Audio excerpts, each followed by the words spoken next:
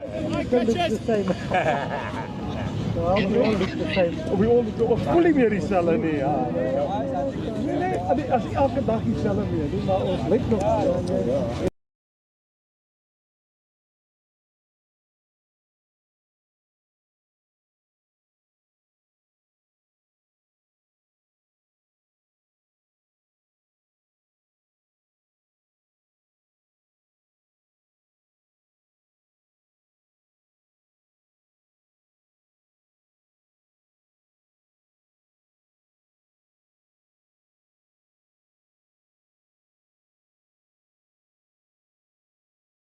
Hello, can you hear me? Can you hear me?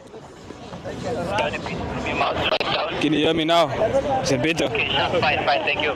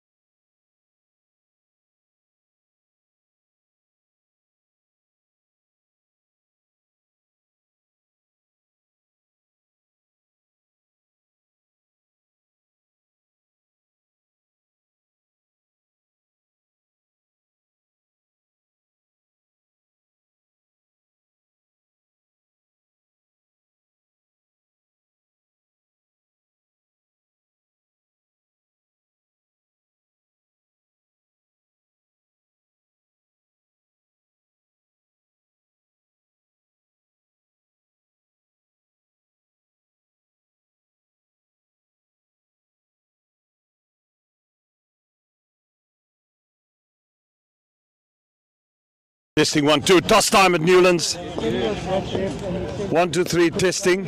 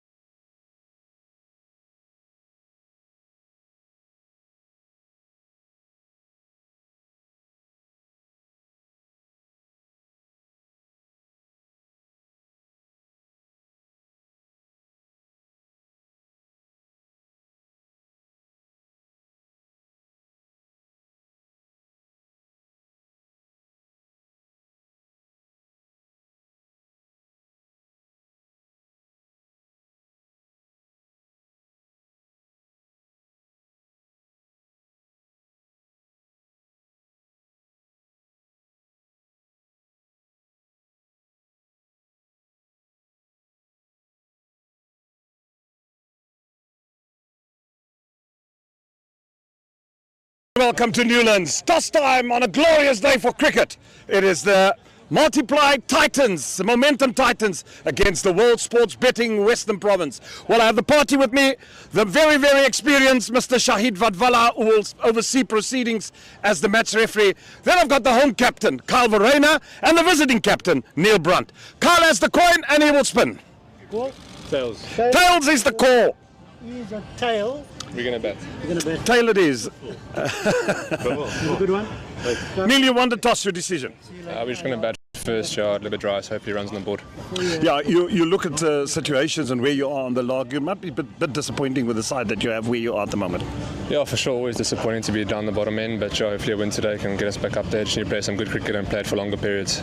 Yeah, that's what's important. Being only one round of cricket, it's important for you guys to win from here on in and see where you can end up in the first three, because top team goes through to the final and then the second and third play for the semi-final to get into the final. Yeah, I think don't look too far ahead. Still got 4 games left, so hopefully we can just find ourselves in the top 3. That's our goal for now. But yeah, as I said, not looking too far ahead and just hopefully put a good performance in today. Yeah, winning at home is important, but also winning away is a bonus. Yeah, for sure. I think our squad is quite good away from home. We've got good spinners, Rudolph and Madova and that. So yeah, I think hopefully we can just put in a good one today.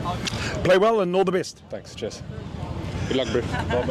Carl, good to have you back. Been a while. Yeah, it has been a while. Good to be back. Yeah, Carl, tell me, you guys are fielding first. Is that what you would have done as well? Yeah, we were going to bowl, so it works out quite nicely. I think it's a little bit tacky, so yeah, hopefully it gets better as the day goes on. You must be disappointed with the start of the season. I mean, you know, where you are on the log at the moment, so there's lots of work to do and try and win your remaining home games. Yeah, definitely. I think our last game against the Knights we got outplayed, but we still got four important games to come. Top 3 qualifiers, so yeah, got to make sure that we get back on track now against the Titans. Yeah, any changes to your side? We've got one change. Jody Lawrence makes his debut. Wesley Bedger is injured, so he misses out. Yeah, and how are you feeling? Tired, but good to go. Looking forward to the challenge. All the best to play well. Cheers, thanks, Jeremy. Thank you. Well, out here in the middle, the Multiply Momentum Titans has won the toss and elected to bat first.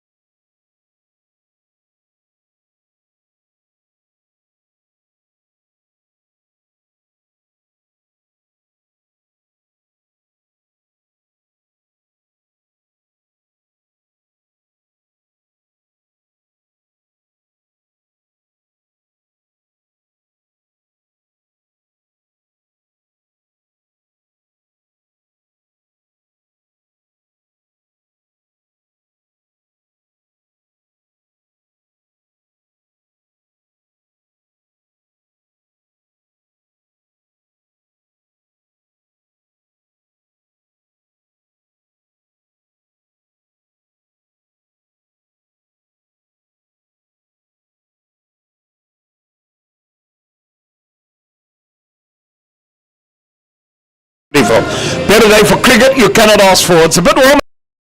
It's a slight. We've had stiff southeasters bowling, and we've also had and hopefully they can extinguish that as soon as possible. It's been going. Luckily the wind has subsided and we can hear the helicopters in the back. They are going there. Mountain tried to extinguish it. Here's the season that fire's burned. Well, out here, the multiply was selected to bat first against the Wolves, and a good toss to win, and all to play for at this important venue. These sides are languishing at the bottom of the table, and so there's lots of work to be done here for each of them. A win for both and the away team, it's going to be vitally important because there's only one round of these fixtures and the top team goes straight through the final, gets a home final, and 2 and 3 will have to play it out. Who gets into the final? With me is Johan Ferreira. Good afternoon and welcome. Good afternoon, Jeremy, and to our viewers as well. What a lovely day for cricket. It's one of the picturesque grounds, not only in South Africa but in world cricket, synonymous with with some of the best cricketing memories that we've been able to watch and enjoy. And talking about memories, what a man to start us off. He took the SA 20 by storm. Pretorius played his cricket in Paul for the Rocks, and now donning the Titans colours. So it's a big day, and you rightfully talk about the position that they find themselves in on the log. It's difficult to look at this lineup and think that the Titans start in 7th position and Western Province in 6th. So they've got some ground to make up on Gold Rush Boland, who's sitting pretty at the top of the log, 3 out of 3. Yeah, pretty they do sit, Boland, but it's Carl Simmons who will start from the Wynberg end. He's got the most wickets in this competition, 10 in total, so he started well. Best bowling figures of 4 for 21, and he'll be bowling to Pretorius as the umpire gets us underway. False start. Yeah, indeed it is. Right, we're ready to go again.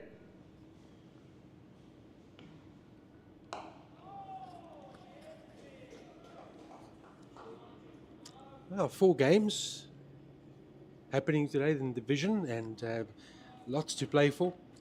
Match in Durban and Potchefstroom and in Bloemfontein. Yeah, it's just sad to think, not that other teams play good cricket, but looking at the strength of this Titans team and them seeing them languishing in 7th position, Western Province, these are the 2 powerhouses of South African cricket. So it does say something about the cricket when one looks at the situation, seeing these teams are lingering 6th and 7th. You do expect that teams of these big provinces need to be somewhere in the mid-table or upper table, shouldn't be lower than 4th in this competition whatsoever. And it's a star-studded Titans team as well. Yeah, absolutely. Both teams loaded with experience. More youthful look about Western Province, but the bigger name players, if you had to play the game on paper, definitely on the Titans side.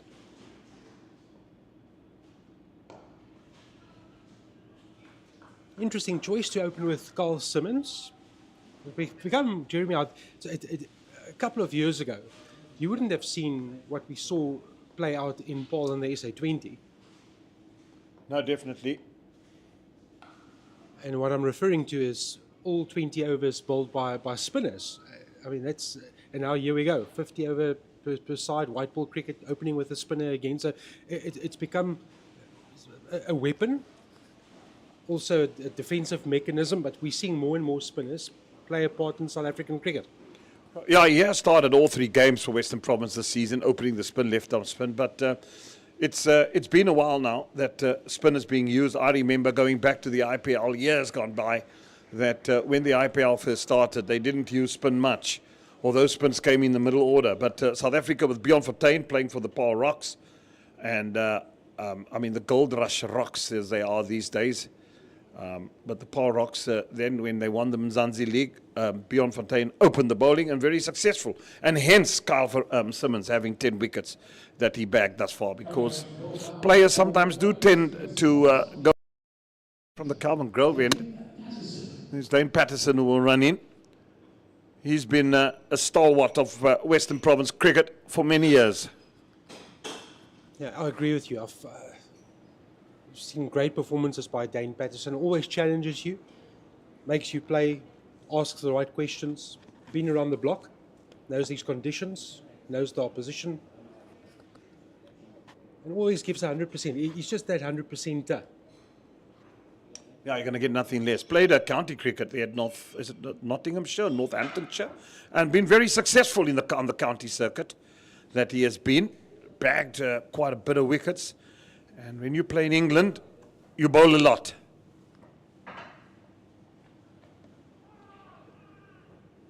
Gingerly appeal from Carverena. Leg by shown by umpire Tom Makarosi. Now, Dane Patterson, 35 years young. Yeah, into the twilight. Yeah, because fast bowlers, 35. It's normally the time where bowlers would start calling it a day. Batsmen can go till about 36, 37, I presume. Spin bowlers, well, we've seen in Peter Cox and Omar Henry. Omar Henry played to the ripe old age of 43 or 44, I think.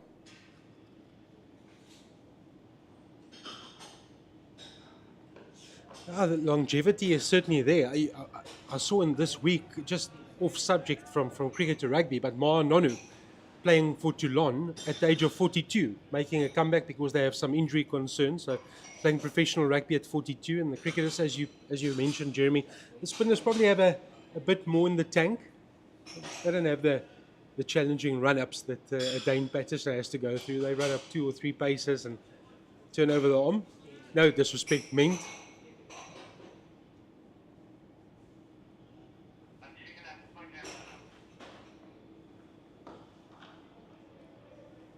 How your life can change, Jeremy. You look at this and you see the back from where we are sitting, our commentary position.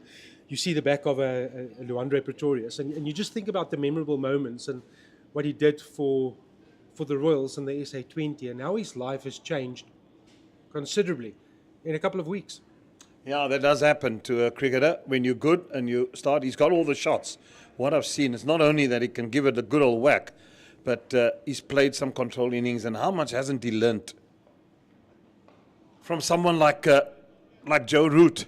And it's important to see how he goes to play in this longer format. That's where you really test the mettle of a player, and has he got it to go all the way and play Test cricket. I mean, he excites me. He's got all the means, I think, and all the shots to get to the top. I like the word that you've used, learnings, because Wasim Akram came out in the week after Pakistan's early exit in the Champions Trophy, and he spoke about exactly that. We'll get to that after this ball. And he was talking about the learnings and the chances that's been given to a number of players, but they're just not stepping up. And in his words, it's time for an overhaul, because they lost that Tri-Nations final to New Zealand, played them in the first game of the Champions Trophy. And now another early exit, New Zealand and India moving through out of that group. It's all to play for in the Proteas group, with the rain out against Australia, giving them 1 point each. So in effect, it could be a quarter-final match against England coming up for the Proteas. Oh, that one is just stepped down the wicket. The kitchen sink. It's good shot. And is it a no ball? Or, oh. I'm just hearing the sound. That's the end of the. Yeah, just to get on Pakistan is a huge disappointment. I mean, they actually. I mean, I don't know how people can coach a team like that. To be honest, it's such a talented side, and they just don't live up to the means of their talent. And I think I agree with Wasim Akram. It's maybe time for an overall.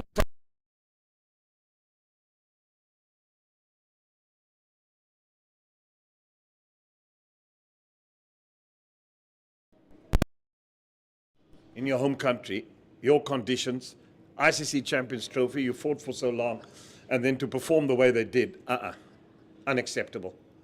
And I just don't think that there are players that take responsibility. I think Munsami needs another bat. Still on 1. Still, I think he's asked for the change room for a bat. The umpire will signal to the change room. I'm having a good giggle. I'm looking at Leandro Pretorius. He's just taken his bat, had a bit of a press, as if he was going to bat with it. These players travel with so many bats in their bags these days. But yeah, to get over South Africa rained out game yesterday. I was looking forward down to schedule to do the game, but it rained out. We got 1 point. So hopefully Afghanistan can pull one over England today with their spinners, and then South Africa has one game to play, and then they can get into the semi-finals of this ICC Champions Trophy. Yeah, they're busy playing at the moment, and after 30 overs, if you are keeping tabs on that, or maybe you just want us to give you a heads up, Afghanistan batting first in Lahore, 143 for 4. That's after 30 overs. You never quite know. I'm with you, Jeremy. If Afghanistan can do us a little favour, they play Australia in their last game. Yeah, Australia's a dangerous team. I tell you what, batting-wise, just looking at that side, my goodness, Head and English and Labuschagne, as they say in Australia. I had to laugh. What's the bowler? I mean, I saw the bowler. They called him, Dwarhuis. And it's Dwarshuis in Afrikaans, we'd say here in South Africa. It's amazing. So I wonder where he come from, if it's Dutch origin, this Dwarshuis guy, bowler. Yeah, Ben Dwar, well, they call him Darcy. Doorhouse. Doorhouse, yeah, in Australia. My goodness. And Labuschagne for Labuschagne. I see Martinez is calling himself Labuschagne as well. Well, he said, I spoke to him when he was here with the Australian tour. I think there was a game one day in Potchefstroom. And I actually walked up to him before the game and I said to him, that's there in the air, that's a good shot. You just have to get it over the inner ring and it will go for 4. It's a good shot. This kid plays so well. That's what his timing is impeccable. So he says to me, he doesn't mind. It's just a lovely over-the-top shot. Appreciation for the ball that's given a bit of flight, and the field up in the inner circle helps himself to 4. Then he said to me, he doesn't mind being called Labuschagne or Labuschagne, whatever suits anybody. And I said, okay. Well, here you are in South Africa. I'm going to call you Labuschagne. He said, right, sir. I'm with you on that as well, Jeremy. I struggle with the Labuschagne. To me, it's Labuschagne. That's what it will be.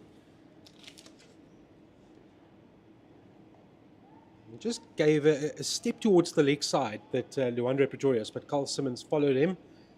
13 from 11, bright start from Leandro Pretorius, 2 from 6 for Rivaldo Moonsamy. Benjamin James Dwarshuis, however you want to say it, but New South Wales, born June 23, 1994. Well, I tell you what, once Australia comes here, I think they come here either later this year or next year, he will be Dwarshuis, especially when you're doing Afrikaans commentary. I've been calling him Doorhouse. There's a different spelling of Doorhouse. It's D-O-O-R-H-O-U-S-E.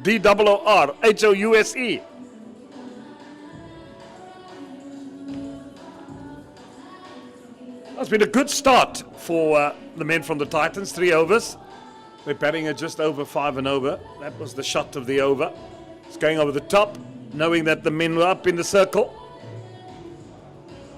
Yeah, and back to your earlier point, you spoke about the fact that he has the entire toolbox. He's got every shot. It's just in his own mind, when does he go over to 5th gear? Just being selective, right ball at the right time. But he'll learn that as he goes along. And he'll if he can enhance those strengths and work on what he believes is a couple of technical deficiencies, he can go all the way. No, he can, definitely. And I think he will. I think he's got that hunger to want to succeed. And I'm always a believer, when a cricketer presents that type of attitude, number one, you can always sort out a technical error here and there. You can work on it. There's the winter months to work.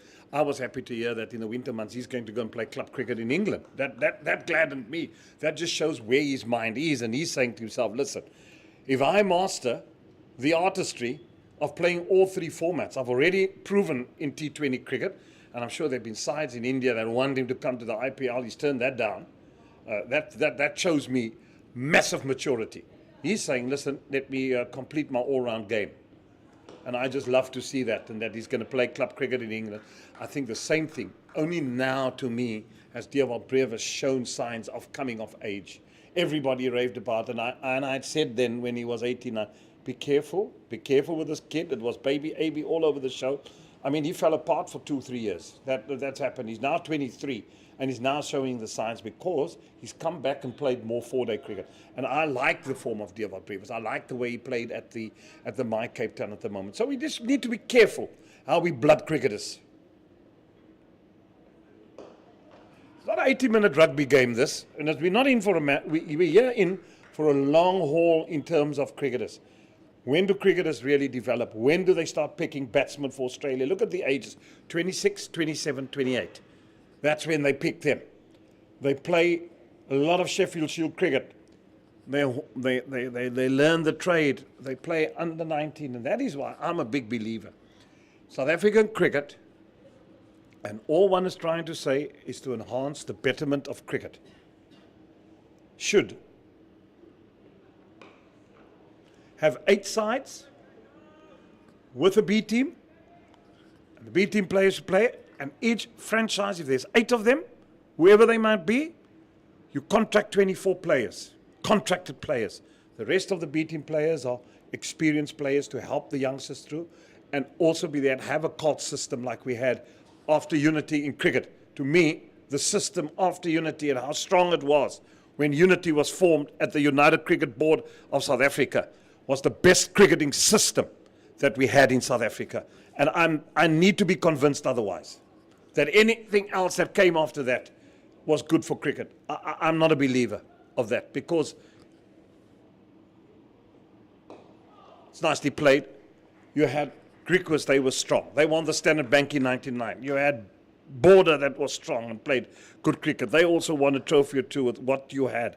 And you just look at the strength versus strength of all the sides. And then there were 11 provinces. So I'm saying, you know, and they were strong after Unity. So why can't we get, and each of them had a B team.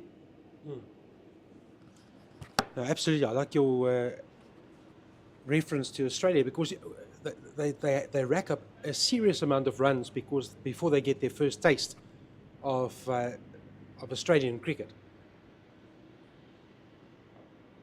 But once they get to that platform, they know how to score runs, they know how to do the business, and then they stay there. If you think about players that have come and gone, they don't tick over. It's not a personnel department that ticks over too frequently. Once you get there, you stay there for the long run. It's very seldom that a player gets into the change room in Australian cricket and exits a year later.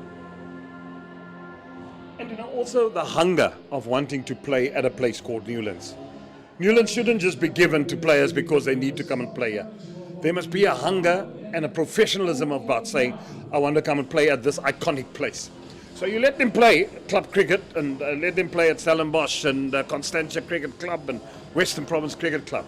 So the day that they walk in here onto this hallowed turf, they say, wow, you know, and then you take it away for a little while because you want to create hunger.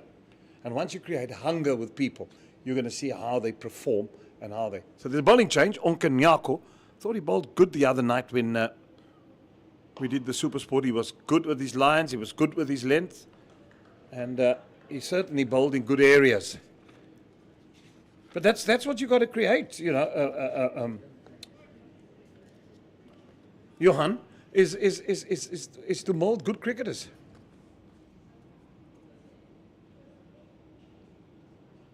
He bowled his 5 overs for 17. That was against the Lions here at Newlands, but it was a good spell of bowling.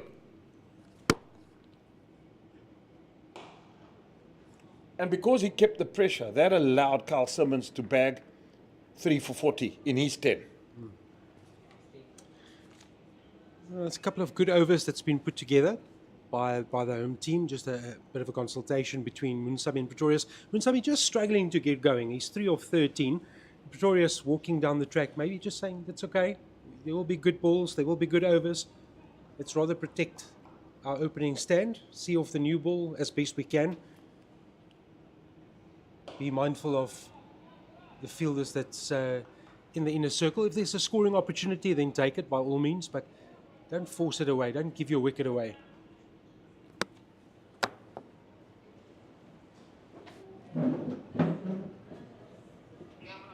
Anke and Yaku, 1 for 58 against the Knights, 1 for 13 against the Northwest, 0 for 17 against the Lions. That one is flashed hard, it's over the top, finds the gap, and there is the release shot, and Moon Sammy helps himself to a boundary.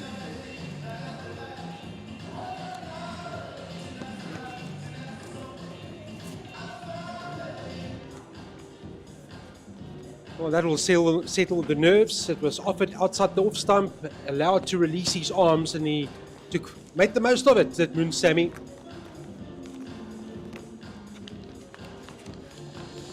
.21 without the loss of a wicket, and Yaku 2 balls shy of completing his first over. I got the treatment he deserved, though. When you're going to go short and wide, it looks a good wicket. It looks an absolute belter. Play on. I don't think it will change in complexion anywhere down this game. It's a better line. And that's a quick single. Bit slow there, off the mark. I think, is that Linda? And a quicker approach to the ball. It could maybe have been a tight run because it was first of hesitancy from the non-striker. 22 without loss. Well, at Newlands, once looks at certain things. Just going back into my notes. What seam and spin does here at Newlands in the 137 matches played here.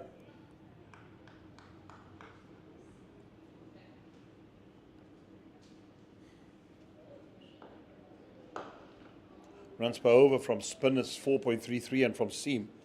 The last 5 matches here at Newlands, this is before this one, the seam has been 5.71. It just shows you what the strike rate also up, and spin 5.22. End of the 4th over. 22 without loss. A couple of spectators have made their way into the ground, and no surprise that they're looking for the shade. 26 February, still nice and warm temperatures.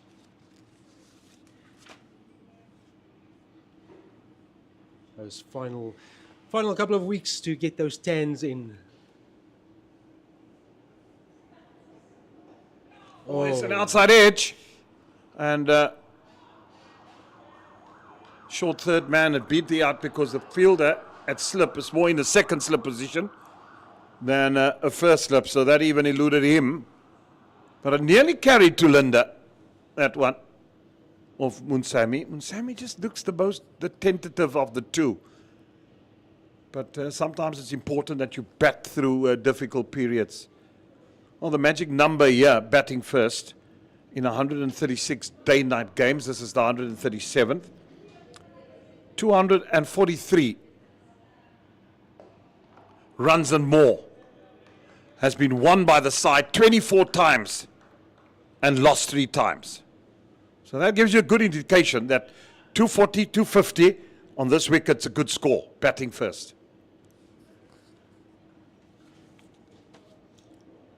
So important, the start, to get to that average scoreline, and they'll be very mindful of that. They'll know exactly what the numbers are.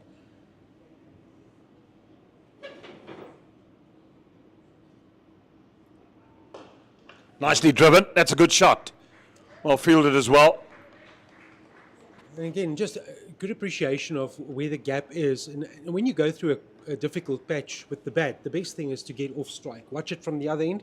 Andre Pretorius looks more settled. Get to the other end, get the single, and then just observe.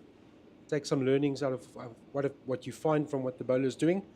Dane Patterson on the money once again, 0 for 10 off his 2.5 overs. This will be a good tussle, the battle between Pretorius and Patterson. Pretorius just having a look across his shoulder. There's a man back on the square leg fence.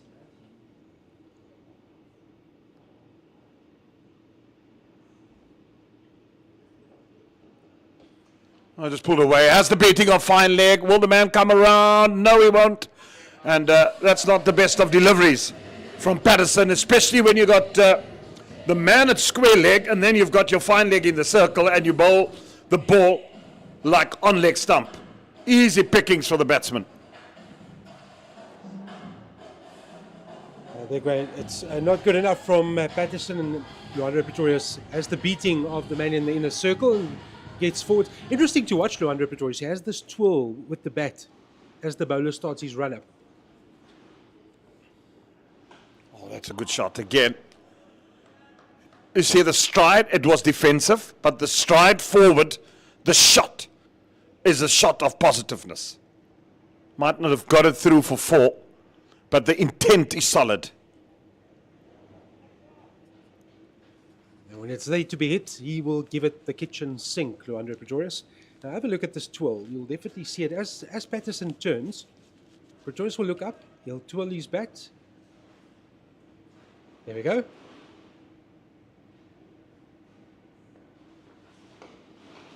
Straight to the fielder. That the end then of Patterson's third, 0 for 14. His return scored 27 without the loss of a wicket. That after 6 overs.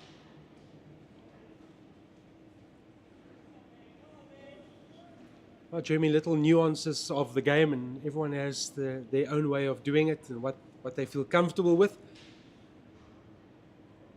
I must say, I never had that. I went into bat, asked for 2 leg, made a couple of spike marks, and then took strike.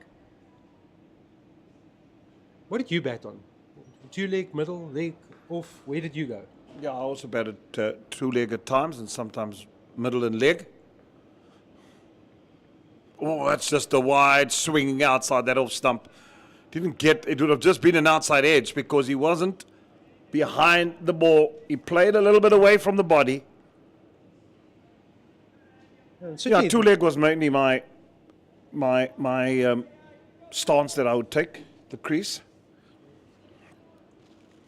Felt comfortable there because you played offside so well, and knowing that anything that was on leg side, you could clip it. Oh, that's the edge, and that's the end. Well, it set him up nicely and beautifully.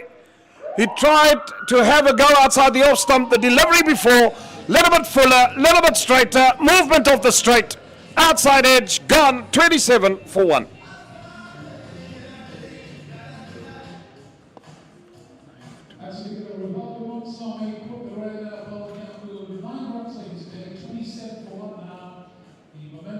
Now, he gave him one before this, which was a freebie. It was there for the taking. He missed out. Next one is a beautiful line and length.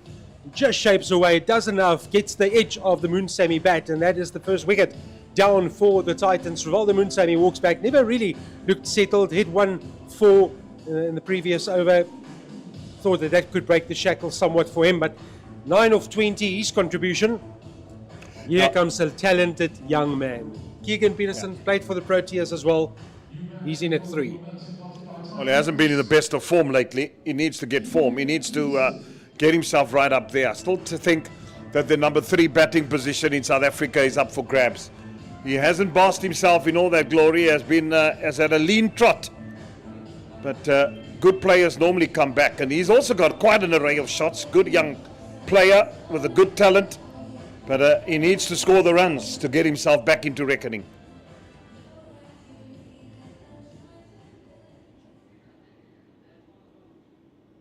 Western Province would have smelled blood now with that first wicket and probably thinking to himself, right, if we get ourselves another 1 or 2 in the power play, we'd certainly have done well.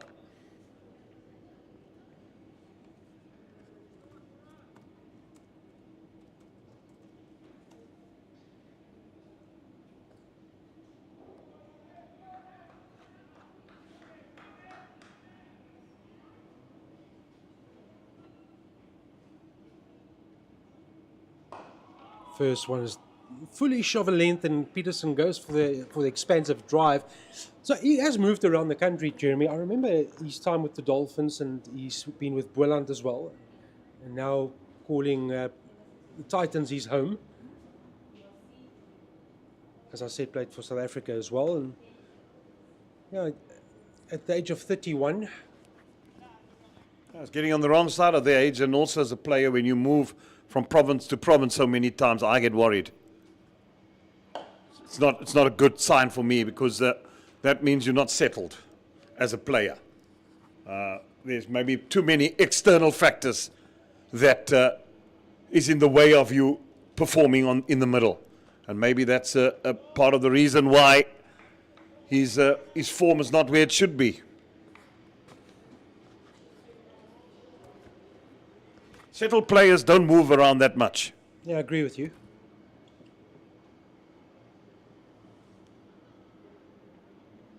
Also, a good point about that number 3 slot. I'm totally on your page. He came to light and got his breakthrough, and you thought this was going to be a man that was going to have a prolonged career in South African cricket for the Proteas specifically.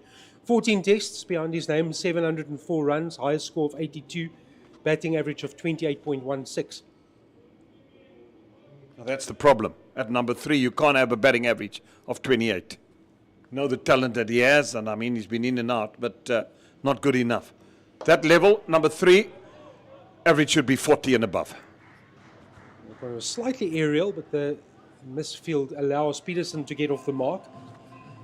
Also brings to an end Nyaku's second over, 1 for 6. Also the end of the 7th over, 28 for 1.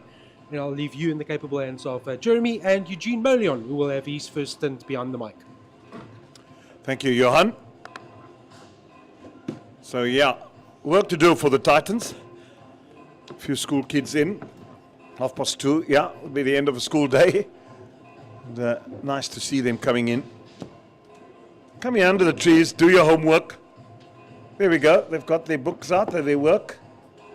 Do your homework, make sure you're not in trouble tomorrow with your sir or your teacher, Mrs.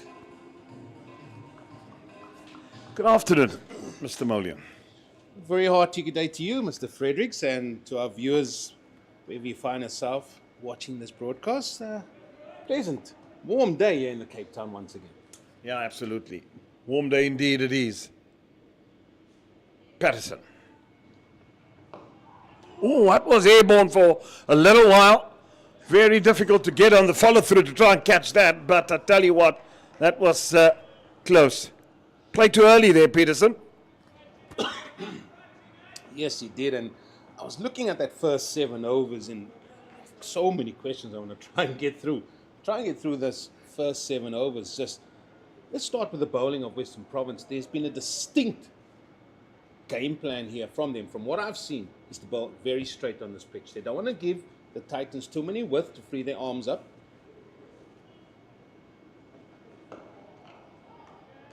And it's just been homing on 4th stump, off stump line all the time.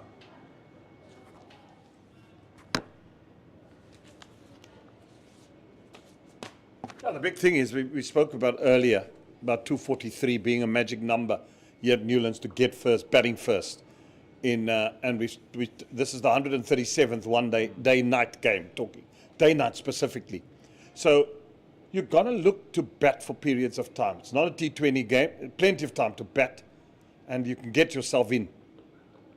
And this is the type of wicket, once you get yourself in, you can cash in. Oh, this wicket looks an absolute belter when I was out there having a look at it. It just looked like whoever's going to win the toss was going to bat anyway. I think Kyle Verheyen and the Western Province team, they like chasing here at Newlands. They were successful with that, but if the momentum multiplied Titans get anything 250 and beyond, that's going to be a tough chase. Yeah, it will be a tough chase indeed, especially in this vulnerable batting lineup of Western Province. They've been brittle, especially at the top of the order. Yeah, we're going to get to that probably at a later stage, but they've had no partnerships whatsoever to talk about. And that has been a struggle for them.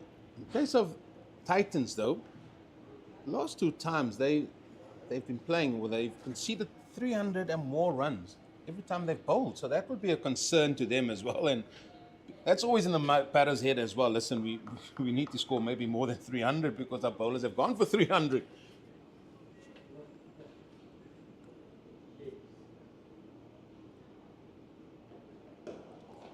It's good delivery. What Patterson can do, he can be at you all day. I had a laugh at the last game we were here, Jeremy, and was walking right there, and obviously the umpires have got the balls and they must select 2 balls. So I went, before they could, I went to the leg and I said to the umpire at the time, I put that ball in the bottom right-hand corner, see if anybody takes it. Came back to me afterwards, he said, Patel took that ball. Ended up winning the game. I think they bowled out the men from, what was that year? In the last game, he had Newlands with the one The Dragons? That's correct. Yeah, they're languishing 6th and 7th, these two, Can you the believe that? powerhouses of South African cricket, on this log. So, and there's only one round. So, with this game included today, both sides, they got 4 games left. So, they've got to make the most of it. So, winning is going to become of paramount importance, especially at home at Newlands. They've got tonight and tomorrow. They pick up 2 wins here, Western Province. Suddenly, they can add 8 to their. They can add 8 to their 5 points that they have in 6th place, and suddenly they're back in business. Well, this is such an important game for both these teams. You said powerhouses early on. Like, Jeremy, like, who would have thought? Because both these teams still want silverware. Both these teams are accustomed to getting silverware. Every time the season starts, every time the season comes to an end, you would think, nah, these teams will be up there.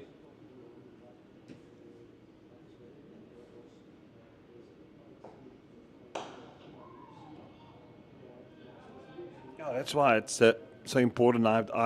My feeling is still very strong that I'm a big believer, and I know they're going to look at the system again, try and get it. But you've got to have 8 sides in the system. You add the Knights and Border to it. You'll have 8 teams. I mean, in the 6th franchise I'm talking about. And then people say, what about Gauteng and Limpopo and there? But I mean, you've got 3 Gauteng teams in the league. You've got the Dragons, you've got the Titans, you've got Gauteng, the Lions. Surely out of that 3 provinces, those players can be fit in there. And especially if you're going to have, I'm believing that each province of those provinces must have a B team. Must have a DP World Lions B team, World Sports Betting Western Province B team. And that's what I'm saying.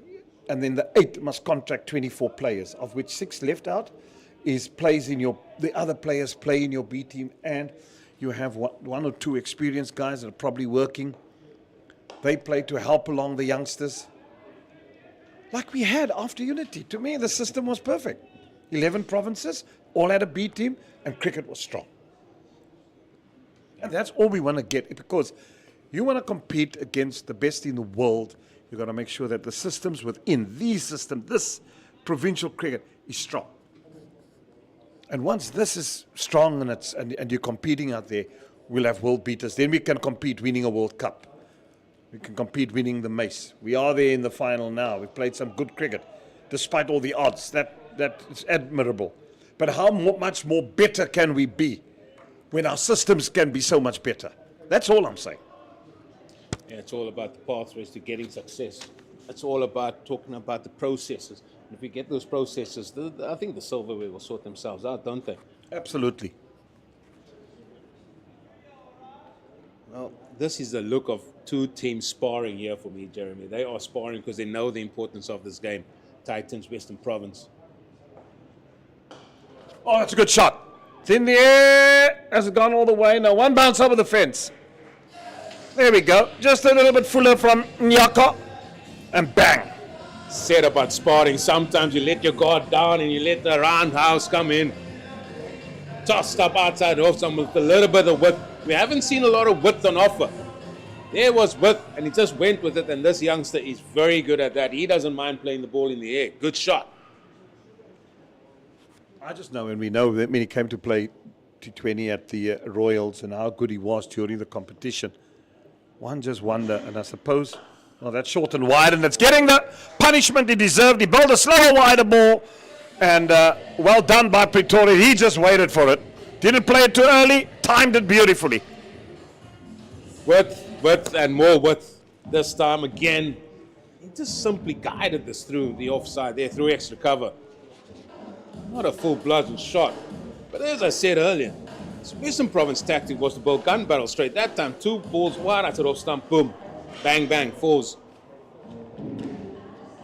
But he had a good SA20, didn't he, Pretorius, and it was so good as a youngster. And I mean, I spoke to you long and hard about this. He's another youngster in their team playing today, Brevis, and it's good to see him now coming to the fore a little bit more. He scored 100.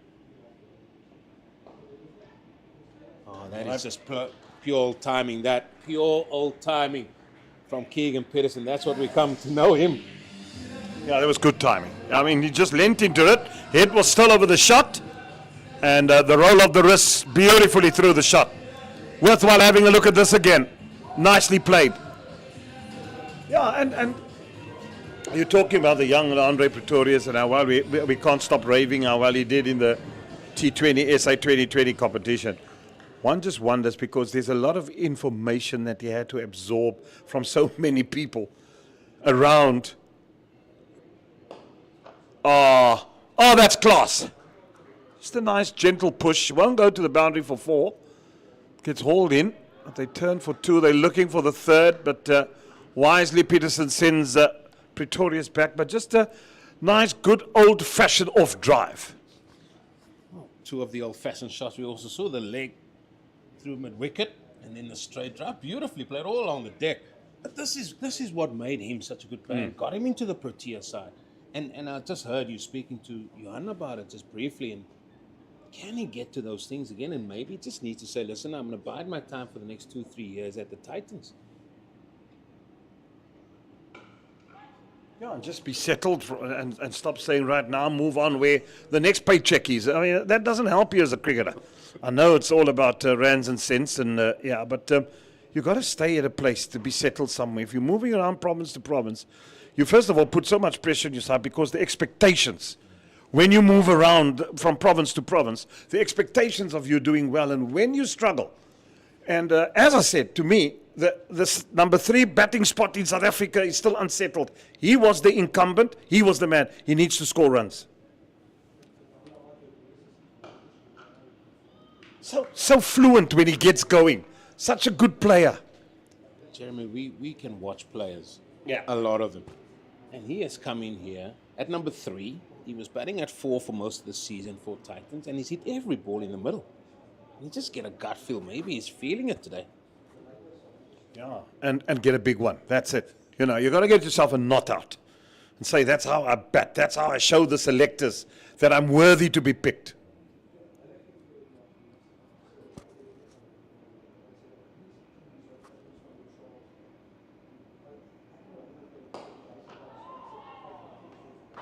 No, as I said, the information that you've got to absorb, just looking at a guy like going back to Leandre Pretorius, and you think, whoa, how much information did he have to absorb? But I think the one big thing for him, and I'm sure if you ask him the question, so Leandre, tell me, how was it having Joe Root as your batting partner? I'm sure you're going to hear quite a bit of stories and quite a bit of, I mean, from one of the greatest in the world to have learned at the age of 18. I mean, my goodness. I'd be wetting my pants every time I go and bat with Joe Root if I was 18 years of age. No, just think. Be a sponge. You'll be a sponge. Yeah, just want to absorb as much as you can. Yeah, and I think that he speaks volumes of that. He spoke about the people around him, especially the people he batted with, learning out there in the middle. You speak about that all the time. The best place to learn is out there in the middle. And we're seeing now how the likes of David Brevis, as I said, is coming to the fore a little bit now more. I like what I hear about this youngster Pretorius, who's going to go over to England and spend some time with a county side. And that is good. It's not just, let's go to the IPL and because I had a good stint with SA. I think he's got that understanding, and maybe he's got, as he said, the outside noise has been very good for the likes of Pretorius to time say, listen, this is maybe a better route, or maybe they've learned from what they've seen before as well. Absolutely. And come next year, you'll be so much more matured. You'd have had a stint playing the longer version and all versions in England. He had a stint playing T20 cricket. He's played here for the Lions. The season still, there's still a couple of 4-day games to play. He's really getting himself in here and playing nicely. Well, we're into the 10th hour of the power play, normally at Newlands. The last 5 matches, 50 for 1, 43 for 1, and in the 136 games here, it's been 44 for 2 in the power play. So they're right up there. No reason not to panic. And to get anxious, here we go. There's lots of gaps in the field. Just to work it around, paddle it around. Keegan looks good. Pretorius has looked settled. Yeah, just on Keegan, yeah. And players, yes, they go for wherever they're going for. And Can you give us a shot of that mountain burning? and they also have their own pride. They also want to do well. They don't want to just go through the season with not getting any big runs. And when the opportunity arises, like it's here today, you got to say, right, I'm accepting this. So beautifully and so crisply driven. No run there, but he's got the measure of this pitch, that's for sure. His timing has been exquisite. Got to laugh at Carl Verheyen there. He is not happy with the fine leg that's in the ring there, because the throw came in from George Linder. It wasn't the best of throws, and fine leg wasn't even thinking of backing up.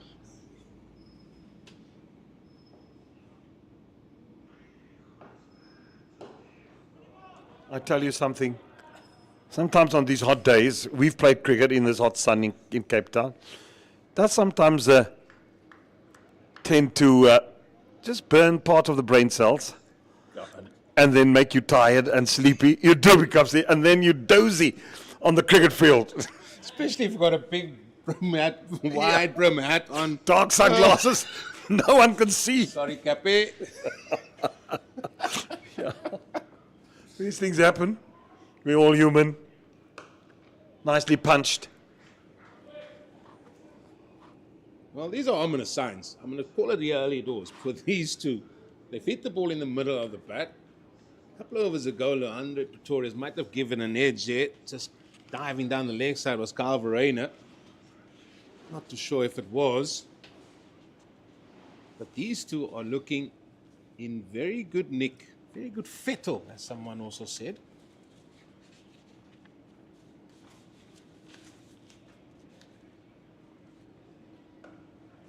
Well, the Titans a couple of years ago against the Cape Cobras, that was 2014, 2015, chased down 288, batting second with 5 wickets in hand and winning. Yeah, I remember I was on the board then. Wasn't a happy chappy that night.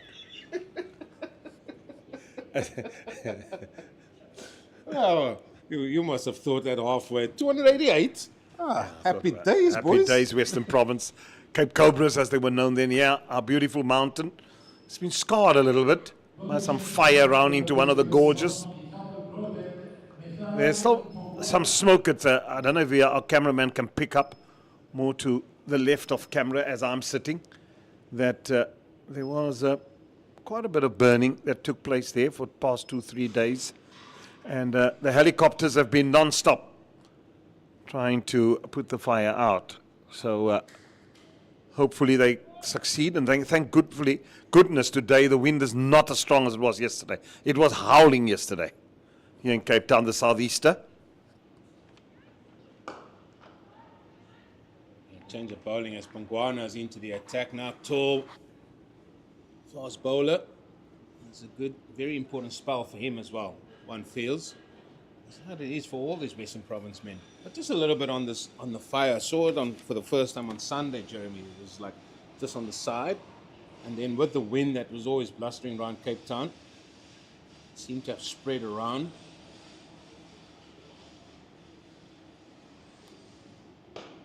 Yeah, Mapongwana, he's going to play a very, very important role. I mean, he's an all-rounder learning the trade and how good it will be. Got 100 already for Western Province here at Newlands. In that final. Yeah, in the final he showed signs of what a good player he can become. He's still in the learning curve, but I like the sign of him and what I see.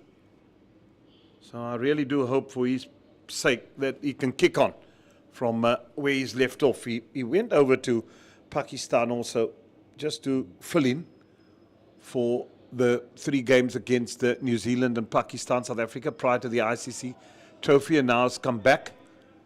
And that stint just being around the national team who do him the world of good, learning, absorbing so much from so much experienced people. So it can only do, and the fact that they had already scored a provincial 100 proves to me that there's something to work with here. He's an important cog for Western Province. He's vital. And him in the side can provide with the ball now first and foremost, and then with the bat later on. And for him, he started really well here with 4 dot balls. And that is important. How old is he now? 23, 24? Youngster, yeah. Young, well, there's time on his side, and that's another good thing. That, he's still a youngster, 22, whatever. And time on his side, Maheli Mapangwana. Mishlale, is it? Yeah. Mishlale. That's a tall fella. Could be a lock forward. And he'll be light, you can pick him up. I just don't know whether he's going to take the might of Ebenetz a bit. We don't need to just catch the ball in the line-out. Well, you've got to be strong as well up there, and strong legs. I'll tell you what, they could run a 10 through him. Well, you're a big, strong lad. They won't pick me up there. No. Nah. Not now. I tell you what, these players are strong. I tell you what, these youngsters, they pick anything up. Can you believe it? As rugby season at schools, I've been part of school and coaching cricket, and then you see rugby. Seasons become longer these days, and especially at schools. I mean, this is now the start of the season. Yeah. Actually, Yeah. schools rugby. I love watching schools rugby on a Saturday. Sometimes I used to. At times now, I'm lazy to get up, drive down to Rondebosch, Bishops, just stand there somewhere and watch these kids play. Remember many a times, the times of Ishmael Dolly, Yes, Herschel yes. Gibbs, and all those guys are watching them, the Costa brothers at Bishops. Yeah, what good rugby players they've been. I attended my first Bish Bosch. Ah, Bishop's Rondebosch. Oh, what a day that is. They bring in extra seating and everything. absolutely. I mean, I remember the good old days. No ball, that's naughty. When you still had the B field here at Western Province, and there was club rugby on a Saturday. You go and watch schoolboy rugby, first of all, on a Saturday morning. Then you go and watch a little bit of B team rugby, on the B field. You watch Union Milnerton against False Bay. And then you go inside and you watch UCT versus Villages or Marties or Hamiltons, and it was wonderful days because you could walk in this radius, and I didn't live too far from here, so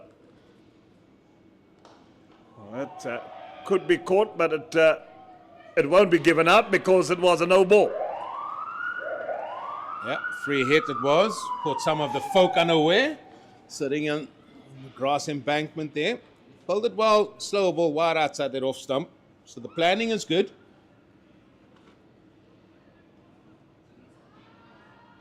Yeah, and as a kid, went to watch rugby, giving away my age, watch Peter Whip, Johan Oosthuizen, many moons, Bossie Clark, Achie Koch, Don't be saying any more names. You're going to Davie give away. Snyman,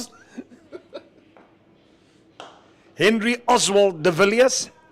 What a fine fullback he was. My goodness. Against the 1967 French. Played fullback for Western Province. And in those good old days, we always used to support the overseas teams.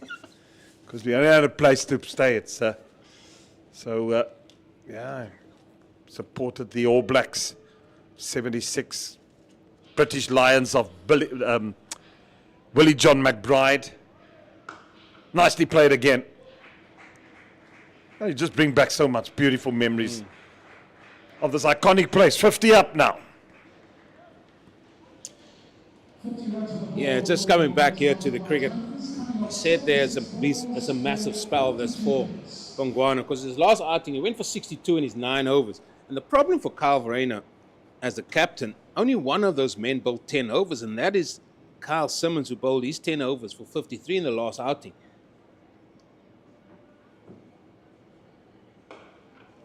Yeah, it's become a long bowling day, and they've got to make sure that they try and keep this tight. It's a good wicket. They've got to keep their lines and length. These two batsmen are set. They're looking good. Pretorius looking lovely, and so is Keegan Peterson. I'm not going to say anything. Then they says our commentators curse whenever we say good things about players. Yeah, it's just a myth, and sometimes it just happens that way, unfortunately. We sit up here, we call it as we see it. And the batsman out in the middle. They can't hear us. No, but there's a distinct little nip, especially when he hits the seams now and again from Nyaku there. And that's how he got the wicket of Musami.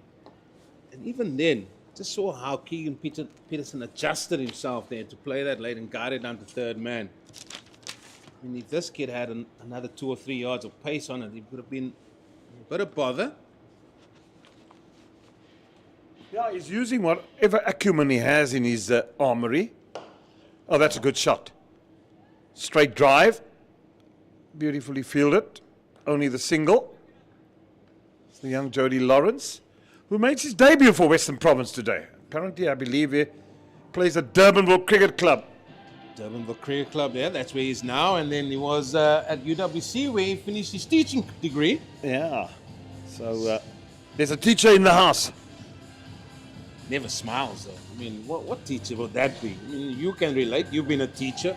You walk into class. No, you got to smile. He doesn't smile. You got to love your kids. That's in your classroom. It's there's time to be firm and strict, but there's I think the job of you got to show lots of love and affection, especially to the little ones once they're in your class. Yeah.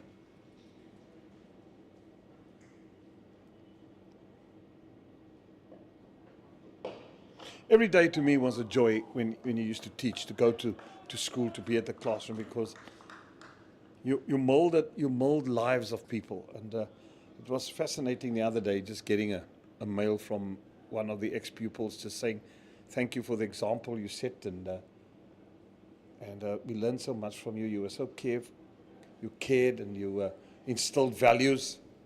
And that's all you try and do. Same with cricket players. It's in the air. Oh, that should have been caught. He was blindsided now. That's inexcusable. No. Now, that shot will go for 4, but there was a chance for Western Province. I'm not going to buy that with anything. I'm not going to buy that because he moved towards it, got his hands up, and that just went through him.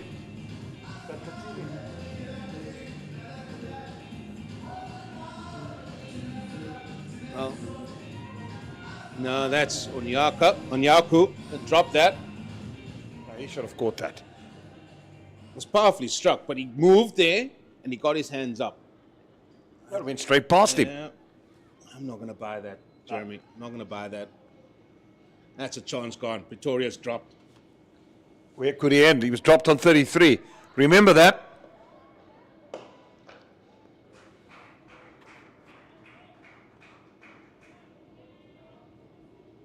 Got to take those chances when they come your way.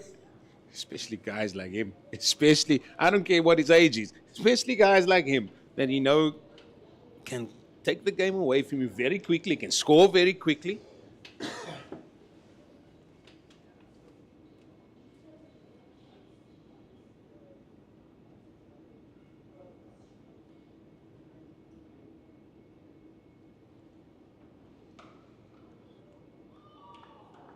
What helped him there as well, they've got red seats now, and I was wondering when they put the red seats in here at the member stand there and how that would be reacting, but I can't even blame them. It was a white ball. And you know where those red seats come from? They come from the grandstand at Newlands. Newlands rugby ground. Yeah, it's clever.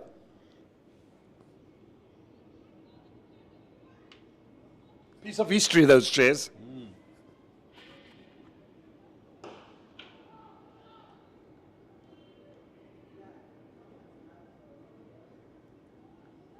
So much history down here in the Western Cape in terms of rugby, cricket, soccer. Table Mountain. Yeah, Table Mountain. Cape Point. Cape Point. Everything about this place's history. Yeah. No, it's such an iconic place.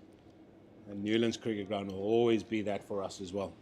Coming in the morning and just smelling the blade of grass on the morning of a test match. Timing not so good. But it's 14 overs gone, 57 for 1. Thanks, Jeremy. Always good to have the man that is. Always loves being here involved in cricket, taking us through that first 14 overs. Thankfully, if you're a Titan supporter, he only bagged 1 wicket for you guys. And with us now is Jan Ferrer. And very good day to you for the first time from my side, Mr. Ferreira. Hello, Eugene. Lovely to be with you again. We've made a habit of it in recent months, which is great. Loving the time with you as well, as the same with Jeremy. So knowledgeable and passionate about this game we all love. Last time I was here, the wind was knocking me over. I'm glad I'm nowhere near that now. We're in the beautiful surroundings here. I mean, we could even wear shorts if we could, but obviously we had a few things to do. As it is a change of bowling, George Linder coming into the attack. Left arm spin coming here from the Weinberg end.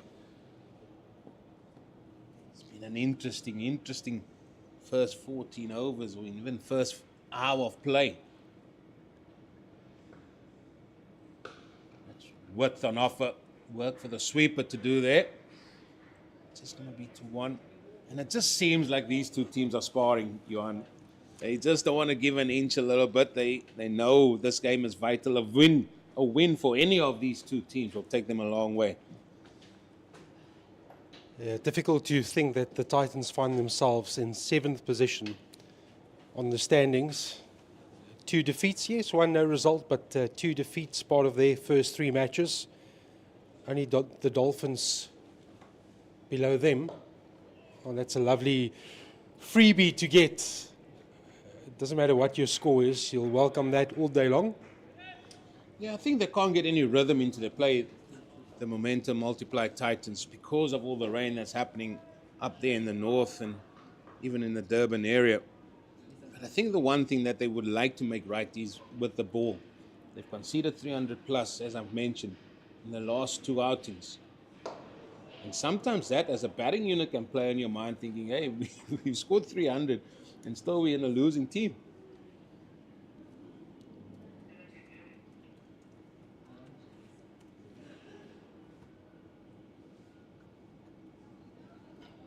George Linder last time out didn't get a wicket for 54 runs off his 9 overs.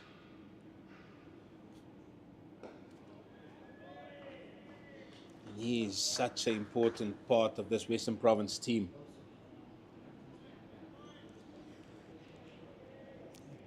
Absolutely, he's done it all as well.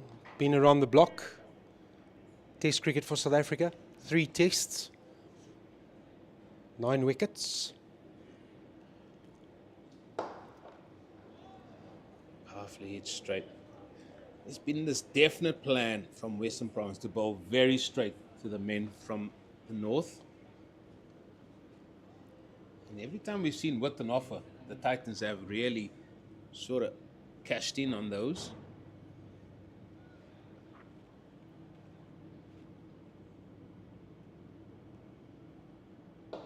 Oh, that's lovely. It's gets to the pitch of the ball. Won't go all the way. 2 more runs for Keegan Peterson. We spoke in my previous commentary stint. I spoke to Jeremy about the talent that is Keegan Peterson. It's just such a pity that it hasn't managed to kick on to where we all thought he would go when he initially had his break to have his first taste of international cricket. Here he is, new province. I mean, he's been around the block as well. But hopefully there's a special innings waiting, because he is such a great player. Yeah, and Jeremy alluded to the fact that he has moved around a little bit from province to province, and he hasn't had that sort of stability in one place, and that can really play on your mind as well, and that can really contribute to how you play as well, because it's not just the cricketing factors that you need to sort of adapt to, it's the living arrangements and stuff. So we don't know what that is like, and that also takes time to get used to as well.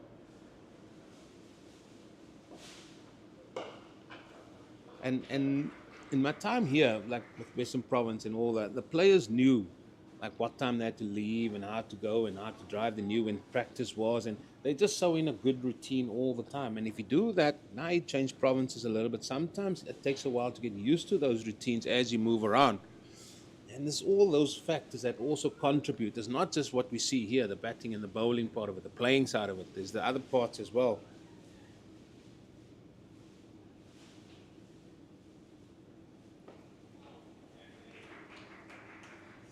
That mental aspect plays a huge role. What's the old saying about happy wife, happy life?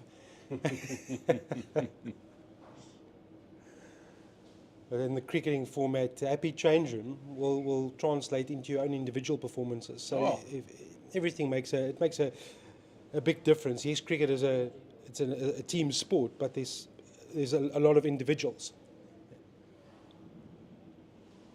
Round the wicket.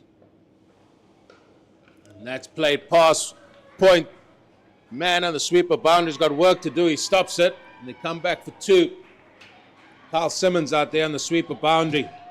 And that keeps it down to just the 2 runs. Great effort out there. Huge cheer from the spectators right in front of him. They loved all of that. It's great to see the scholars in as well. There they are. They gave him a good cheer. Standing ovation for that effort on the boundary rope. And some high fives going around. They had a moment to speak to one of their heroes.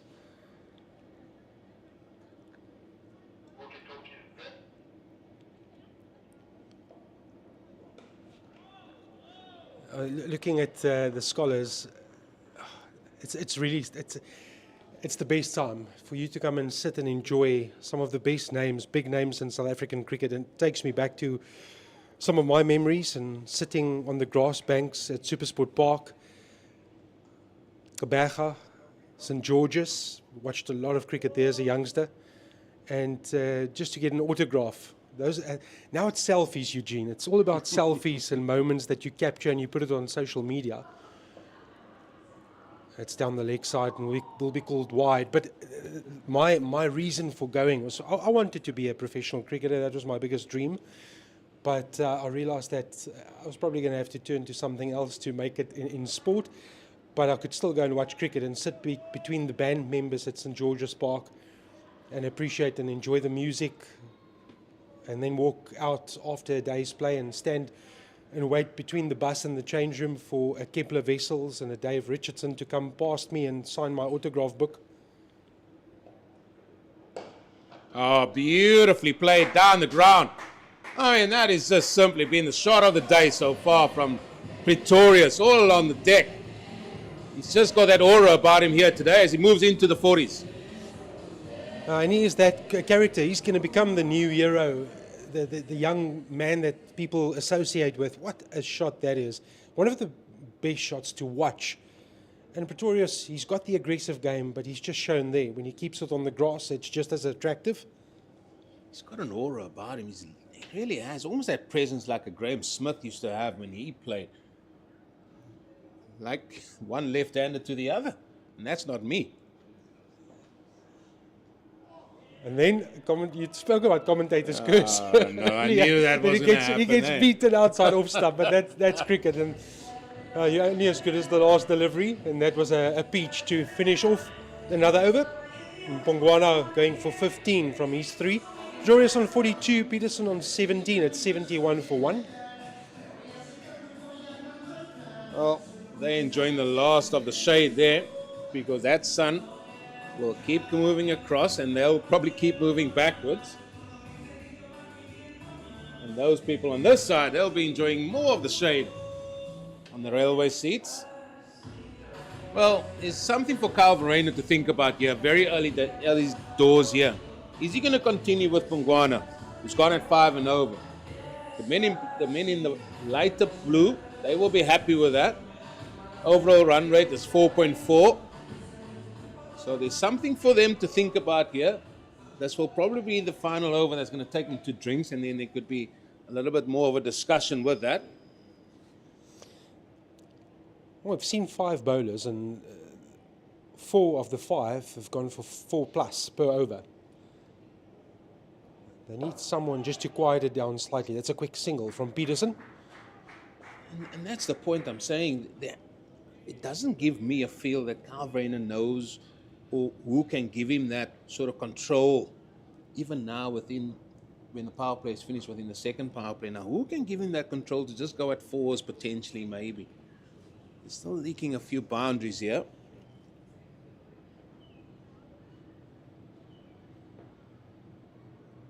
Oh, beaten him inside out. That's such a top delivery from George Linde. He would have deserved more. And well, when it's your day, it's your day. You'll have the teapot out. You can only reflect on what's just happened. He'll bowl worse deliveries that will get him wickets. This time he bowls an absolute beaut of a delivery. It has the beating of not just the batter, but also the keeper.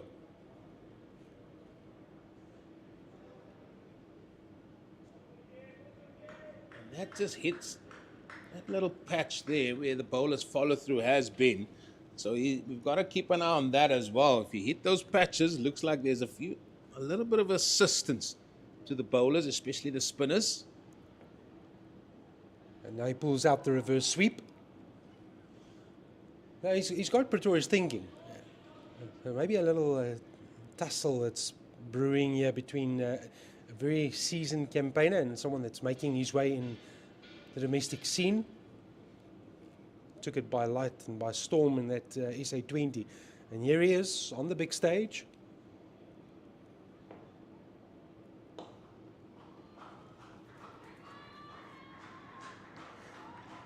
And that is a 50 partnership coming between these two, Mr. Peterson and Mr. Pretorius, PNP. And it's come at a good time as well, come a good click after losing that first wicket of Munsami.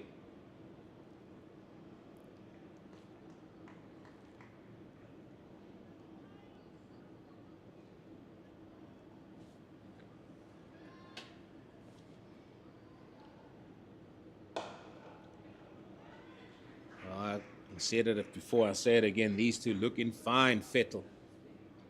Again, not the best of throws there to Alvarena. He's not happy. He's not one to maybe shout like Mark Barcher would. Mark Barcher would have shouted out. Paul Kirsten that used to play at Western Province, he also would have known as a wicketkeeper, listen, that throw wasn't up to scratch.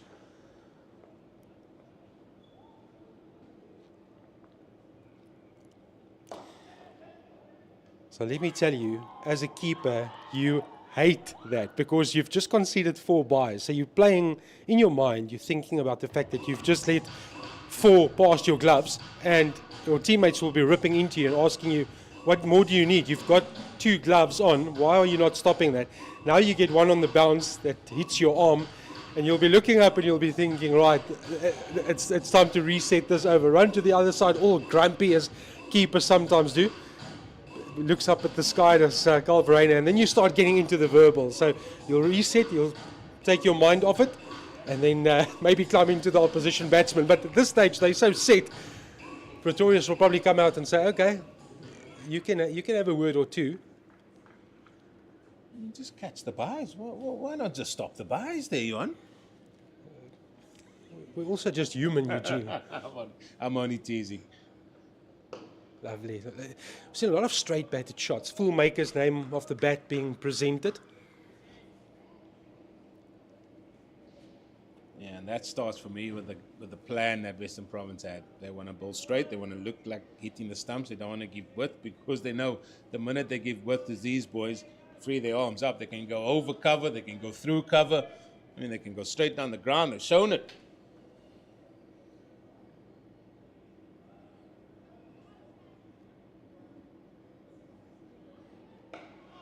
Yeah, just coming back to the keeper, but I'm just teasing. I mean, it's such a unique position as well, and sometimes look at now, it's a lonely position. You're behind the stump and you're feeling every ball because you have to watch every ball. Every ball could be coming to you, even if the ball doesn't come to you directly, get hit in the outfield, then the ball still comes to you. Absolutely, you've got to be concentrating for every single delivery. Every delivery could potentially present an inside edge, outside edge. You have the captain's hat on. You've got to think about field placings, game situation, be aware of the scoreboard, combinations. What do I need now? Where's it going to come from? It's a lot of pressure if you're captaining, keeping, batting high up. There's a lot of responsibility, and you need to perform in all divisions. And even if you're not captaining the team from behind the stumps, you're still playing a key role and a leadership role. Give information through to the captain, to the bowlers. What's batsmen doing? How are they shuffling across their stumps? Are they standing outside of their crease? Oh, that's business area there by Pongwana. That is where he wants to be. This has been a much better over, but I said it so many times as well, where it seems like he's getting through a good over, and then he can't see the over out. And that's the consistency that Western Province now need. They need to build some pressure, and it needs to come from both ends. But you can only build pressure really if it comes from both ends. If you're going to leak runs from one end, it's really tough to contain from the other. But Mpongwana, 4 dots. Oh, glorious shot through extra cover. Well, just as I said, 4 dot balls, 5th ball, beautiful, through extra cover. And you could pay money at the gate just to watch this shot. Oh, That's on the up. Gets his hands nice through the ball. I mean, he looks in fine fettle today, Mr. Peterson. Moves to 23.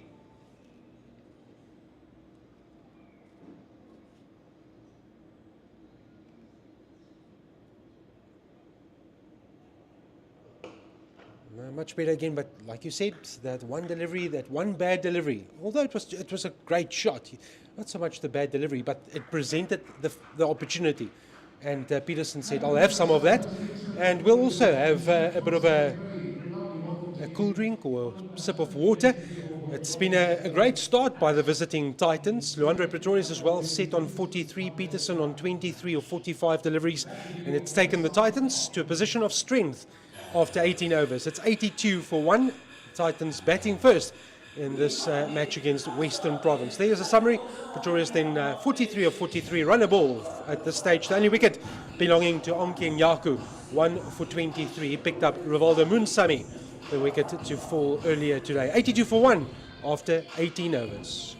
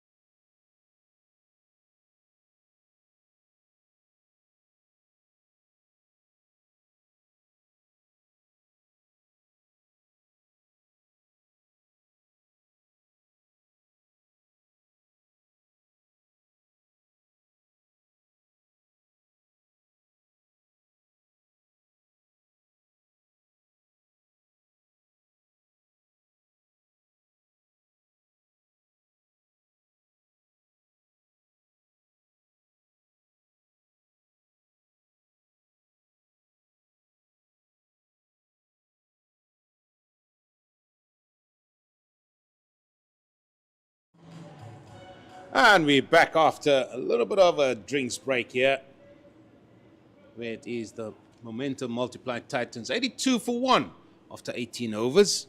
And these two men, Pretorius and Peterson, put on over 50. In fact, they put on 55 together in a very good partnership here for the Titans. As Linda continues, and he's greeted with Pretorius coming down the track, and that has gone all the way for a maximum. First ball after drinks, the intent is clear. If it's there to bet, Pretorius will carry on his merry way. He moves to 49, one shy of another milestone. Boy, this youngster can play.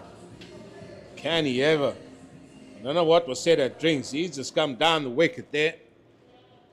That has been easily put away for a maximum. One away from that 50. It was dropped on 33. Let's not forget that as well.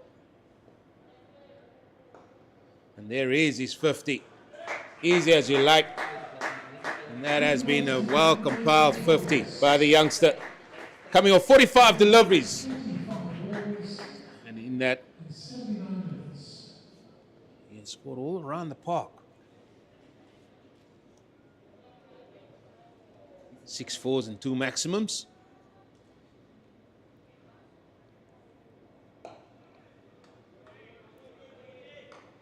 Such an important phase after each break. You want to reset, you want to start off the better team, and the intent is there from Pretorius. They would have chatted about that, said, right, the resumption, we need to maybe look at increasing this run rate. We've got a good foundation, 89 for 1 now. Use of the feet from Peterson as well. What's that saying? Drinks will bring a wicket or two, don't they? So far, the men in the paler blue, they've certainly made a better start. This is the first over after drinks. 7 off this over. George Linder, 2 balls to come.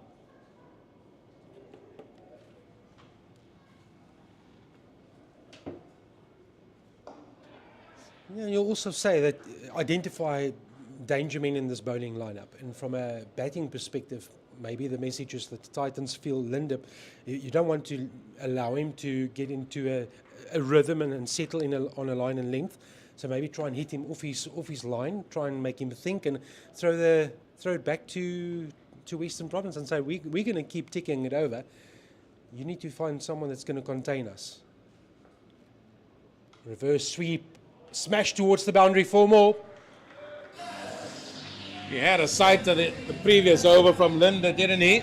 Didn't execute it well that time, but he got right on top of that and played it quite magnificently again, and that is the second boundary. It was a 6 and a 4 in that over, and it looks like they are liking this attack. You talk about danger men, it's about who can give some bit of control to Kyle Verreynne and Western Province. And it looks like it's going to be the man on debut, Jody Lawrence, that's going to come into the attack from the Calvin Grove end. This will be his first bowler in this day cricket.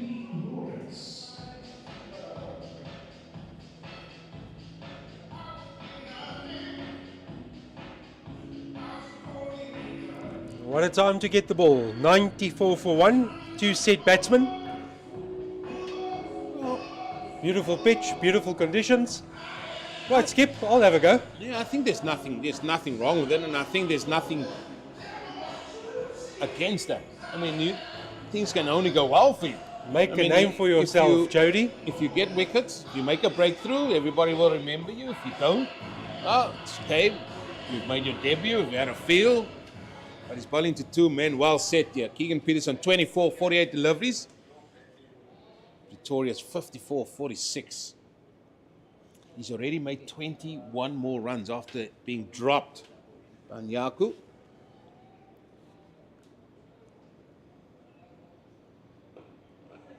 Starts well. Yeah, but what you get from him, and I've seen him bowl so many times. Yes, he's played his club cricket now at Durbanville Cricket Club. He hails also from UWC, where he did his teaching career or teaching degree. But he's somebody that bowls wicket to wicket. He loves hitting stumps. That is his mantra. He wants to bowl as a seamer and he wants to hit the stumps. So this might play in the hands of Western Province, where they've been aiming to go very straight.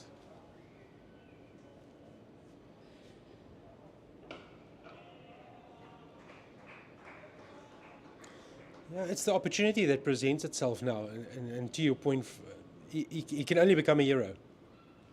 Nothing to lose. Well, this is the other part of the game that I love. Now the two batters come together. What did you see there? Anything untoward? I mean, what? Those are coming out of his hand there. Is there anything else I need to look at? I mean, Pretorius would not have known anything about Lawrence. Now he's got to face up to him. Now, is he going to say, okay, I'll just play each ball on a merit, or am I going to be a little bit more circumspect? Well, I think the next couple of balls will tell us.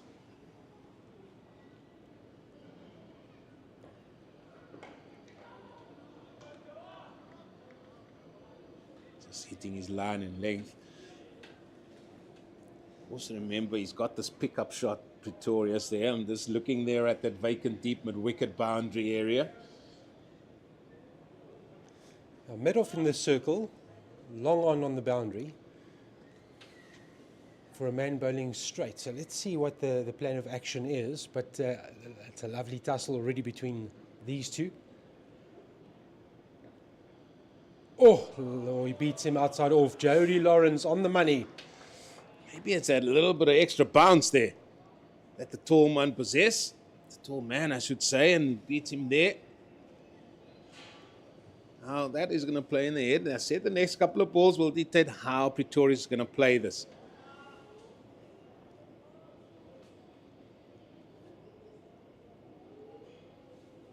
So far, so good for Lawrence. Halfway through his first over.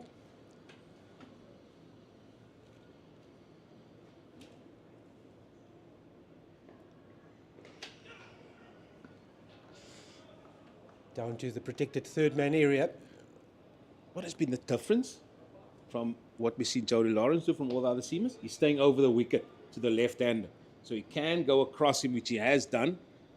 And even that time with an edge, that went down to third man. So that is the distinct difference between what we've seen some of the other seamers do here to what Jody Lawrence wants to do. And so far, yes, he's only bowled 3 or 4 balls that Pretorius had the better of him. Can he see this over out now? Just 2 off it. Great start from Lawrence. Yeah, see, you know when it's a newcomer, when they hit the ball straight back at you and you throw the ball to the fielder and he says, oh, can you pass it right? And he forgets, no, the ball needs to go back to the umpire. There's 2 new balls. But yeah, I mean, I don't know what you were like, but I came to Newlands here today and you do your homework as we all do, and you look at the team sheet, and I was driving thinking, last time I saw Pretorius play was in Makanda at the Kai Majola week. And he had a good week there as well. And I saw him play on TV at the SA20. And he just itching. And you just get excited by these youngsters. I mean, looking forward to maybe Brevis later on as well, and having to commentate on them. And those are the things that I got excited about coming to Newlands here today. Yes, obviously, there's men in the Western Province team as well. Yeah, I agree with you. And the first time I commentated at Newlands was with Jeremy Fredericks. And I sat here and I said to Jeremy, I can't believe that I'm actually in the position where I'm holding a microphone, commentating on the sport I love at one of the best venues in world cricket. And I'd only ever watched cricket here once because I come from Newcastle in northern KwaZulu-Natal. So place. Cape Town was, it's a far drive. Now we live in Paarl, and it's easy to go around the corner and watch at Boland Park. But I watched the South Africa and England test at Newlands, and I sat here as a fan just the other day. And Josh Butler's wife was with us because he was out on the field, and a mate of mine coached Josh at school. So we were all sitting together and just looking around, and here we are at the same venue with microphones and watching the next generation of stars with some of the older hands that's been there before. Very blessed. You know what struck me there? Newcastle. That is freezing. Absolutely. It's absolutely Baltic there in the winter. Yeah. My goodness gracious me, Johan. Born and bred in North KwaZulu-Natal, northern KwaZulu-Natal, yeah. My recollection of Newcastle was playing there with the SA Academy, and we drove from Joburg through to this place in Newcastle. It was Baltic. It was cold.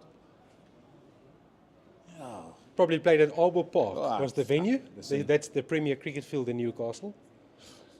3.5 hours drive from Johannesburg. But yes, we would have welcomed you with open arms. Been very grateful for your visit, but given you a blanket or two while you get out of the bus. Look here, I've got one more ball left, and I'll gladly give the mic across there to the Ryan or Jeremy Frederiks, who can continue this chat if he wants to talk about cold weather. But, gee, that place was next level.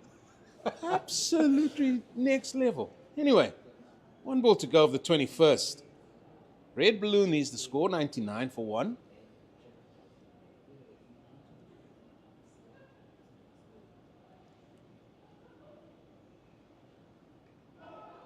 A little bit of an arm ball there, a half a peel. Carl's not convinced enough. He normally is a throw up in the air and jump for joy, but not the reaction this time around. So Eugene Molion will vacate his commentary seat with the score on 99 for 1. Luandro Pretorius on 57, Keegan Peterson on 26. George Linders 4 overs costing 23. The promising starts by new man on the block, Lawrence, 1 over for 2. He'll continue, no surprise there. Maybe just looking ahead to today's cricket schedule. South Africa's Masters are playing against Sri Lanka. I was going through the teams that was put forward, or the squads. It takes you back to some of the great years in South African cricket. Jacques Kallis, Alvaro Peterson, Farhan Beardine, Hashim Amla, Henry Davids, Jacques Rudolph, John T. Rhodes, J.P. Duminy. That's pulled away. Now, talking about the Masters, there's a good save there on the boundary. I was at home earlier working at my desk and I received a WhatsApp video call from Mr. Vernon Philander and Henry Davids. They're both there in Mumbai and they tell me that they're playing it later and it's 39 degrees in Mumbai.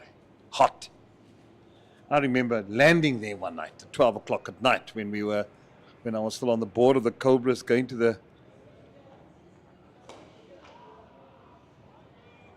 20 over Champions League they used to play. It was 42 degrees, 12 o'clock at night in Mumbai. That's scary, Jeremy. I've never experienced that before. The closest I've come to that is Paul. It's not quite that, but Paul is hot enough in the summer months. So just to conclude that rest of the team, I stopped at JP Duminy. So Vernon Philander, Dane Villas, Morne van Wyk, Eddie Lee, Garnet Kruger, Makai Antini, and Tandi Shabalala. That's the Masters squad. Wow.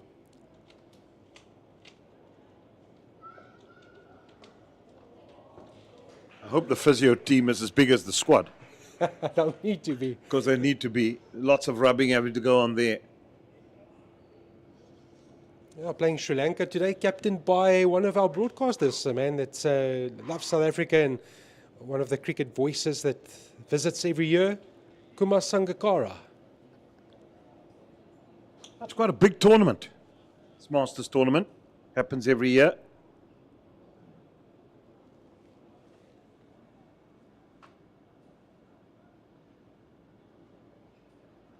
Well, nicely, Jody Lawrence on debut. So far, he's been on the money, line and length. It's the reason probably why he was selected. A very good start, only 5 off his first 10 deliveries.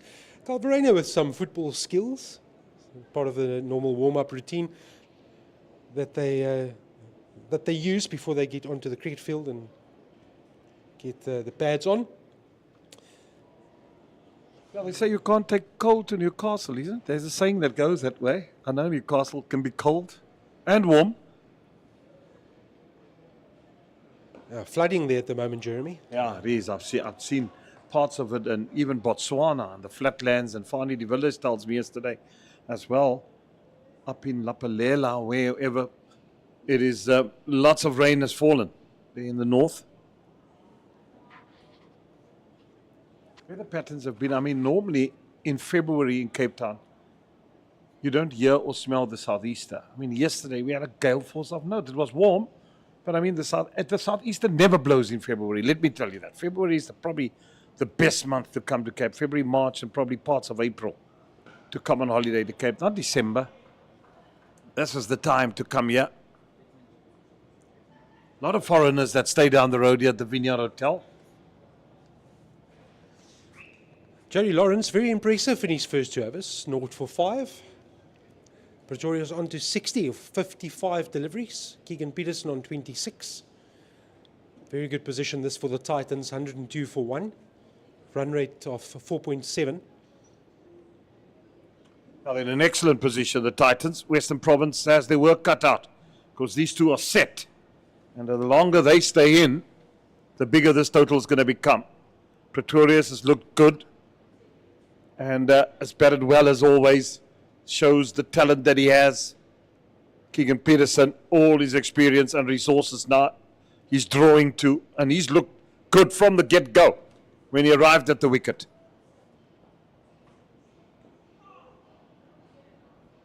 They thought about the appeal, but a little nick on that. Bottom edge onto pad. You just feel Pretorius, he's not going to be bogged down. He's not going to be contained, so he'll try and dictate.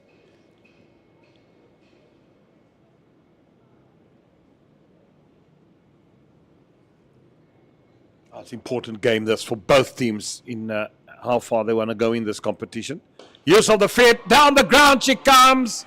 Gone all the way for maximum. Well, I called it. It's just, you can just see the way he's set up. He's not going to be contained, this Luandre Pretorius, especially against the spin. There will be a release shot, and this is lovely from Pretorius. Saw the line early, waltzed down the track, and that's clubbed. Some serious air miles from the Luandre Pretorius bat. He's going to become such a hero for youngsters watching him across the country. They're going to want to become the next Luandre Pretorius. He's a big, strong lad. Again, he uses the feet. This time, that was beautifully played. All the way again. Yes, there comes the outstretched arms from the umpire. And it's back-to-back sixes here. So what do they do now? Do they keep mid-off in the circle, or do they push him back? He's so aware of that field set. Deliberately placed. Got the result again. Same field. He gathers inside that delivery. Tried to just work it off. Saw what Linda was doing, just dragging it down a little bit. And then so quick and nimble. You can just mess up your figures completely. .66 and suddenly Linda going at more than sevens.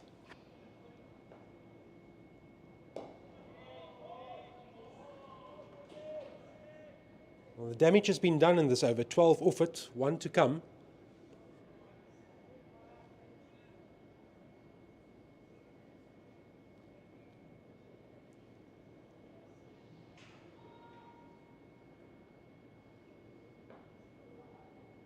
Tries the reverse sweep. Got a bit of bat to it. Won't get another run. Or was it with the pad? Yeah, it was a bit of bat. Bit of top edge there, it seemed.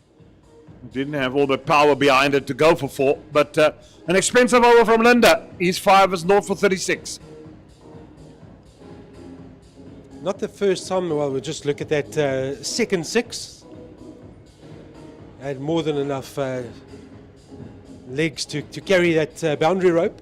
And then to end off, there was a reverse sweep. Some of the spectators that have made their way to this beautiful Newlands cricket ground. Full early afternoon, you'd probably expect a bit more people coming in. Western Province, their supporters would be disappointed where they are. But this time they were very dominant in their performance against the Dragons. They weren't at their best against the Lions, losing their first game at home. So they've got tonight and Friday. They play the Dolphins here. Nicely driven. Dolphins, another team going through serious struggles. Yeah, and I mean, these are the powerhouses of South African cricket. You look at Dolphins, the Warriors have been hot and cold, and they play one brilliant game, then they just poor the next. So Western Province has only got the one win, 2 losses. So they've got work to do. They want to win tonight. They'll have to have all the stops in their batting department. Talking about those Division 1 matches that I was referring to, maybe just an update. The Warriors 73 for 3, batting first against the Dragons. Knights batting against Boland, 133 for 2. That's after 25 overs. And then the Lions 16 for 1 against the Dolphins in Durban. Was that a late start there, I suppose? Yeah. Being Durban, probably. Maybe some rain around. We'll try and find out. It was scheduled for 1 o'clock. So yeah, rain is the reason for it. All matches starting at 1 o'clock. So Lions 16 for 1. And then this one that we have here. So that's the cricket going around the country. Yeah, we'll bring you regular updates. Johan is the man entrusted to do it.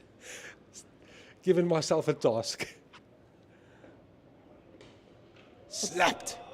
While you're at it, what's happening in the Afghanistan game? Well, let me give it to you. I've got it as well. I just love cricket numbers and just following the cricket around the world. So Afghanistan, would you believe it? 309 for 5. No. Or 48 overs. We're not even done yet, Jeremy. Oh dear! Wow, well, that's 2 overs to go. Yeah, who's got runs there? Ibrahim Zadran, 167 not out of 141 balls, 12 fours and 5 sixes, part of his knock. Oh, that's fantastic stuff. That's good news. England will have some. Oh, that one's picked up. It's gone. It's out of Newlands. It's gone into Campground. Red has it. No, it's hit the scoreboard. That one was travelling. Out of her she went.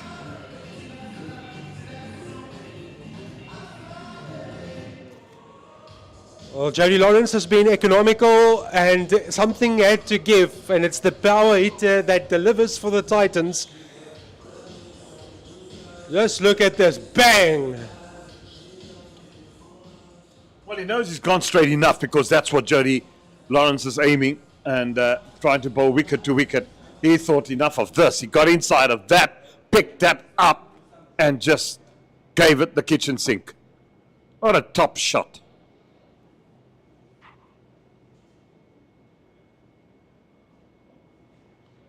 Down the ground. Slap, bang, straight to the man at the point boundary. But he certainly gives it a whack, doesn't he? Yeah, absolutely. There's some real force and intent of that blade. I'd love to feel the weight of his bat. It's amazing how the weight and the bats have changed over time. 2.8, 2.10.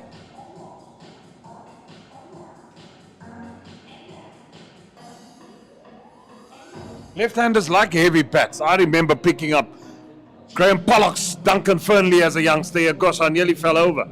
The thing was so heavy. It was a really heavy bat by the master. Graham Pollock. What a cricketer. Yeah, and the wood is just thicker and thicker, the blade. It's just a nice piece of willow. I remember my first bat, Jeremy, was a laser 5-star. They don't make them anymore. But no, they don't. It's to be very popular with the Gauteng teams. They had laser bats. Nowadays, you walk into a sports shop, take the bat and play. It's knocked in, oiled, ready to go. That's what cost 25 to 30,000, I suppose.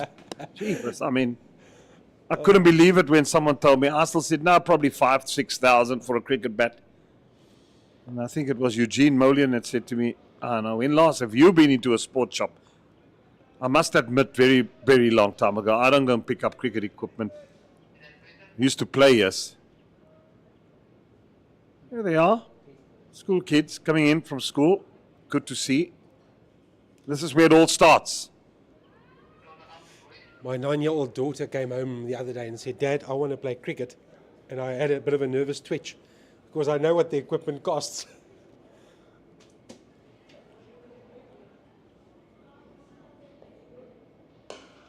And pulled away on the onside, and that will go for 4 again. What a good shot. Just got inside the line. Back into Patterson from the Weinberg end, and second ball dispatched. Well, there was half a chance. The fielder is still holding his hands and fingers. Just got a slight hand to it, but not enough to stop. Yet another boundary from the Pretorius bat. He moves on swiftly to 85 of 68 deliveries. Keegan Peterson, 27. Well, I tell you, more of this man at the crease, the score is going to be big.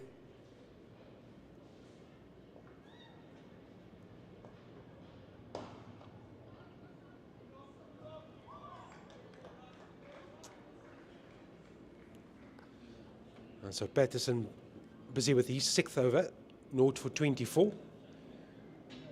Yeah, absolutely, Jeremy. With Pretorius, the longer he stays here, the bigger the projected score will become. Almost halfway, and normally at 30 overs, you say you double the numbers.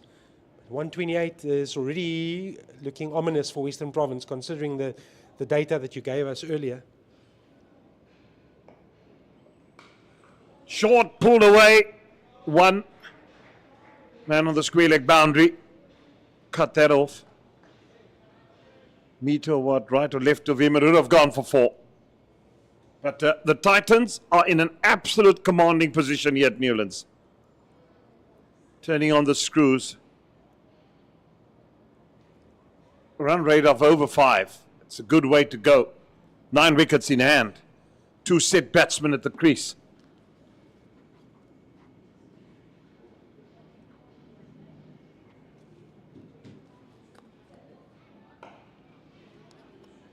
And all that Keegan Peterson, I mean, he's got all day to play himself in. He's just the senior partner's in. He's 27 of 59, a good way to get in a good knock. He's been shy of runs of late, Keegan.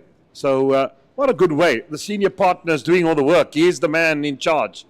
So you can just play second fiddle to him, get your singles. Now and then when you get the bad ball, in the minute, the roles will reverse if Pretorius should get out, because then Peterson will have to play the senior knock. But for now, things are all in the Titans' favour. Down the ground. Well, as I say it, just a nice little waltz and a shimmy down the ground, and he hits it for 4. Peterson moving into his second gear. He's been a lot more quiet compared to Pretorius, but most batsmen will be more quiet than when compared to Pretorius. That's a good one. 31 then to Peterson of 60 deliveries. Pretorius on 86, 14 shy of a milestone. Another one for Pretorius. And some of the fans that have come in. Varsity rugby also into week 2, done and dusted. Marties and Aikies participating from a Cape perspective in that competition. Aikies going down this week. Marties holding on for a win against the Northwest University from Potchefstroom. Yeah, they were lucky. I watched it on Monday against Potch.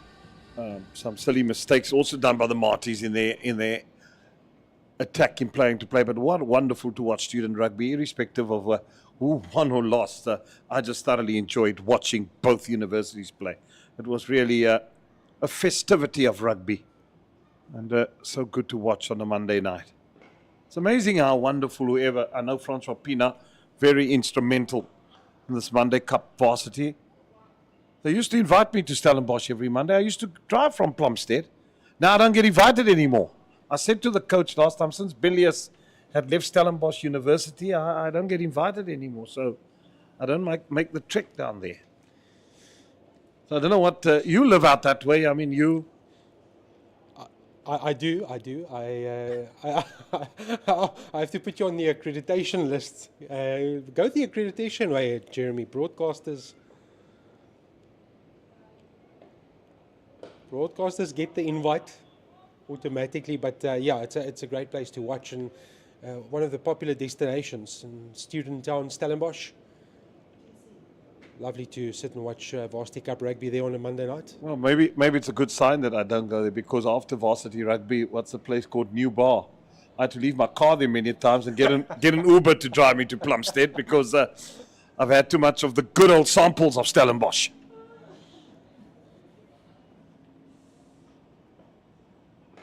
Just waltzes down the track again, but this time Lawrence was away, just pulled the length back slightly. Yeah, it's we have so many wonderful sporting venues just in our province. We don't even have to move too far, but we've treated and blessed so much sport going around, and not too far away.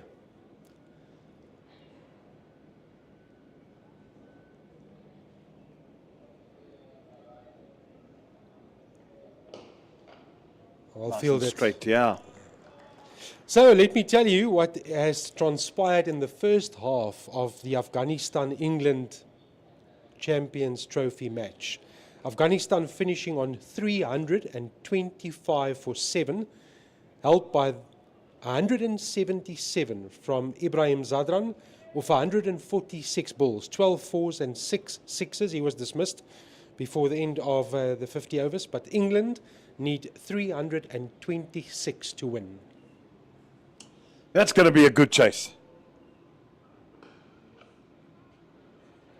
We have to have his skates on there. Oh. Yeah, it's going to be good to see that chase. And the big thing that you'll have to look at is, will those spinners, because they're quality spinners of Afghanistan, put the English batsman under pressure. Got the mystery spinner, Noor Ahmed. Then they've got Rashid Khan. And what's it? Mujib Al-Rahman, is he playing today? He played all in the T20 competition here in South Africa. Yeah, Noor Ahmed, Rashid Khan. Rashid is also approaching a milestone. Well, he's taken the most T20 wickets in the world, hasn't he? He's got over 400 and odd wickets. Oh, bit of history for you. Ibrahim Zadran's 177 is the highest individual one-day international score for Afghanistan, and he goes past his own score. He held the record at 162. It's now 177. Well, South Africa's last match will be England, isn't it? Correct. That'll be on Sunday, if I'm not mistaken. 2nd of March.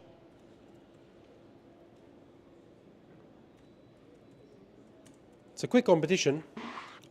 Yeah, it's the 9th of March is the final, if I'm not incorrect. Goes quick. There are 2 pools. So South Africa, England, scheduled for Saturday. Saturday it is, yeah. Bandile's got us working in Paul. Yes, indeed. And then the final, as you said, 9 March. 2 semi-finals scheduled for 4 and 5 March.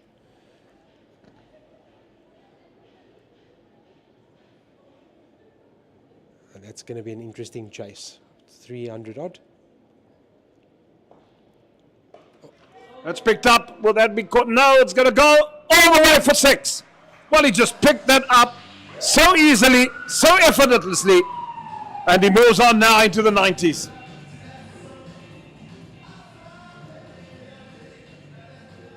And what strikes me, Jeremy, is how easy he makes it look. There's no real force. There we go, just a little whip around the corner, and it travels the distance. Well, the timing was so good and exquisite that made the shot. Oh, this kid is a find. What a find disease.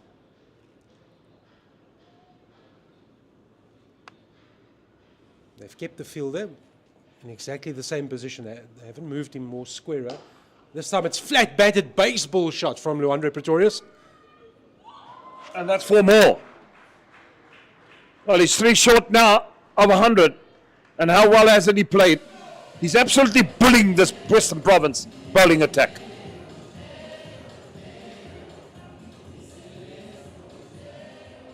Too much power and timing. And seeing the whole A whole array of shots from Luandre Pretorius. Dealing in boundaries. Patterson 0 for 40.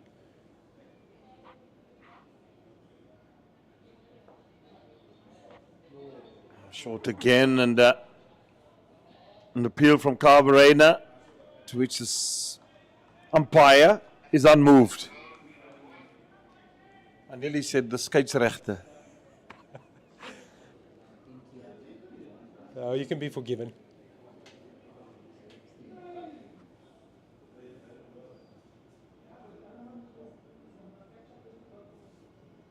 This has just been a dominant performance by the Titans, led superbly by this man in picture, Luandre Pretorius. What a season he has had. Life-changing season. Made for life. Short pulled again. Where does this one go? He'll take the single for sure. He moves on to 98 now. As we said earlier, in total command. And that's allowed Keegan Peterson to settle in, because he's not going at an aggressive strike rate at all, but at the same time he's playing that supportive role.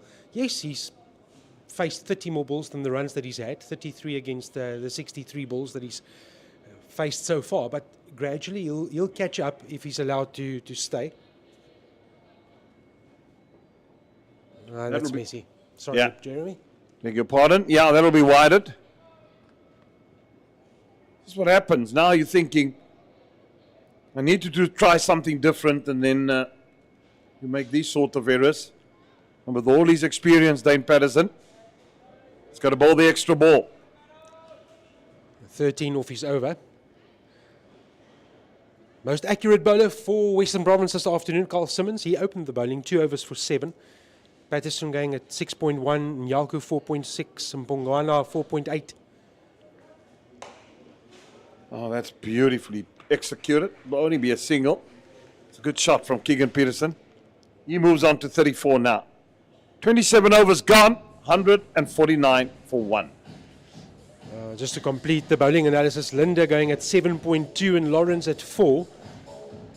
Well, Lawrence has been very good, bar the delivery that was smashed out of the ground, but not by his own fault. It was a play that was made by Luandre Pretorius.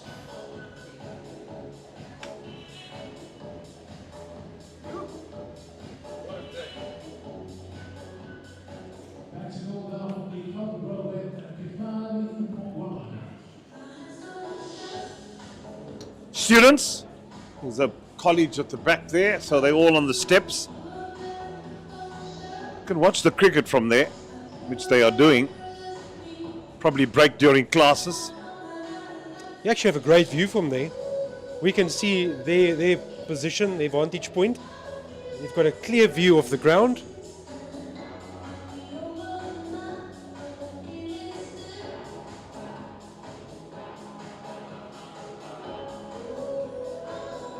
Mapongwana back into the attack.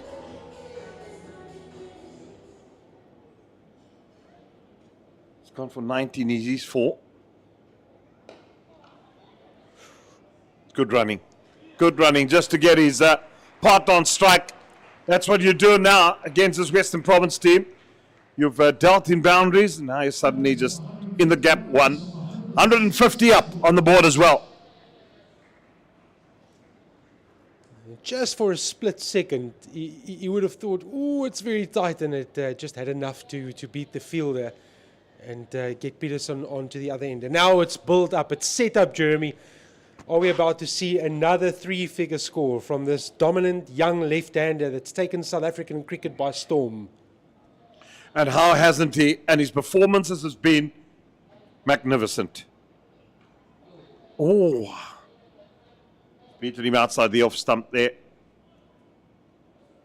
Yeah, he wants to get a move on, wants to get to that magical figure. He turns 19 tomorrow in a month. 27 March is his 19th birthday. Wow. And if everything goes well, injury-free, that career can take another 17 to 20 years of sure bliss and of bringing us many, many seasons of joy if he gets eventually selected for South Africa, which he will, in all formats. I can see this kid in all formats of the game. One-day cricket, test cricket, and T20 cricket. He's shown it.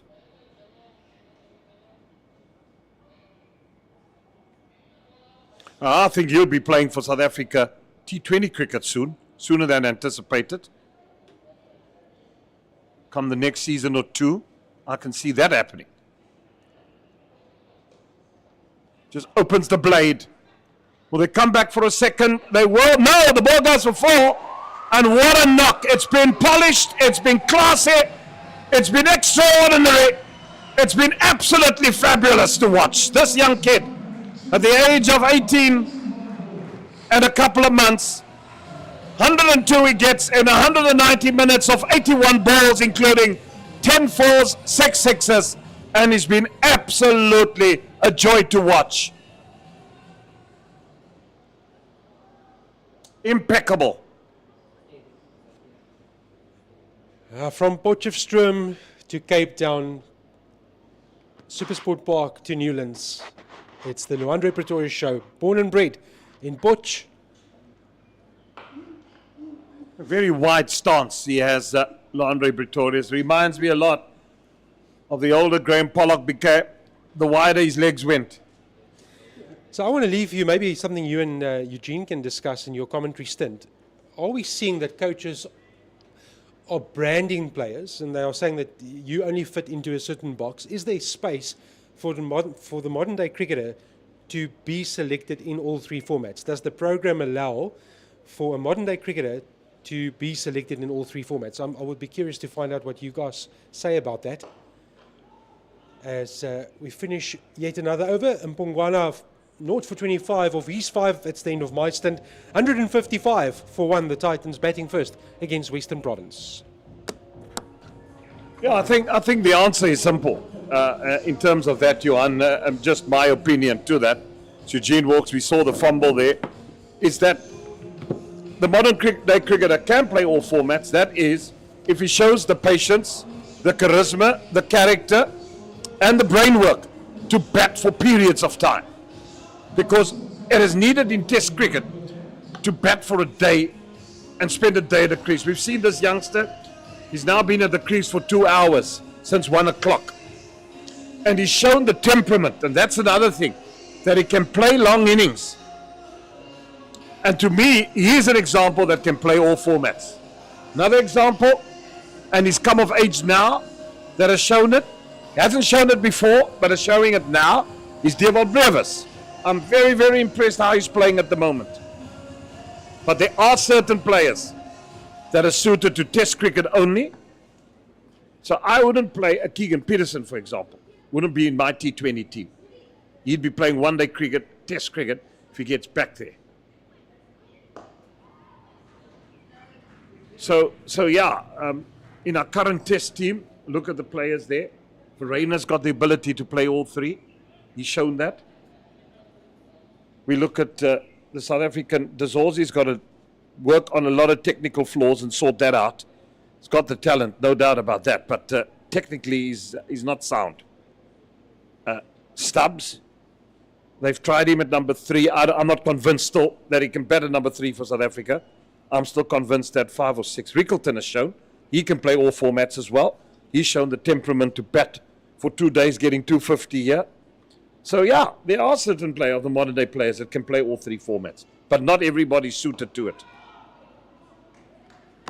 Hope that answers you. Good day, once again. Well, Master Blaster. well, there's only one Master Blaster at the minute, and that is Pretorius. And what a knock it's been. And if you're a Titan supporter, you want that to continue long and hard. The question is, there's a man there, Keegan Peterson, how does he play this? He's got 35 of 67. It's not something that you're accustomed to in the one-day format, but he's being a good foil at the minute, but he needs to get those dot balls back. He needs to try and score maybe at a run a ball from here on in to try and get those dot balls back, and then that will add to the overall run rate of the Titans. The run rate is 5.5, and I mean it's very healthy. There's 4 more. So I think at the rate Keegan Peterson's going, just work into the gaps, get your singles. You don't need to be. It's this man's show. Let him have the show. He's on the stage. Let him be the Freddie Mercury of the day.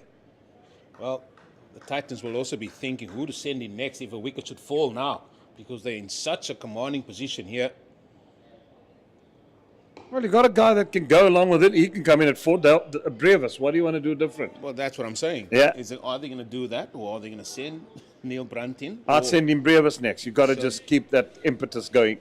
So they have a lot of things to think about as well. Let's not forget that.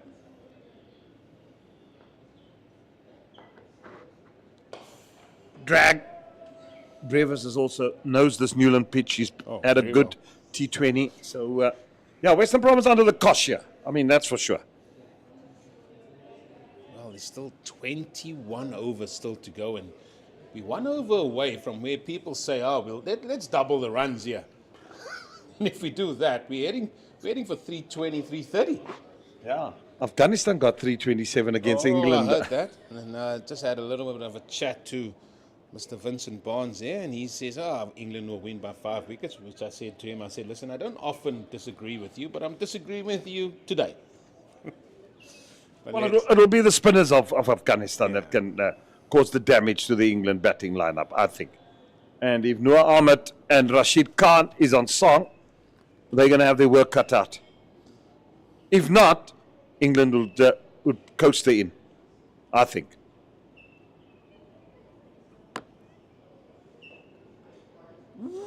Almighty swing. Stand and deliver. I think the time has come. Let's go out there and let's have some fun. I think that is what Pretorius is saying here.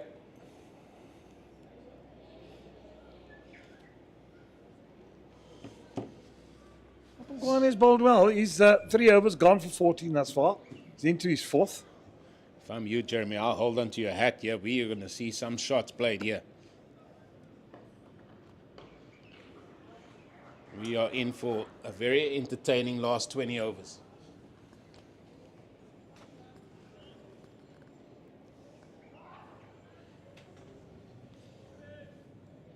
Deciding to bat after winning the toss. Let's not forget that. They lost Munsami on 27. Mr. Pretorius, he himself was dropped on 29.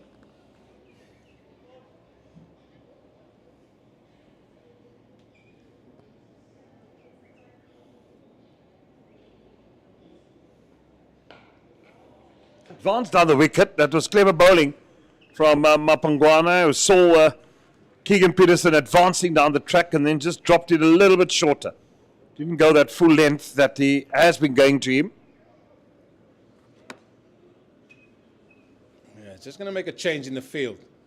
In fact, Mapangwana says, no, he doesn't want that change. Leave third man down there. I think that's a good call, especially to Keegan Peterson, who loves to run the ball down to third man.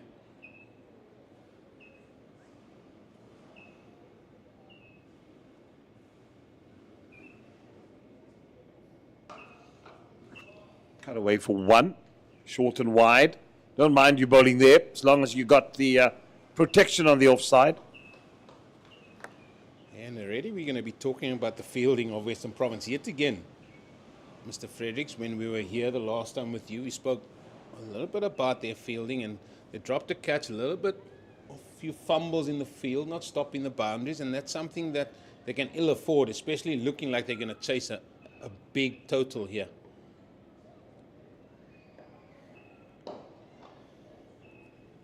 Gets so quickly inside the delivery. Well, that's good call from Keegan Peterson to send Pretorius back. Could have been trouble.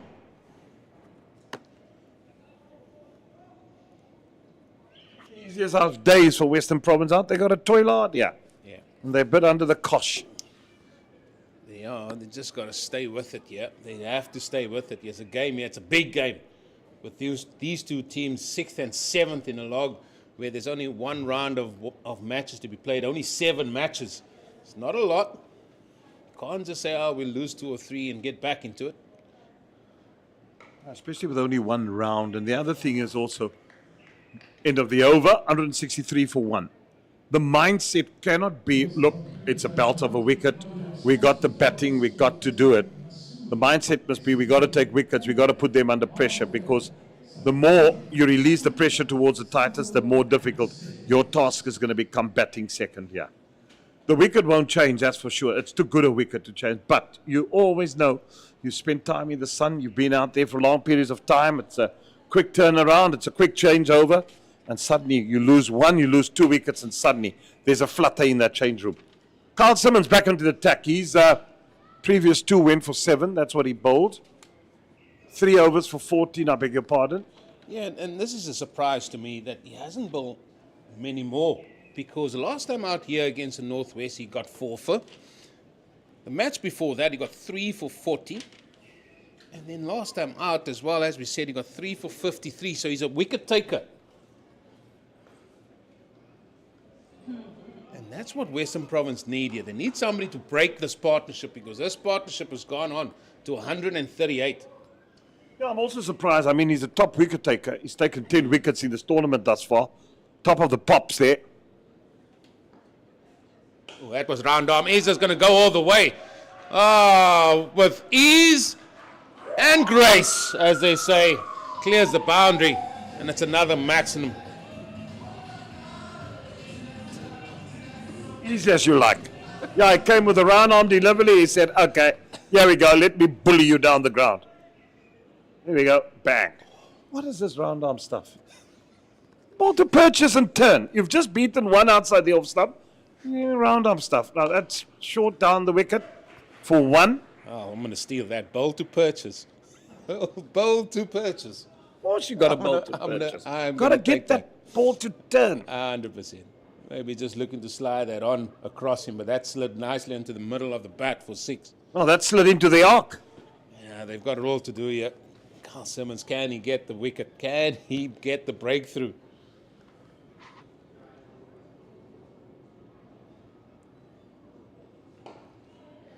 Here we go. Bit slower, bit more control.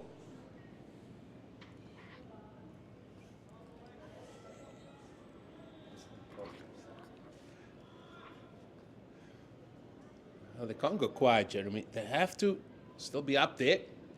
Oh, that's well played. That is simply well played by Keegan Peterson. Drifting down the leg side, and even now, the man that normally takes the wickets for them, Carl Simmons, is struggling here to contain these 2 men. They're under pressure. They're under huge pressure, Western Province. And all their bowlers have been tapped.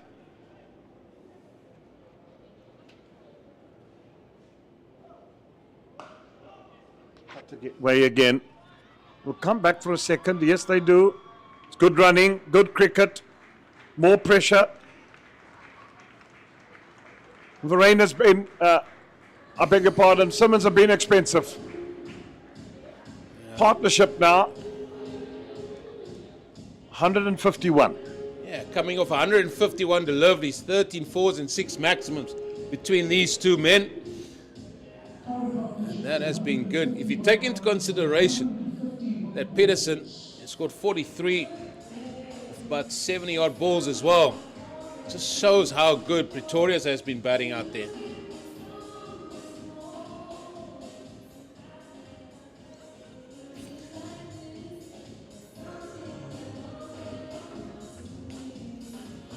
We want the brains trust of Western Province. A lot to ponder about.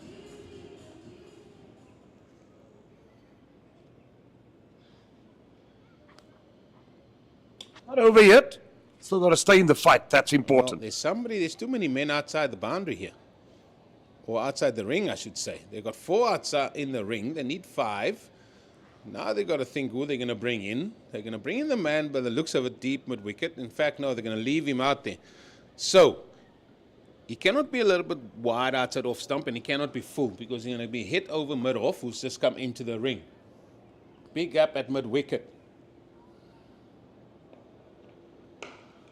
Well, he's just slapped that for 1. the greatest of ease. It's just how excited you got watching the SA20 whenever Pretorius got in there. Yeah, no, I did. He excites me. He does excite me. I think he's a heck of a player, the young kid. You know, you sometimes rave about a kid and you know that he goes back, but he's something else, special.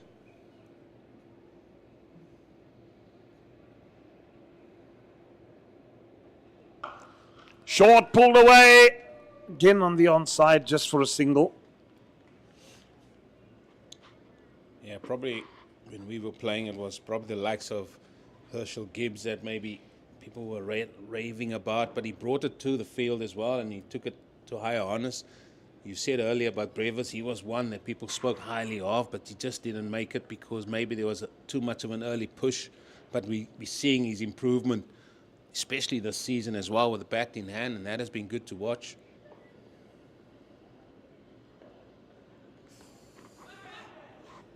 And sometimes just it's all well to tell someone. I mean, you know, and I don't blame him for that. Say to him, now I'm going to play with the freedom, play with all the freedom in the somewhere along the line. Freedom's not going to get you. Freedom is not going to get you freedom. You know, then you're going to get out, and then you're going to wonder, oh, what should I do? I believe there should be aggression, yes, but controlled aggression. When to do it, when not to do it. Periods to respect when the bowler's bowling well, and then there's periods to dominate. And this kid's got it. He's shown it. And that to me has been impressive. So when a kid is young, you got to, and also that he shows maturity, big head on his shoulder. I mean, what? Pretorius was scarcely out of matric. He was there. The flashing lights of Mumbai in the IPL and all the razzmatazz of it. For heaven's sake, it's going to get to a kid somehow. But just somewhere along the line, sanity has prevailed, where he's just come back. Let's get back to basics. Come, let me play 4-day cricket for the Titans. Let me just forget about the swinging lights and the beautifulness of the city of Mumbai and Wankhede and Bangalore and Mohali and Trivandrum. Get back to Africa. Yeah, on the soil. Get to Supersport Park, get to Newlands, get hundreds, get myself going. And what has happened now? T20 cricket? He's suddenly looking like a superstar. And that's what important. And thank goodness early in career he's realized that. You can't just, it's not going to go your way as a cricketer all the time. The good days are there and then you got to cash in. But the bad days can be long and dark. I just want to say to the folks out there, when Jeremy was a teacher, he hated geography, but he can tell you all the towns, the major cities in India, and maybe even far beyond, because he knows them very well. I'm very impressed by that. Been there? That's what I'm saying. You might have hate geography, but... No, I didn't hate geography. I love geography. I hate maths. I taught geography. Oh, that's why. I got it wrong then again.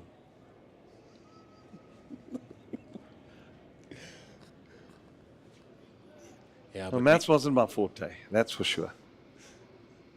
Couldn't count to 6. That was your problem when you bowled.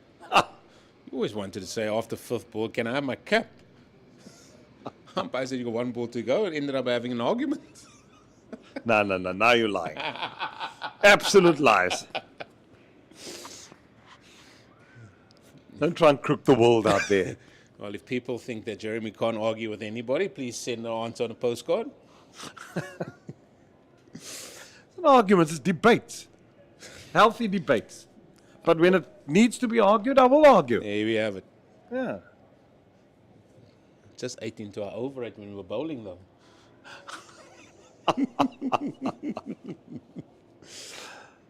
Oh my goodness, he's missed it, has he? Yeah, he's got it. The bails are off. Oh, I thought he dropped it, Carburetor. But an absolutely an exquisite innings. Such an anticlimax, but he gets applause. It was a really, really wonderful innings. Well, it was a great innings by the youngster. You just got to have a look and see if it was actually the ball or was it Carl Verena's glove that took it off with ball in hand. That's what you got to look at. But for now, what an innings. 120 runs of just 96 deliveries. And it is the man, the leading wicket taker in the competition, Carl Simmons. Pretorius out on 120 runs of 96 balls. looks like he just threw the ball onto it. And I think we're getting our wish. It looks like it's going to be Diego Brevis that's going to come to the middle here. But Pretorius getting the applause that he so definitely deserves for that knock. Oh, it's been wonderful. It's been top draw. Well, they're having a drinks break, and we'll go for a break. We'll be back shortly.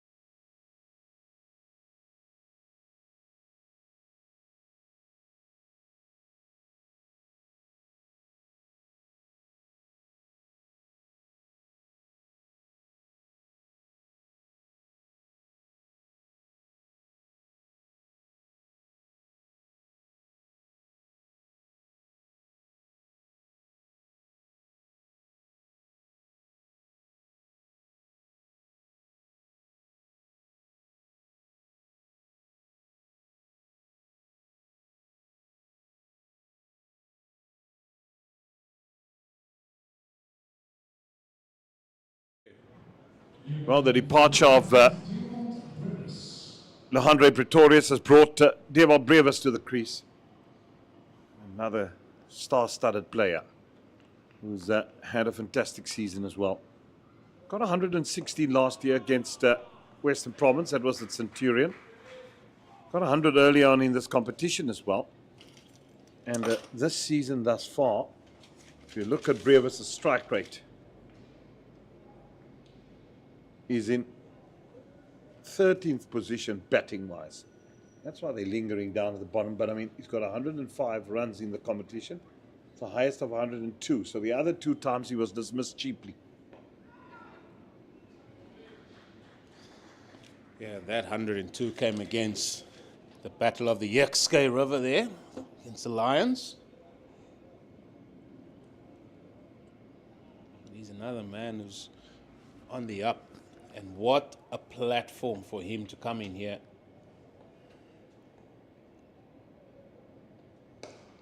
He's attacking player. There we go. Short, rub back, pulled it through mid-wicket 4. Such ease. Well, just shows he's in a bit of good form here. And he's just carrying on where Pretorius might have just left off. You've got to be on the money. You can't give players a start. 5 of 2 deliveries.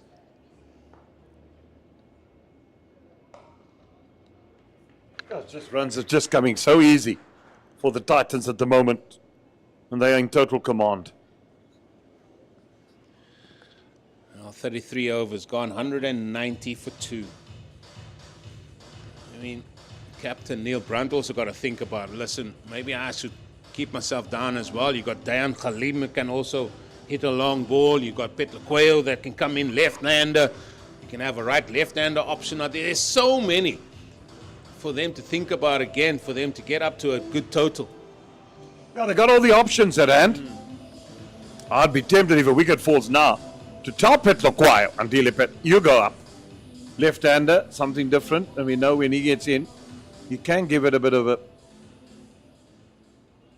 a good old hoik and hit it out the ground for a few boundaries. So all the options are with the Titans at the moment.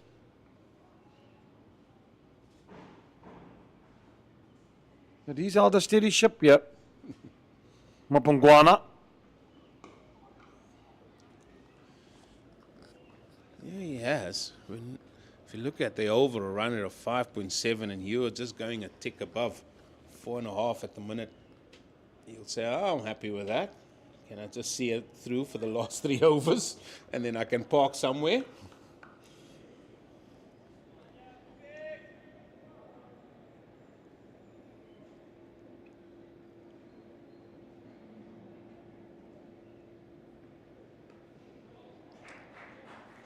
Just a slower ball that time on a length. And he's mixed it up very nicely, has Pungwana. But will he bowl 9 and 10 as well now? Will Calvarena says, no, listen here. Let me try and make a change at that end. Obviously, Calvarena is the captain. If you ask Pungwana or Pungwana, he'll say, no, I'll just bowl my 10, Cappy, thank you.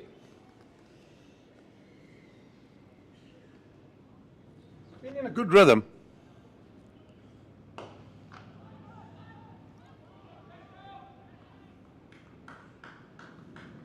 So how much would you, if you were Pungwana now, how much would you say to Carl, listen, I'll just bowl through here?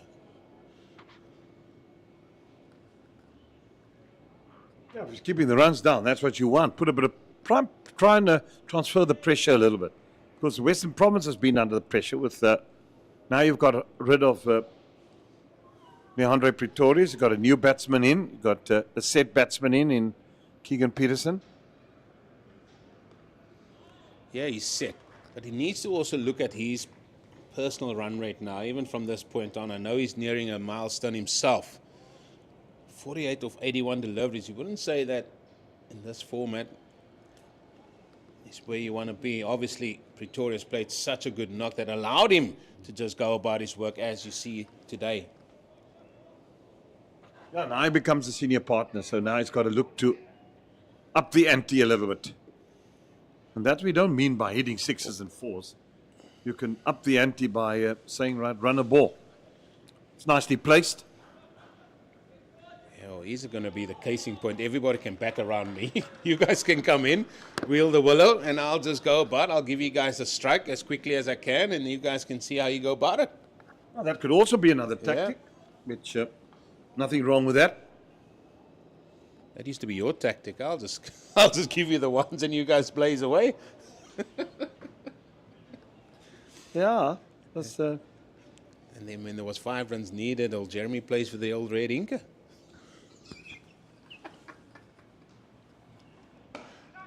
Oh, what a grab!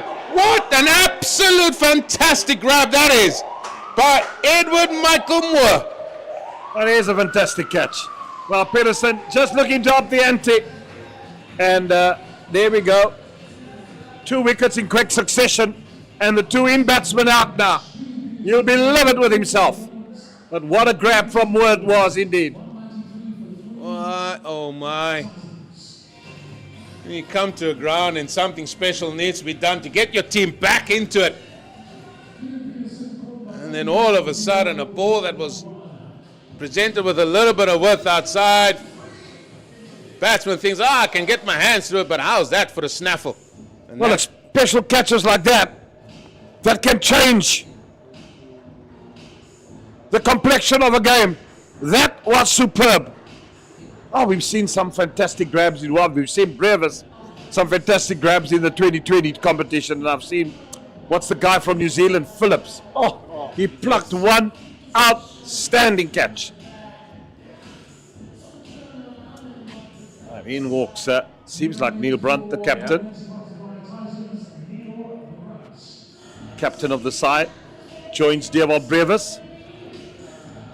Western Province needed something to lift their spirits, to lift them, or give them something to take into the last sort of segment of this game. in the first innings, and they certainly got that with an absolute magnificent catch. Yeah, they needed to lift the spirits. They had to say, give me hope, Johanna. So it was hope, Eddie Moore. Brilliant catch.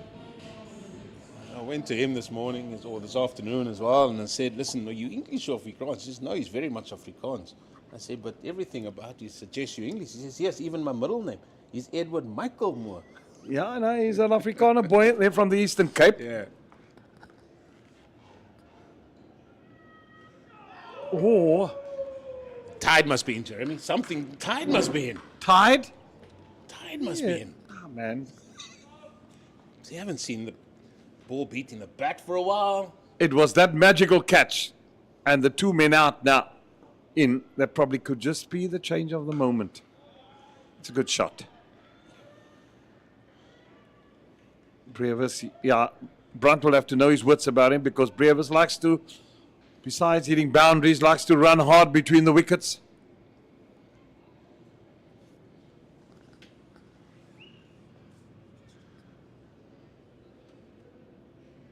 Has he done away with the old towel that he bats with? He took that from AB. AB used to bat with a little bit of a white towel. You see, Brevis doesn't do that anymore. Maybe he says, listen, I'll do my own thing. Yeah, don't throw in the white towel though.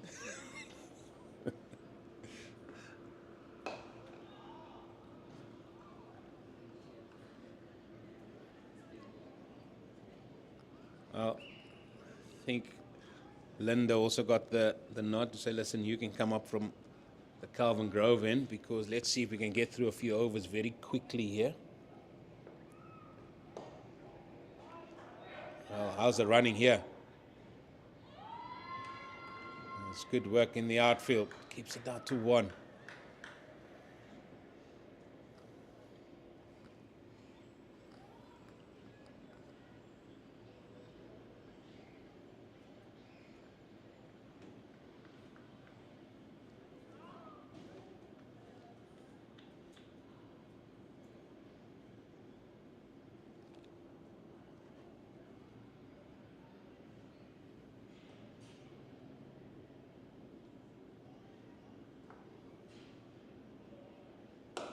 Down the ground, look at that. Simple as you like.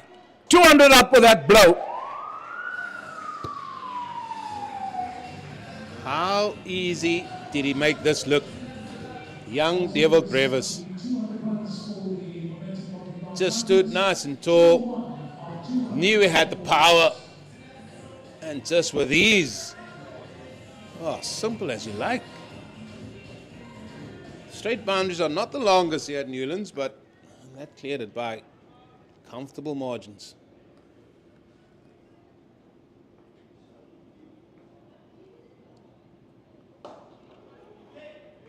And the one afterwards. Good cricket. Right, there we go. 35 overs gone. Time for me to vacate my seat and leave you in the capable hands of Johan and Eugene. Yeah, and it looks like the ante will still be in there. They're still going to up the ante, as they say. 202 for 3, 15 overs still to go. Men aplenty still in the hutch. And Brevis looking very ominous here as well. As it is going to be a change of bowling. It is going to be George Linder to come on from the Calvin Grove end. So it's going to be spin twins at the minute. Well, Johan Ferreira joins me once again, and what a knock that was by Pretorius, but it looks like Devil Brevis wants to continue in his own fine fashion here as well. Yeah, absolutely. Treated to a wonderful display from the 18-year-old, 120 from 96 deliveries. I went down after my previous commentary stint and I decided to go and sit among some of the fans, and everyone was talking about this new, let's say this new left-hander that's just taken the circuit by storm. Everyone's talking about Luandre Pretorius, and people were just talking about how classy he looked and the power that he possesses. So he's the talk of the town. Yeah, Linda coming in now. And Pretorius plays that nicely. Yeah, he will be. And it's tournaments that does that for players. I remember there was a T20 competition and Stubbs came to the fore. He scored plenty of runs for Warriors, and then that elevated him to the Proteas as well, and that's where he still finds himself. So these tournaments, it just takes one little rough diamond that you think is out there, and then all of a sudden he will be a polished article as well. And certainly Pretorius has done that for himself, has done that for his career. But I've certainly been, as I told you earlier, I was excited to come and see how he plays today.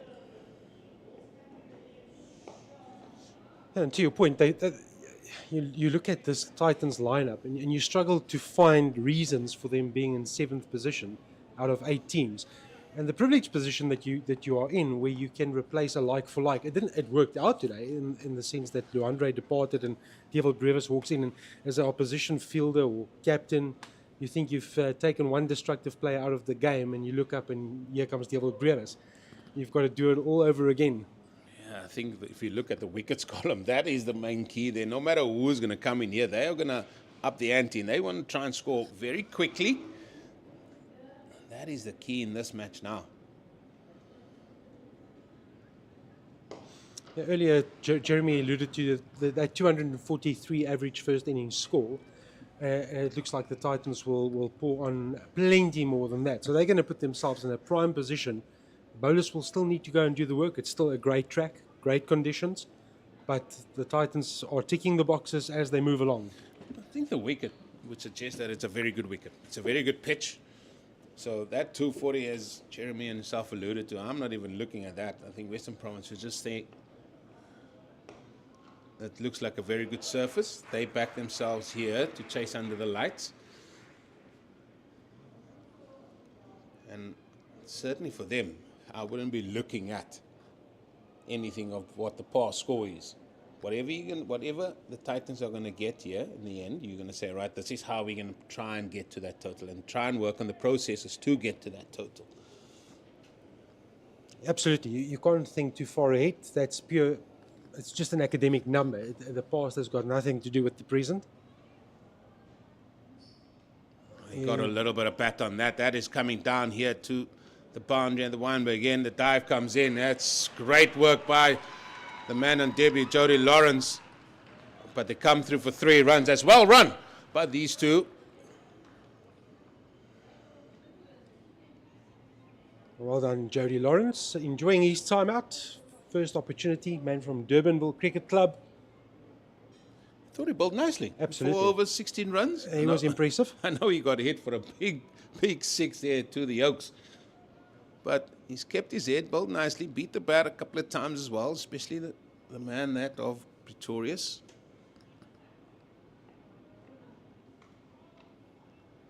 Well, some work now again for Lawrence to do, but he leaves it to the sweeper.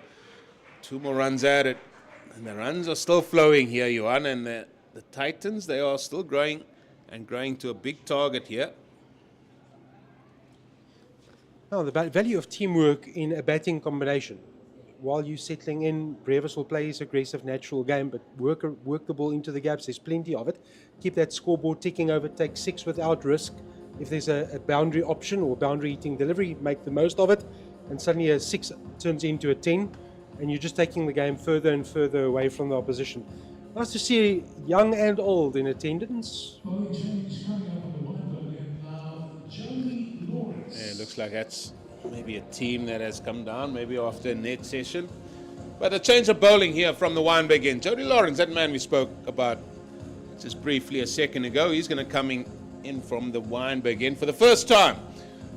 So whatever breeze is out there normally will be on his back, but the trees are not even fluttering as much out there as what we're normally accustomed to here. So I think he'll still enjoy this. So he's going to be bowling to Brevis. He's got 3 men on the offside, point, cover, and a man at mid-off. They are trying to save 1. Fine leg is in the ring as well as mid-wicket.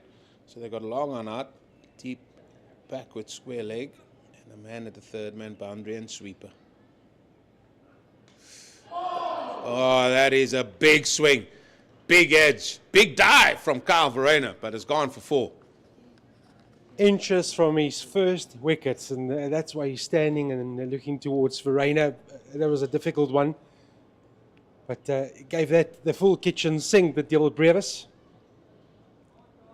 Fortunate boundary, but it's not in the comment section. Full kitchen sink with the microwave and the kettle. Big swing, big edge. Just eludes the captain there, Carl Verena. 4 runs added.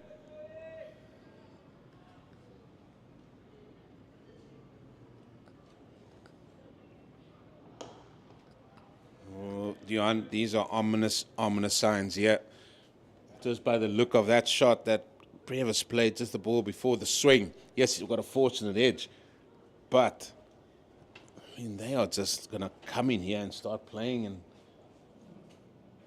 their shots. What's that old saying? If it's in the arc, it's out the park. Oh, if it's bullet in the V, it's in the tree. Oh dear. Well, left hand on strike here, and he bowls nicely to left-handers, this Jody Lawrence.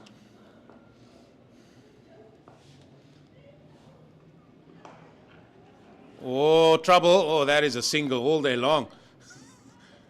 Yeah, Brevis wasn't sure. He was ball watching. Brunt was not even sprinting. Brunt was coming around for a little Sunday stroll. It's these things that happen, and then, just if you get out the next ball and you go, you won't even think about how you got out. You just go to your mate and say, listen, that should have been one.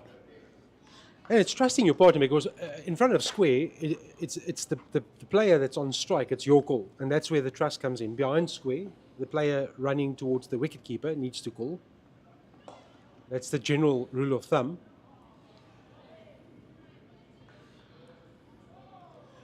Well, Verena's not having the best day now. He's down.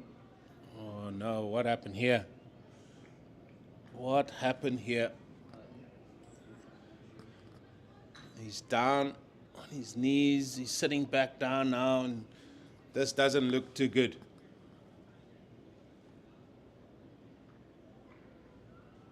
And he's still lying down, and no one is actually going near him. They're waiting for Brent to come up, the physio. And he still looks in all sorts of bother here. Well, we'll have to see what happened there. But the real concern around Carl Verena, physio taking his time to get to Verena, who's still unmoved. Well, this doesn't look good. You normally get a feel for when players go down and how they sit up. Sometimes they sit up. But he has just gone down, and he has stayed down in that sort of area where he's in. He's moving, but he looks in all sorts of bother here, folks. And that is where this match is currently sitting. The momentum multiplied Titans, 217 for 3. Pretorius, 120 of 96. Keegan Peterson made a good 48 for 82 deliveries. Now Brevis on 26-15. This partnership with 24 with Neil Brunt already.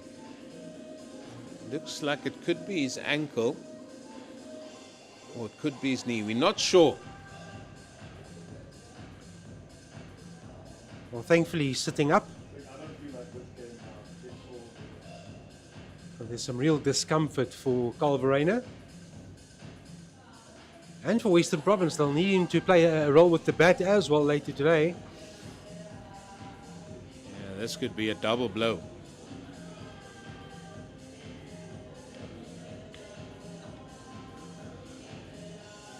I was speaking to him earlier as well, and I was looking forward to his stint over in England as well this coming year, or this coming winter. He'll be with the county side in all formats. Looks like the physio is working on his ankle, so maybe he turned his ankle as he ran towards the stumps.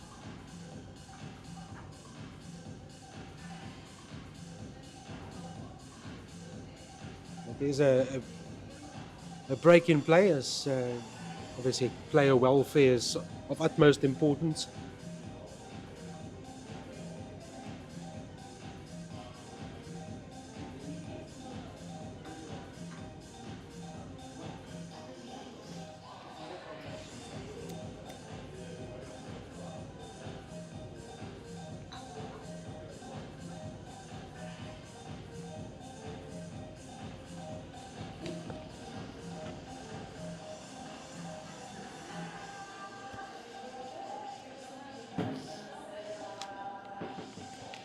Right, there we go. Verena is up. That's the good news. He's standing up with a bit of help, but now it's decision time.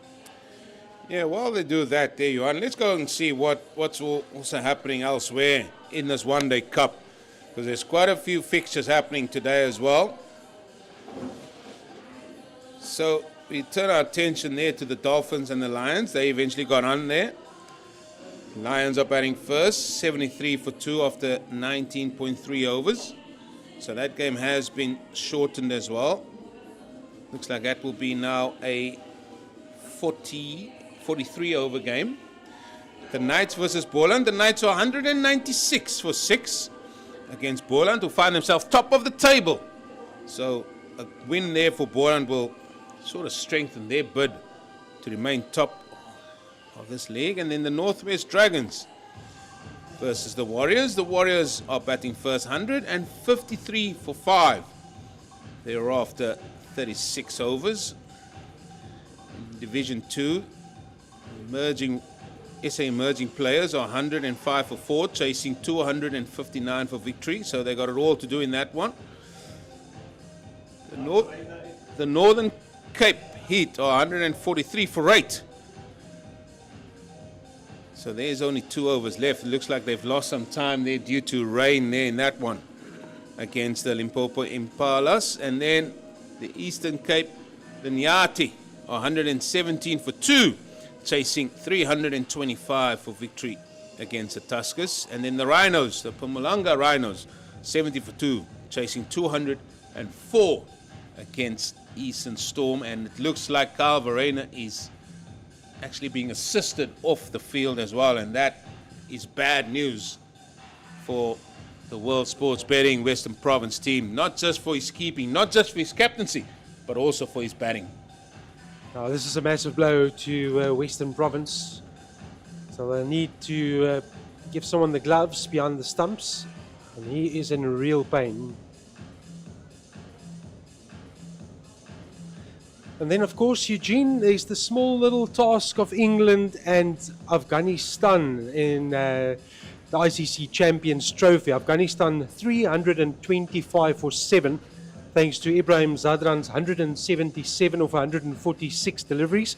England, in reply, after 5 overs, 25 for 1, full salt on his way for 12.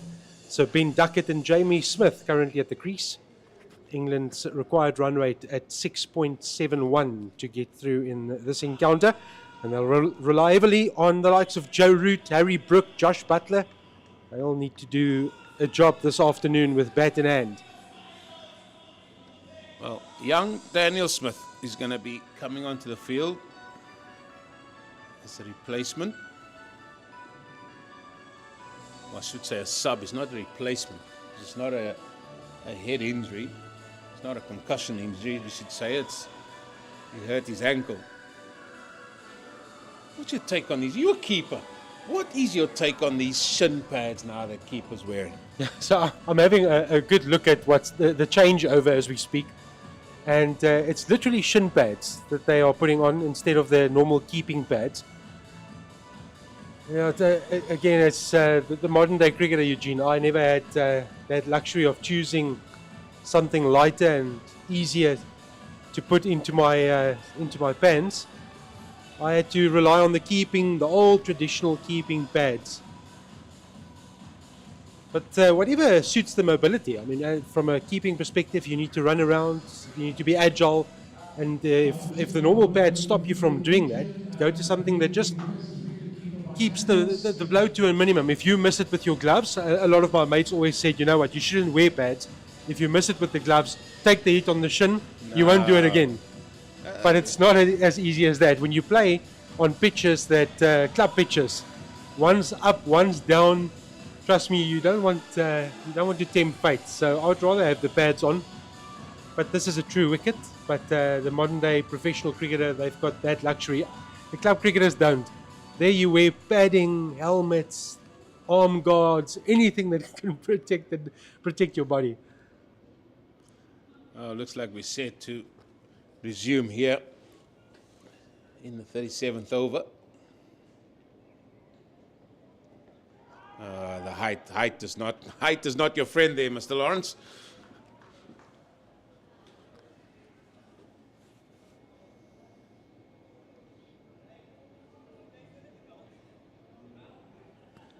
Looks like George Linder will be taking on the captaincy role on the field, and he's finding himself here long on at the minute, so soon he'll work his way into the ring, I'm sure.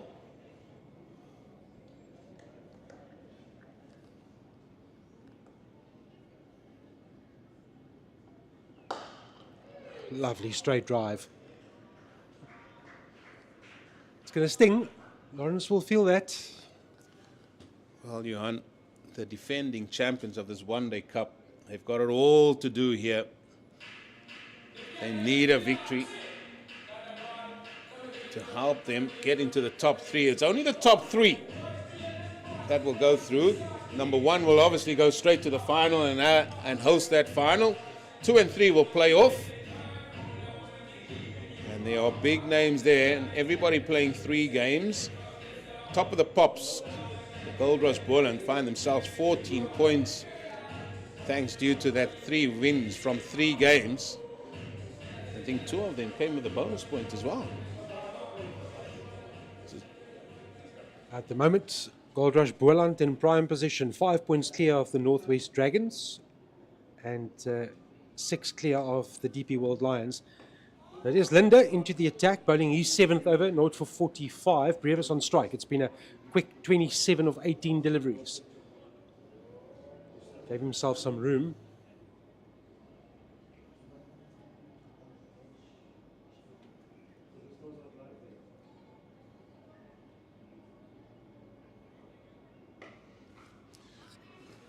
Oh, there's a chance. No. Well, that's the other thing I'm going to ask you about your wicket keepers. I mean, you just need to take a bail off. You don't need to dismantle the stumps. Like 2 stumps go flying out the park. It's all about the show. Remember, that's going to make a great action photo on your wall, and someone's going to take that picture. So, keepers, I mean, it's the fly-offs. Fly-offs of rugby, Eugene. You've got to be subtle. There's some subtleness. Just take a bail off. It doesn't happen often. You get a great throw, photo opportunity on the bounce. Oh, how close is this? How close is this? We don't have the luxury of sending it upstairs. We are upstairs. Well, Jeremy's off at the moment. Maybe he can fulfill that duty. Oh, he's given him! No, Jeremy. Neil Brunt departs the scene. It's a wicket for George Linder. He's first of the afternoon.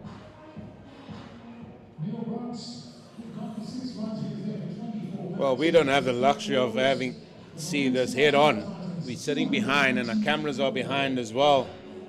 And the only thing that Neil Brunt might have a look about is did he get his foot outside the line of off stump? That's the first thing. Then you need to ask yourself a little bit.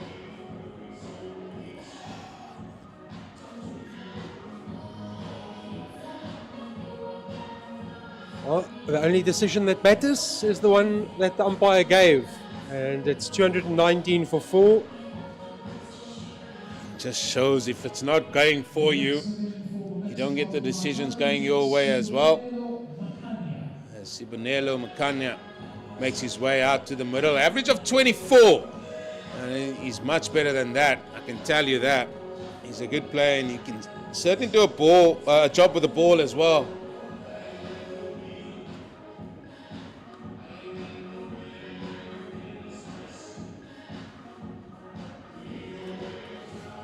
So something now for the Momentum Multiply Titans now to think about how they're going to finish their innings here. Still 12 overs remaining at the end of this one.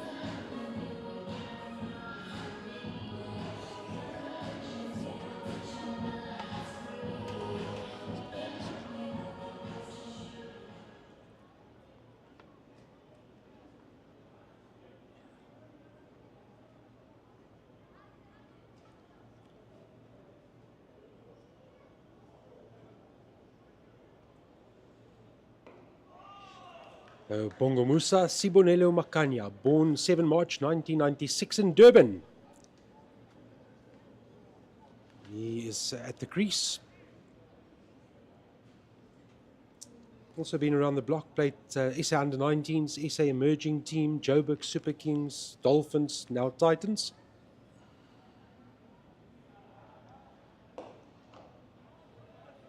Yeah, he's been around for a while, and he's been a good performer. He's always been there and thereabouts. Finds himself now coming in batting at 6. He sometimes bat higher up, but obviously there's a situation that the multiply or momentum multiply Titans find themselves in here has allowed Titans just rejig their little top order there. See if they can keep them in momentum that Pretorius have certainly given them.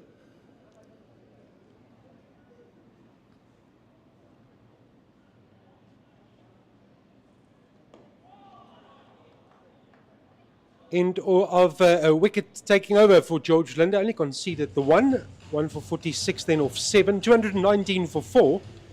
Titans batting first. Yeah, I think he would thank his lucky stars out there for that wicket. I think he was a little bit fortunate there with that leg before decision going his way. However, as you said, Johan, the man out there in the middle, Mr. Tom Mokorosi, he's the one that makes the decisions. Well, he's one of. Well, it's going to be Linda that's going to be taking his spot at mid-off. Just swapping with Mr. Patterson. Just a little stutter, 183 for 1 at one stage. Then the departure of Luandre Pretorius for a brilliant 120. Keegan Peterson followed for 48. And then the end of Neil Brunt in the previous over. The 219 for 4 will become 220 for 4. Devil Brevis on 29. Sibs Makanya still has to open his account.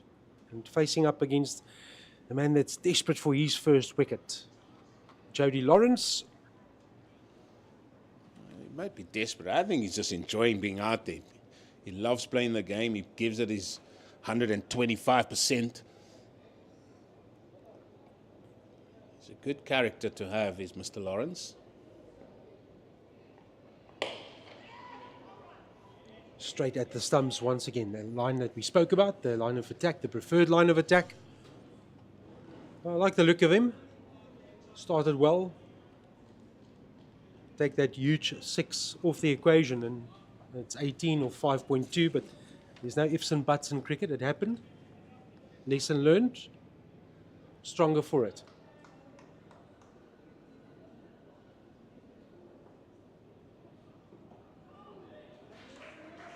Makanya will get off the mark. Yeah, that's what he's accustomed to. You know, just trying to rotate the strike. He's got a 4 in him as well. He's got a boundary in him. But why try and risk that when you got the likes of David Brevis who's on the other side? And that's what these two just got to think about.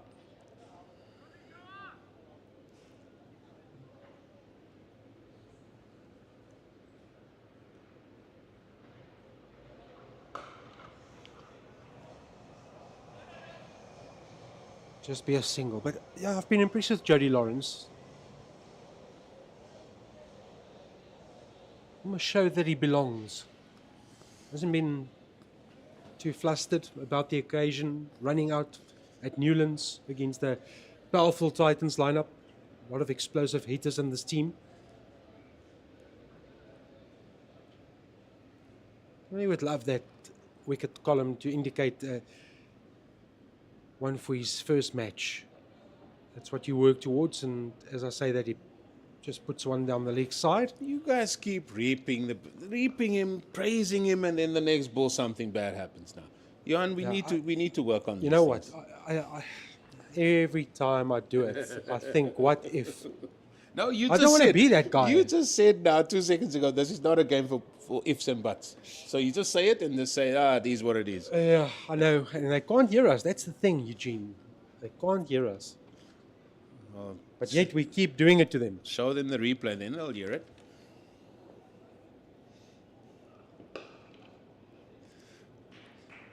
But I like this, what he's doing. So he's tailing the ball back in, so he doesn't want to give them width to the right-hander. So the ball is tailing into them a little bit. So he just needs to sort of start it on about 4th stump and get that ball to hit off stump. That's what he's looking to do. And that will stop them freeing it. It's so the I would say it's the underrated delivery because bowlers or people love to see the ball sort of swing away from the right hand to beat the outside edge. But I think this is brilliant where you got somebody running in and he's trying to tail it in to the right hander, not giving him the width to free the arms.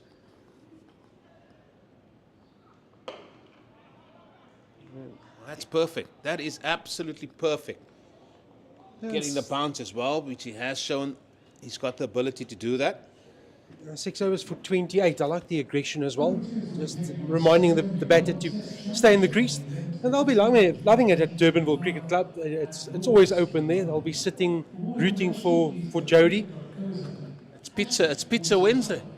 It's pizza Isn't it Wednesday. pizza every day at Durbanville Cricket Club? I think they got a couple of specials on today, Wednesday, and I think the big screen will be out and everybody will be in rooting for Joa, as his nickname, and some of the students as well.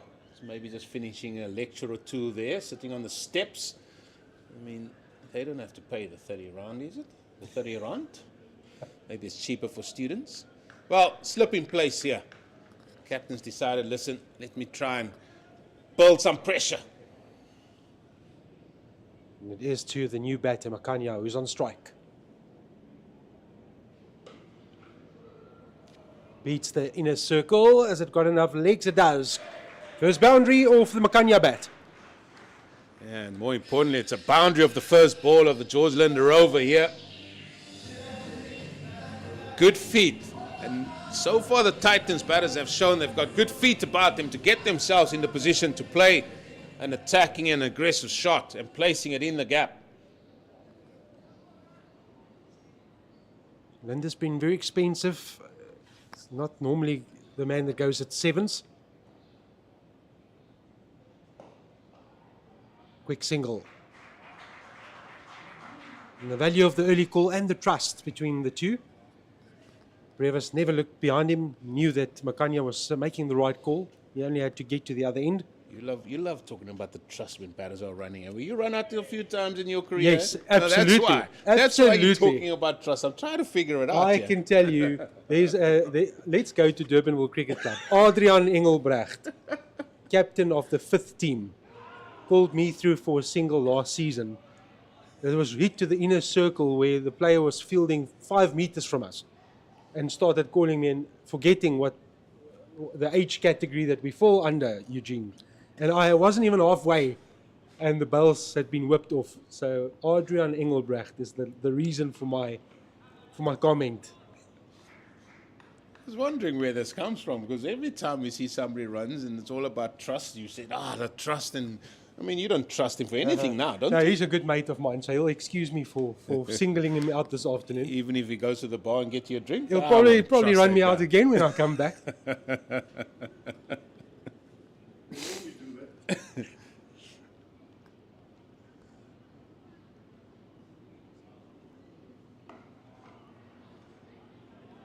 Lovely to still be involved in the game and being able to play club cricket. Season drawing to a close. Yeah, it's coming very quickly, and there's, every game is important this time of year. Top and bottom of the log. Respective logs, I should say.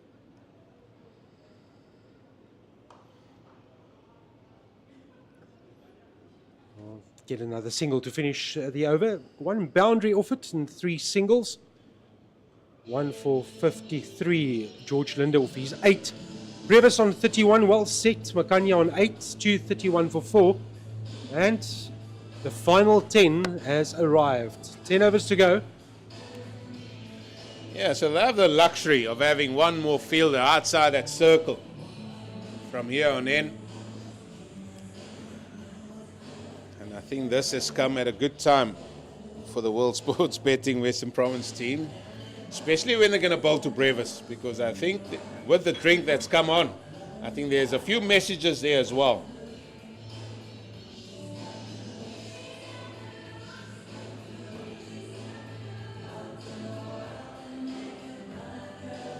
So from this foundation, Eugene, let me put you in the Titans change room. What would you be happy with from year on in of the last 10? Yeah, wickets in hand, of course, that's an equation, but Match situation, 231 for 4. Well- give me a score that would make you happy from this position. No, if you just think there's 60 balls remaining, I mean, it's not going to be a run of ball stuff from here on in. That's for sure. So 6 wickets in hand. I mean, anything less than 8 runs to the over from here on in, I think the Titans will be very unhappy about that. So that will take them to what's that? 310. So I'd say 310, 320.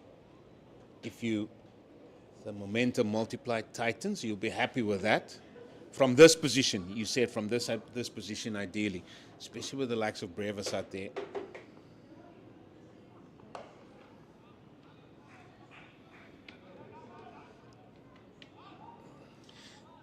I'm with you. For me, with Pretorius' 120, all that work and at an aggressive rate, and you've got Brevis at the crease, a minimum of 300. As Brevis goes, it changes the complexion, but again, we go back to the here and now and what we're looking at currently. Yeah, 300 should be minimum. I mean, that is what? That's a 7 runs to the over from here on in. And these men are capable, as we've seen in the SA20, to really clear these boundaries with absolute ease.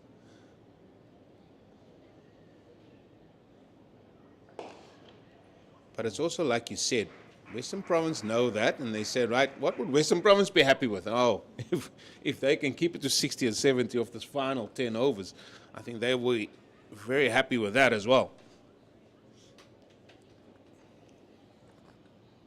So from a psychological perspective, I think Western Province would go the other way and say, if we can pick up 1 or 2, if we can get Brevis in the next 2 or 3 overs, and then contain as much as you can, pick up 1 or 2, 285, I think Western Province would be there. Oh, what a catch! That's magnificent.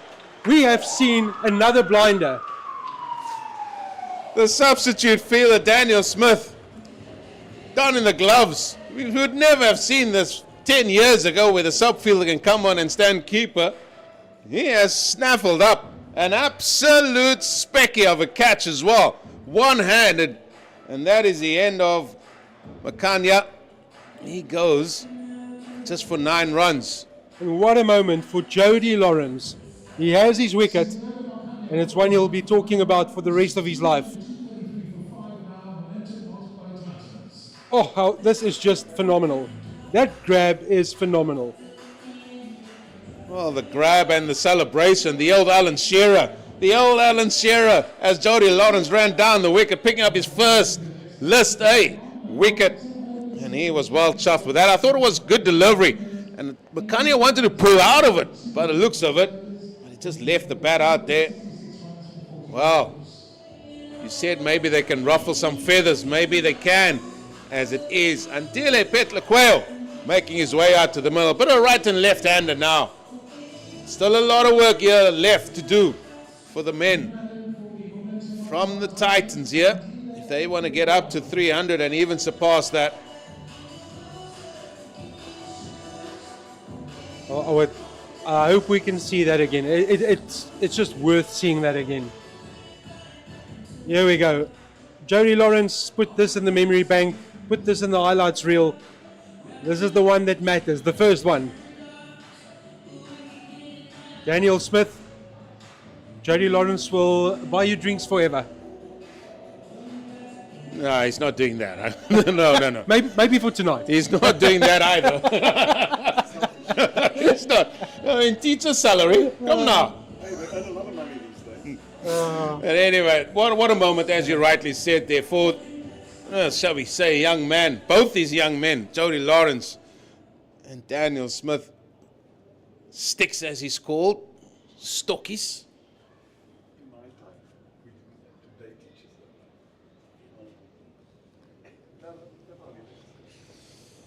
Andile Petlaqueo about to face his first delivery. Lawrence, 1 for 30. Confidence on his side.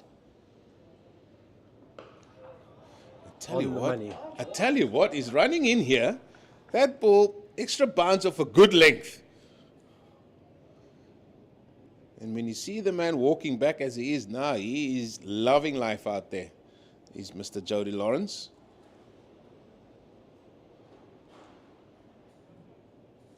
Nice energy about him. He's been running around the outfield as well. And He's a bit of a Duracell. yeah, absolutely. Interacting with some of the spectators. I was sitting downstairs and he was just in front of me. Very keen for a little chat. That's a teacher in him, you see. It's just like our co-commentator.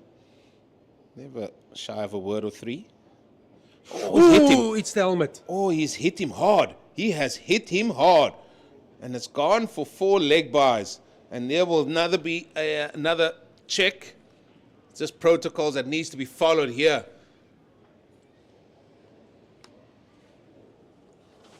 Well, all happening at Newlands this afternoon. We saw the power play of Luandre Pretorius, 120 of 96 deliveries. Saw Carl Verreynne depart the scene. He was subbed by Daniel Smith. Smith taking a blinder. Eddie Moore taking a blinder to get rid of Keegan Peterson for 48. Now Pretorius has been hit on the helmet. Second ball that he's faced. Well, he didn't play this well at all. I will say that. Because it's almost like he's bowing down to the king that just walked in here. And he didn't play this well at all. Just sort of bowed the head, boom, down it went, hit him flush on the helmet. And still the ball went easily for 4. But you can see the energy. You spoke about the energy, and that's what a wicket does.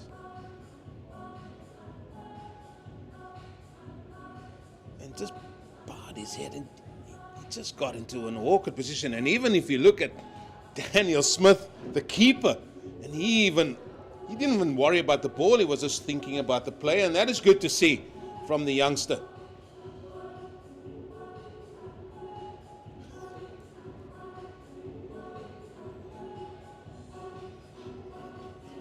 Yeah, just the wrong position. Just not looking at the ball, ducking straight into it.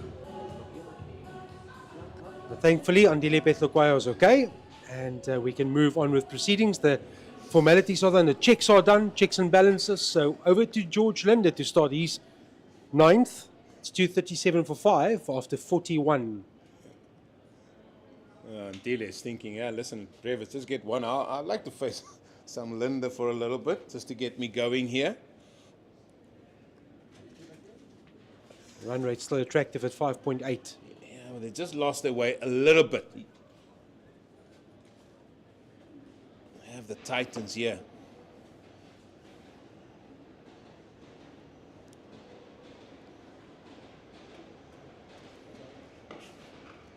Great fielding, and that's what happens. You pick up a wicket, the field is energized, everyone just gives that bit of extra, and that's every run worth saving now is one in the bank for Western Province that they don't have to chase later today. 1. That would have been 4. That would have been 4. Yeah, it would have been 4. Had enough on it. Eddie Moore, again doing the stop there at cover, the extra cover, I should say. How good was his catch?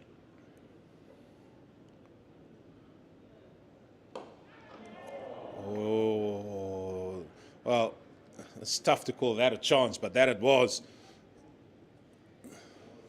And they can ill afford to lose this man here.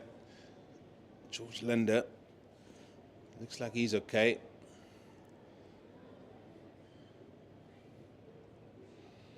He belted that straight, Devil Brevis. Almost took Linde's hand with him.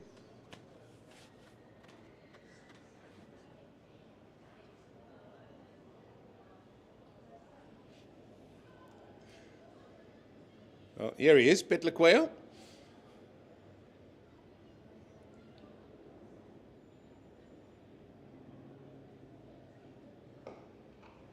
Pretorius off the mark.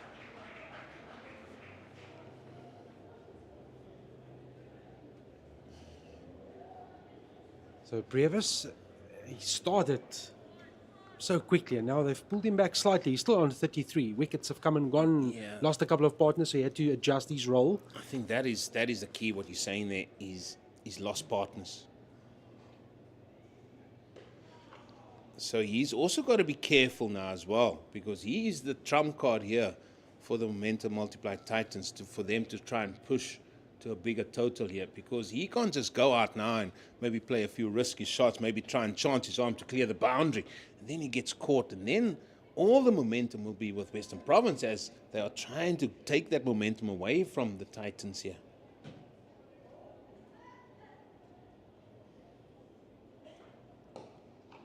Nice and straight bat from Pretorius. Punches it up the ground.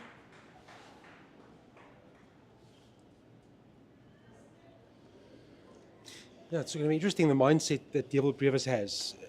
After this delivery, we have 8 overs remaining. He'll do the maths and he'll know what supporting functions can join him at the crease if he had to lose Pretorius now, and being mindful of the scoreboard. And there's your answer. It's up, it's aerial, it's going, and it's gone. Well, he chanced his arm, he got the ball that he wanted, I should say, and hit that comfortably over the boundary for 6. And with that, I'm going to leave you. And it's going to be yourself and Jeremy Fredericks that's going to take it to the end of this innings.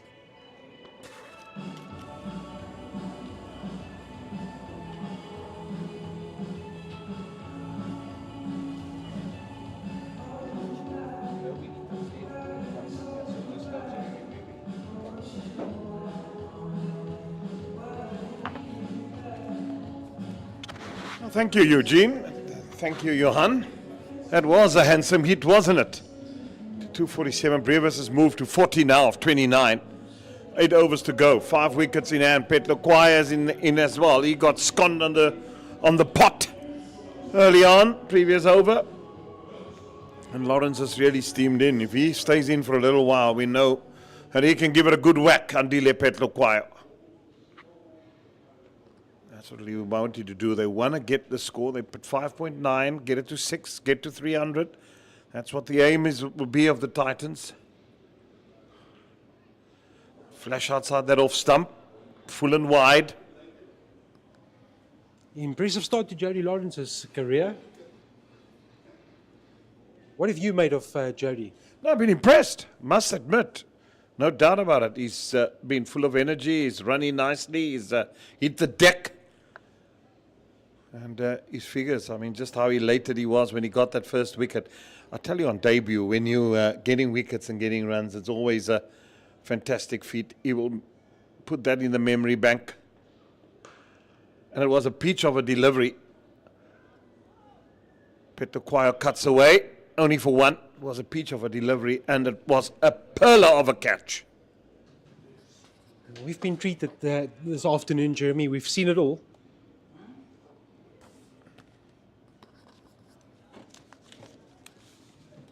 Oh, that's what makes players.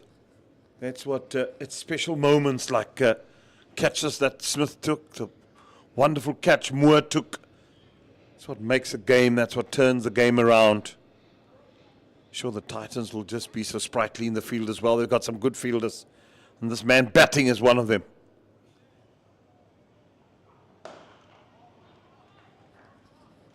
Thinking about 2, Pretorius was running to the danger end, comfortably black. 250 up with that second run. And a good score we spoke about earlier, 243 being. They surpassed that now.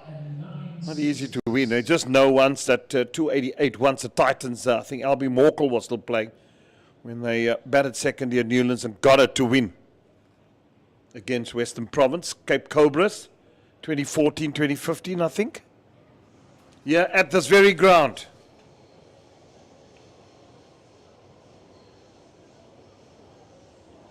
Albie Morkel, another player that could hit it to all parts and over all fences. Yeah, think about left-handers. We spoke about Leandro Pretorius' innings and the power game that he has. Think about powerful left-handers in our game. Graham Smith, Lance Kloosner, Albie Morkel. Yeah, Graham Smith was definitely one who had such a presence at the crease. Still has a presence, the big fellow, Biff. Done a wonderful job with the SA 2020 as the commissioner.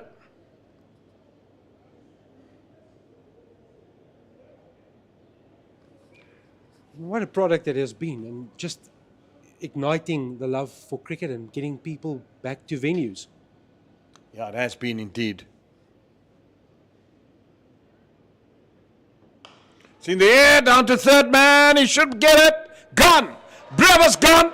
6 wickets down. He'd be absolutely annoyed with us. But who was that on the fence?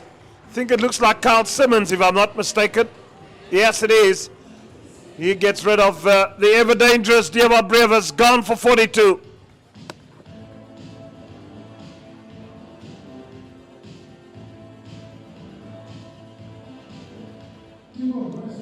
What a time to get one of the dangerous players in this Titans lineup. It was short and wide. It was there for the taking. Splice of the bat, went the aerial route down to the third man boundary and easily grasped by the fielder. And it's 250. It is another wicket, and it is another one for Jody Lawrence. It's going very well with Jody Lawrence on debut. Picked up Sibirole Makanya in his previous over. Now the big fish, Diabot Brewer's, Carl Simmons with the catch to support his bowler. And suddenly we were talking about a 300 plus and score with 7 overs remaining. They've just got to be mindful as Dayan Khalim walks to the crease. Pretorius is still fairly new. He's faced 6 deliveries. Well, there's still a couple of overs left, so these two stay into the end. I'm sure that the Titans will get to about 300.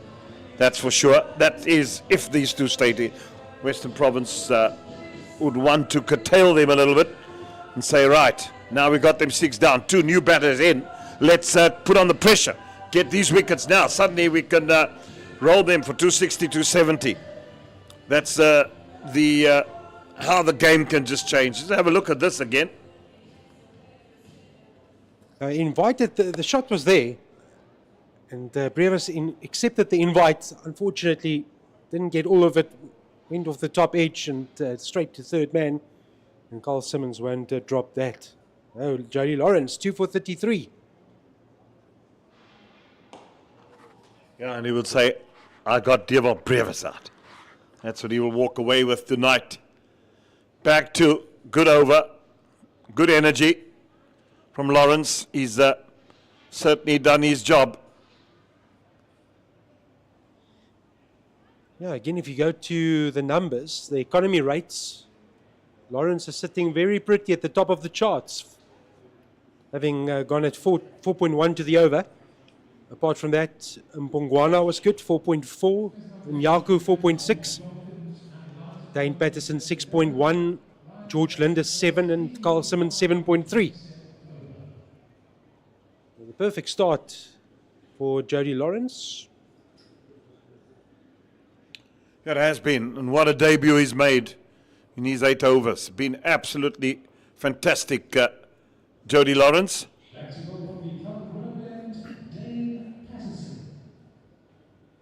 Dane Patterson will return.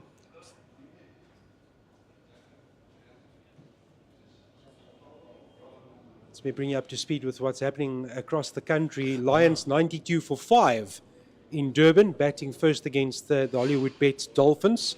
Knights 249 for 8, batting against Gold Rush Boland. That's in their fixture. Warriors 230 for 5 against the Dragons. The other 3 matches across the country. Well, I'm more interested in what's happening in Pakistan. So it's 83 for 2 England, replying to Afghanistan's 325 for 7. Phil Salt gone for 12 and Jamie Smith for 9. So Joe Root has 24, Ben Duckett has 31. That's after almost 14 overs. So England need 6.69 to the over now to win, 242 of 36.1. That's an interesting game there. Definitely will be. Rashid Khan's first over, 1 over for 10. Oh dear. Well, he's key. That's nicely driven. Has the beating of the fielder and will go for 4. Great confidence boost for Dayan Khalim. Boundary of the second ball that he's faced.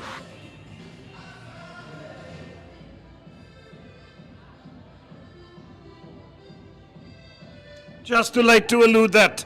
As the ball just goes, tucks away under him.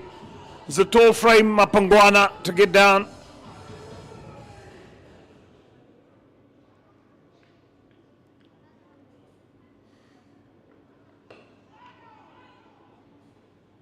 You know that the pitch is a good one when you get a value for a straight drive when a number 8, and no disrespect to Diane Khalim, but when a number 8 can come in and second ball he faces presents a full straight bat and gets value to the fence, you know you've got a good track.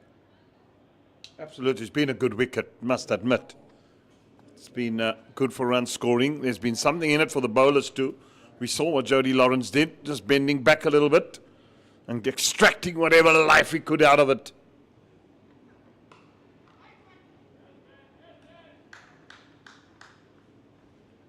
Well, Western Province will really feel a lot better about life. When Luandre Pretorius was cutting loose, 320, 330 was potentially on the cards, 255 for 6. The complexity has changed with the wickets that have fallen.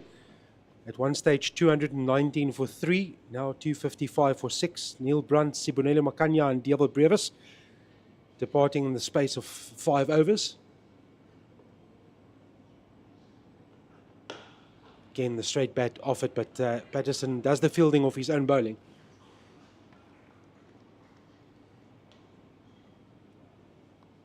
It's the only bowler to not pick up a wicket today, Dane Patterson. Yeah, by his standards, normally in and amongst the wickets he is. And, he's gone for 48 and he's busy with the last ball of his 8th over.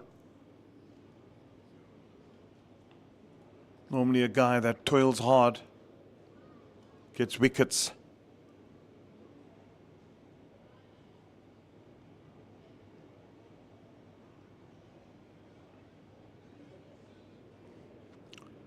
Will Western Province go seam all the way now, or it's pulled away?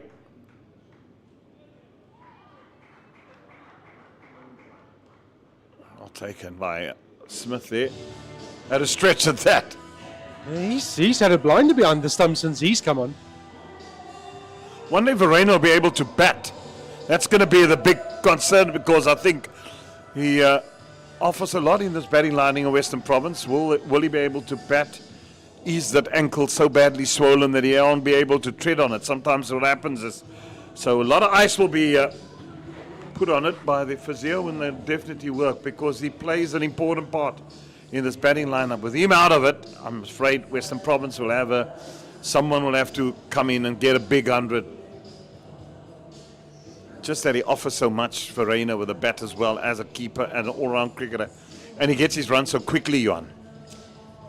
Absolutely. And to answer your previous question, I think seam all round from this point on. They've got 6 overs to bowl, and purely because between Linda and Simmons, they've gone for 107 in 15 overs.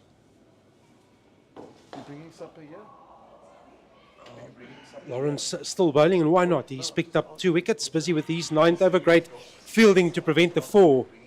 It is Linda doing the work for his team. Diane Khalim helping himself to another 2. Late afternoon in Cape Town, almost 4:30, and I'm sure that we'll get some cricket supporters, cricket-loving people coming in from work on the way home, stopping at Newlands and coming to support this one-day cup fixture. Well, in Cape Town on a Wednesday, they normally call the small Saturday, so hopefully the beverages are open on this warm night, and you'll get a crowd in, and some good grub for people to buy. That's what people would like to do. Come and have your supper at the cricket and enjoy the Castle Lager. If there's and the vendors are open. I went for a bit of a stroll earlier. The vendors are here. They're open. Good. That's what people want. Come in, say to like, good evening. Let's come and see the run chase of Western Province at the end of this innings. That's going to be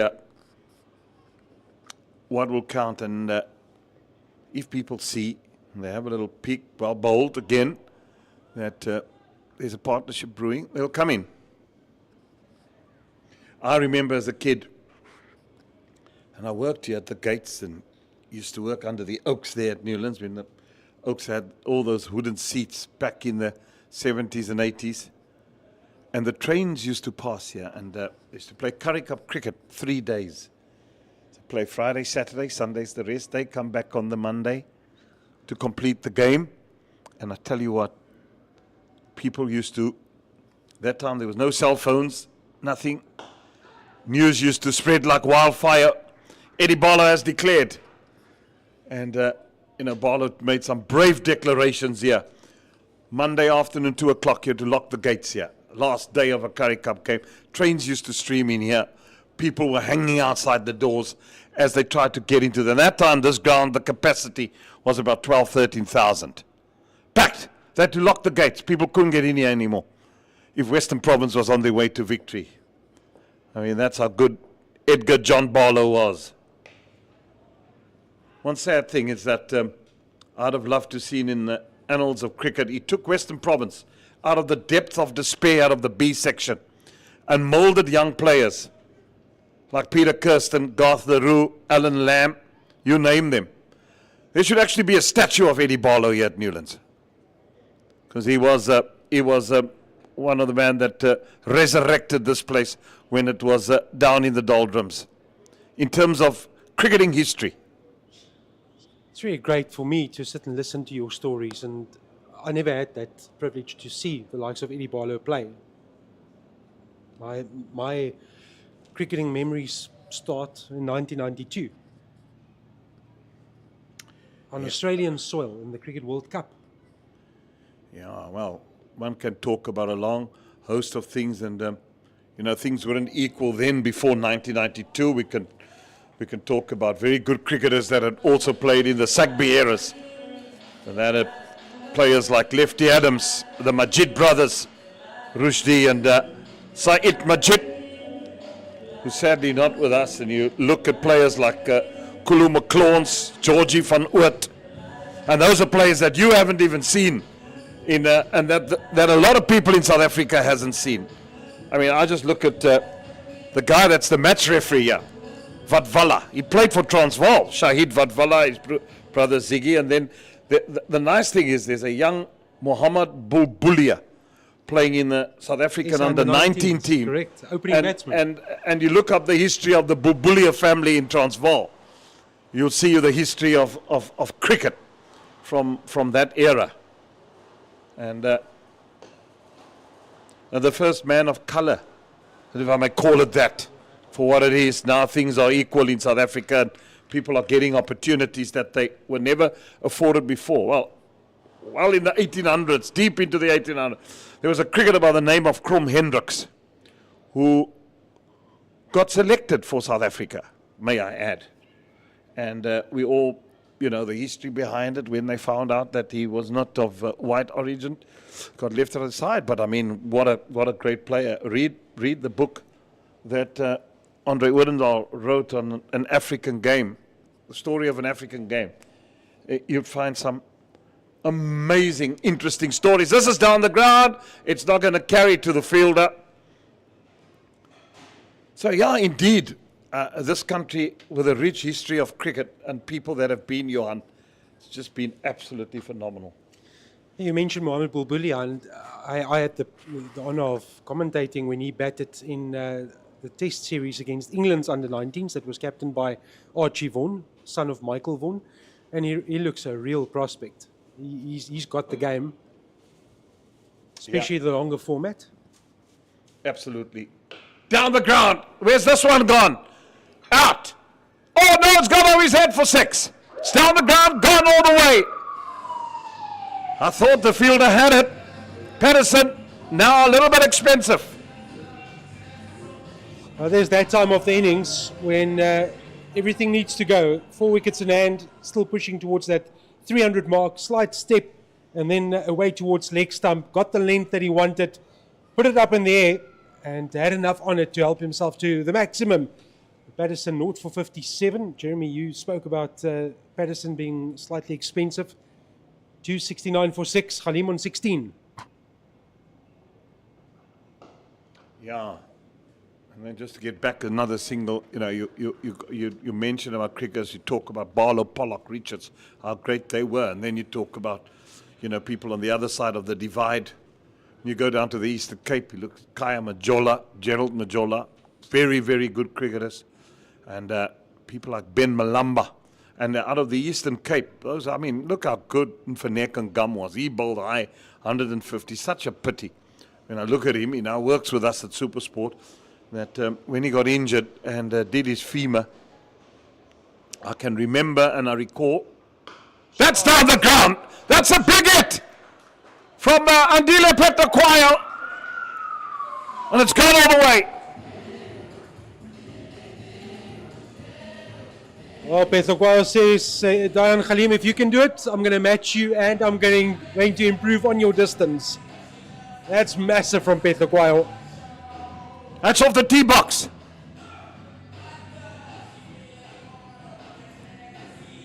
Good old little pitching wedge from Pretorius. Oh, Patterson, where does he go now? One ball remaining in his 9th over, 0 for 64.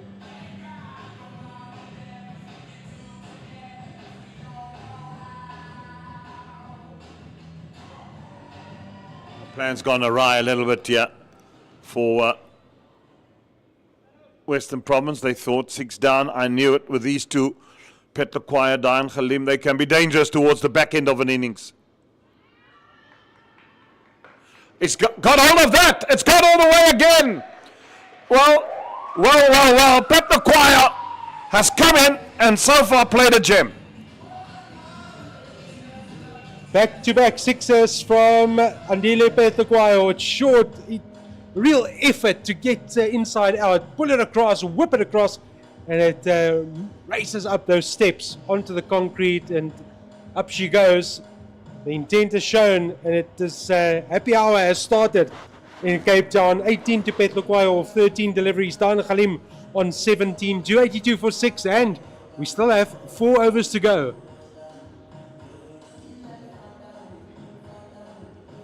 Yeah, no, it's fascinating, Johan, to when you actually, and I did a few programs with some people, and I wish there was money to do a bit more about the history of cricket to give people. And we did, you talk about places like Kimberley, of all places, and you think, wow, Kimberley. And you look at the cricketers that came from there. And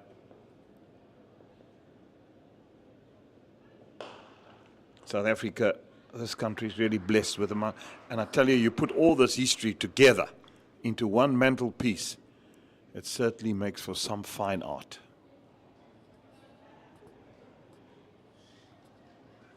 One of the most prized possessions that I ever purchased was at a local bookstore. Every year they brought out the South African Cricket Annual. And that was, as part of my pocket money, went towards buying that book. And I used to sit and read numbers and numbers and numbers, Jeremy.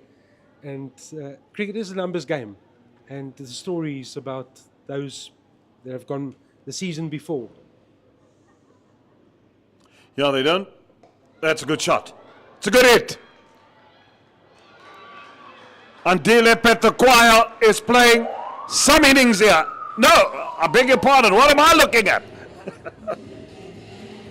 Wicket. Yeah, the idea was there for Andile Pretorius. Can't blame him for trying something different towards the latter stages of the innings, but it has ultimately cost him his wicket. Execution letting him down, but a nice injection towards the Titans innings. And it is Lawrence again. It's the ramp shot. Didn't get all of it, straight up in the air. And the fielder had to run back a couple of paces to complete the catch. Valuable strike for Western Province. And the back of Andile Pretorius for 18. And Johnny Lawrence is having a day to remember. 3 for 39 off 9.2 overs. Yeah, he's certainly having a day to remember, and a wonderful. Yeah, I've got probably about 15 to 20 odd annuals at home that I have stacked up from my book cupboard at home to my garage in the bookshelves. So there are quite a bit of annuals that I have from over many, many years of South African cricket.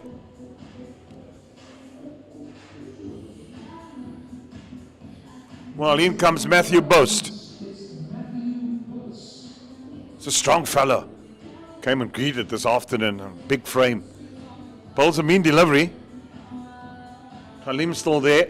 I bet the choir knew he had to get on with it. It was a cameo.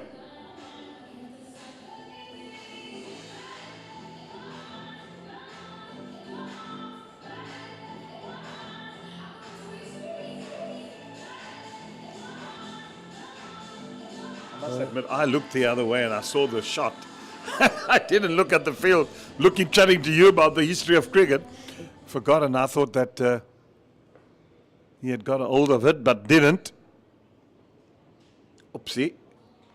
A good start for Lawrence against Boast.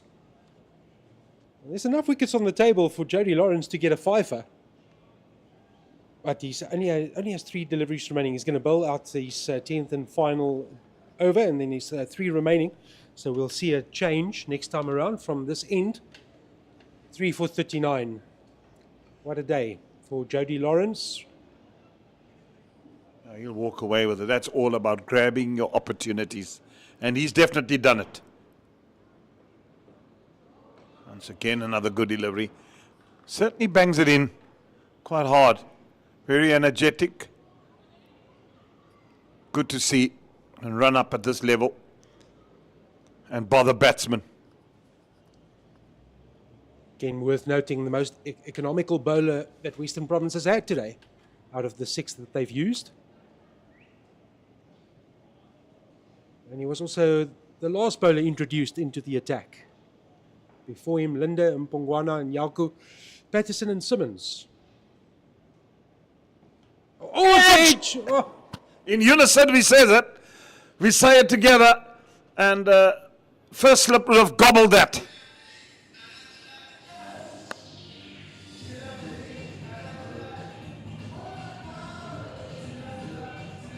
Well, we've almost become accustomed to brilliant catches, especially this afternoon. This could have been another ripper, just too far. Did Smith get a slight glove to that? Well, he certainly went the right way. It just was a little bit just too wide of him to actually grasp it. But 4 needed runs for the Titans. Through for the single. Take a bow, Jody Lawrence. You deserve the applause and the credit that you'll get from those in attendance. 3 overs for 3 wickets for 44 from the 10 overs. Jody Lawrence's spell is something of the past. It was a good knock. Mpongwana now will replace Patterson. He went for plenty in the previous over, but the choir got hold of him and dispatched him for 2 sixes. And he's out of the attack now, having bowled his 9.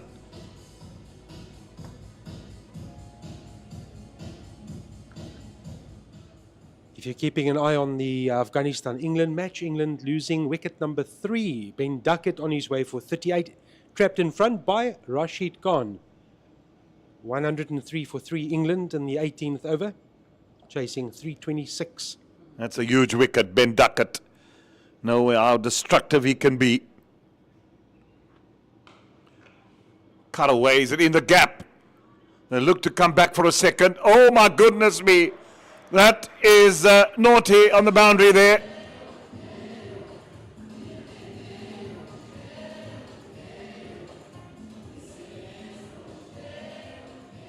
Again, it's Boast who is also off to a good start. Should have been cut off.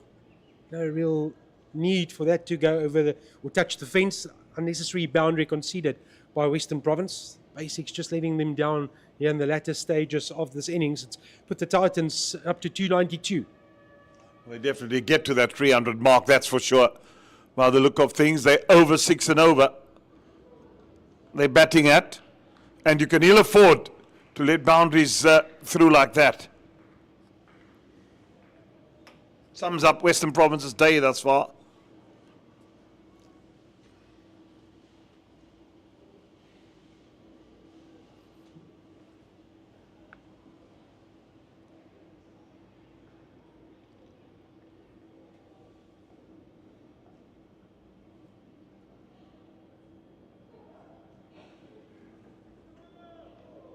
dear, oh dear, oh dear, oh dear, Johan. Well, you've just said it. Summed up their day, and the next delivery, it's a no ball. And that means free hit.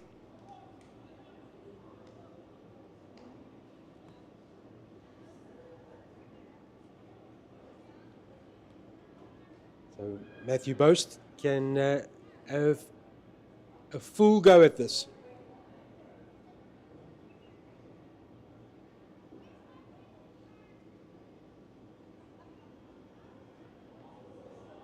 Oh, what an escape from Pongwana. It's not a wide. The umpire remains in his position, statutory position, and they don't have to re-bowl that one. So it's he's escaped after overstepping the line. And Pongwana, 1 for 40 off 8.3. So halfway through this over, and then we have 2 to go. 293 for 7.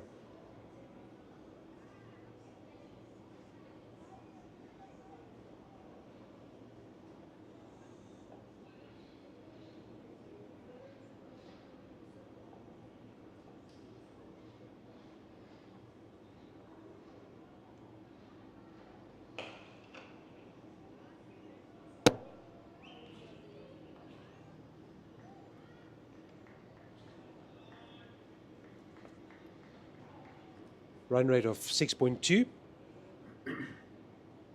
Still a position of strength for the Titans, and really worth noting and reflecting back on that superb 120 from young Luandre Pretorius. Set the trend, laid the foundation for where the Titans find themselves. Keegan Peterson weighing in with 48, Devil Brevis with 42. Those are the mainstays of the innings. And then from a bowling perspective, Jody Lawrence, 3 for 44 from his 10. Slapped away for 1. Wanted to turn for the second. Would have worked because the throw was wayward.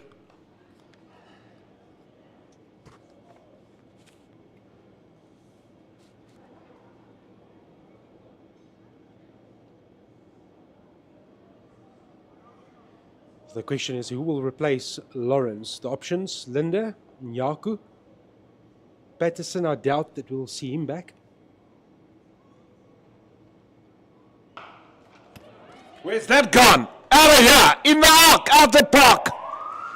300 up for the Titans, and that's where they wanted to be.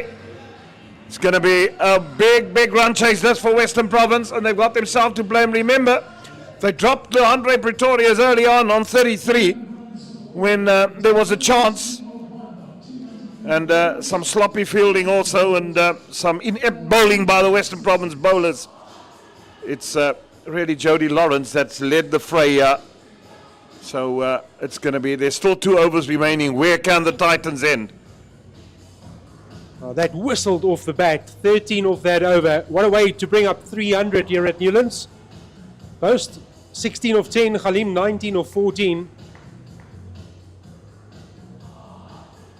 What a position to be in for the Titans. Your number 9 comes in and smashes big sixes.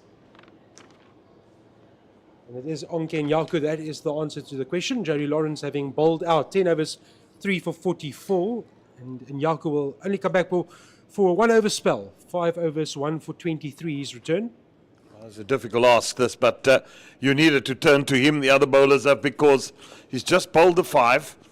And he's bowled well, I thought. 1 for 23 he's taken. But that's what he's going to go, that length. Don't tell me it's another no ball. Yeah, unfortunately, there is a no ball, a free hit, and 2 added to the tally. It's 3. So 2 plus the 1, yep. Discipline of Western Province have been lacking today, must admit. It's not been good at all.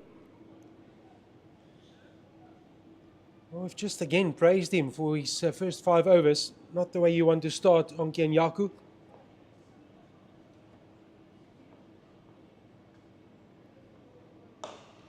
Where's this gone? It's going to fall into the gap. They're going to turn for 2 and they'll get it comfortably.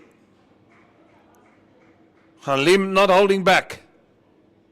And again, a risk-free shot, having bowled the no ball. Can't be dismissed, not caught or bowled, or LBW for that matter.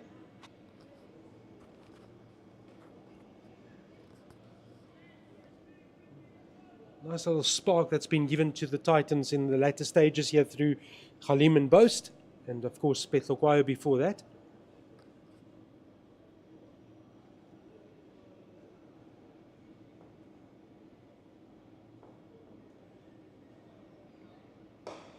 Down the ground he goes again.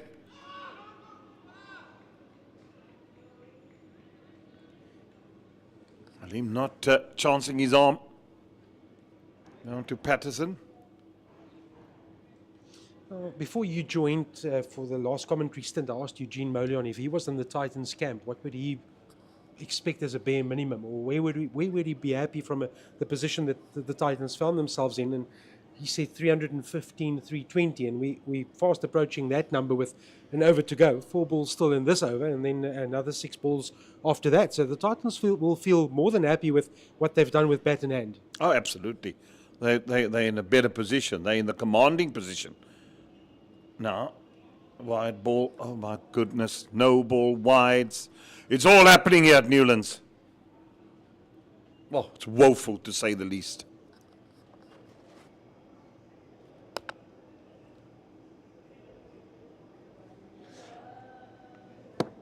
I must say, I look at the decision to bring back Onke and Yaku. He bowled that 5-over spell and then he disappeared.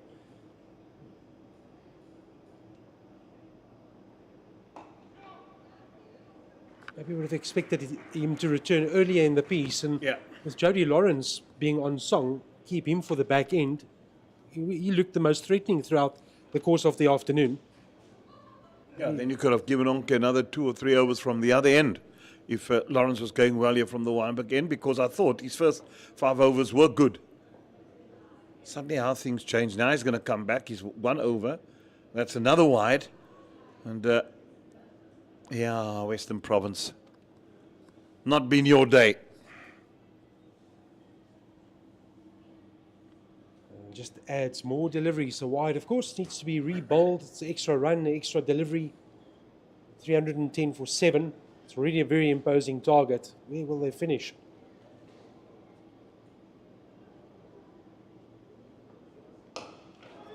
This has gone up in the air. No one wants it. It's been up for a long time.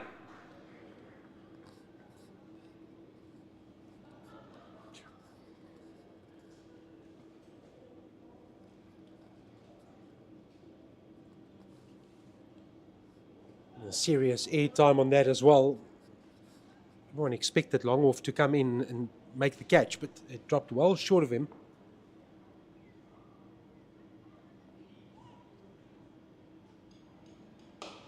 This is up in the air. Who wants it now? No one. Action replay, same sort of aerial, or same sort of field position where it dropped down.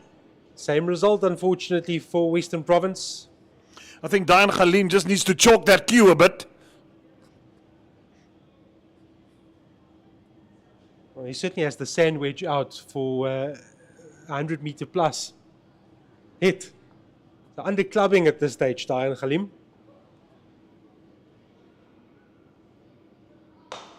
This time, oh, it dives forward. The ball will go to the boundary. That's been the day. 4 more. Titans now. 3-16 for 6. Well, there's that time of the innings where everything will go, and it's that decision of, do I come in for the catch? Do I protect the boundary? The decision was made to try and affect the catch, try and get the wicket. And the result, of course, missing, gave the Titans another 4. Khalim off to 32. He's racing along, 32 of 20. Boast on 17, and that brings us to the last over of the innings. A very expensive and Yaku over. Now 320 now for 7. Our scorecard here is just a little bit behind going into the last over.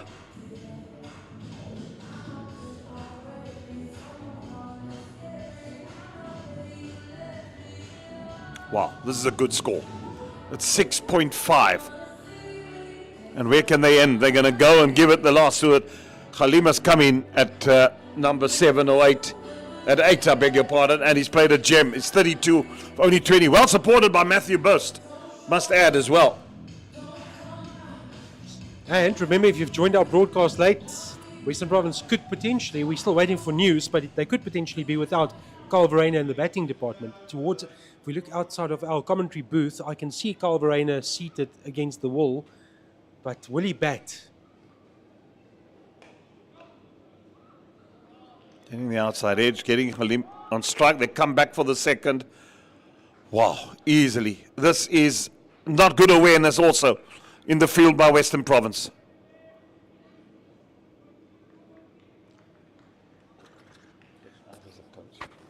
I'd be tearing out my hair if I was the coach of this team. Well, we can see the Brains Trust. They're seated towards our right.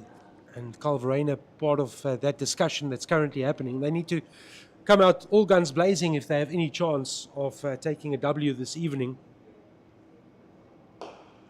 And there lies the danger. You come out all guns blazing, you're going to lose wickets in a run chase. You need, wow, how do we go about it? We've been bad in the field. We haven't been good. They've been woeful, to say the least. But how? Who? If there's no Verreynne, you're going to need more to bat you, get you 115 not out. And the rest to bat around him, because he has the ability to make big scores. But are the Titans going to allow this? They've been in the commanding position. They'll feel the better of the two come the break. Absolutely. There's one team in it at this stage, but Western Province can regroup and say, we need someone to play a Luandre Pretorius type innings. Do we have that? Who's going to put up their hand this evening? Take nothing away from the Titans. That's one slapped away. Boundary again for Halim. What a little gem he's played. Again, bringing the field up on the offside. It's there to hit. Halim says, I'll have all of that. Finds the gap. No protection. 4. Well, the scoreboard, compared to our scoreboard, it's just been confusing. From 320s now to 301. Our scoreboard shows 321. I think just a little bit of a blimp on the scoreboard. So, yeah, I'm sure the scorers will get that right soon. Short bouncer. Now they're coming again, and they easily pulled off another 2. Halim putting on his racer boots.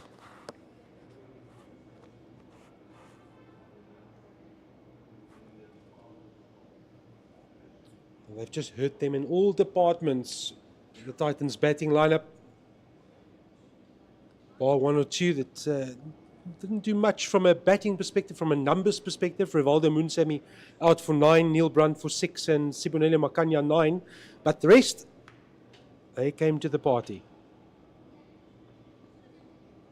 That'll go for 4. Well, you got fine leg in the circle. He's just moved inside it, fetched it outside off stump, and just whacked it over. Square leg. Or more fine leg, I would say, for 4. It's good batting.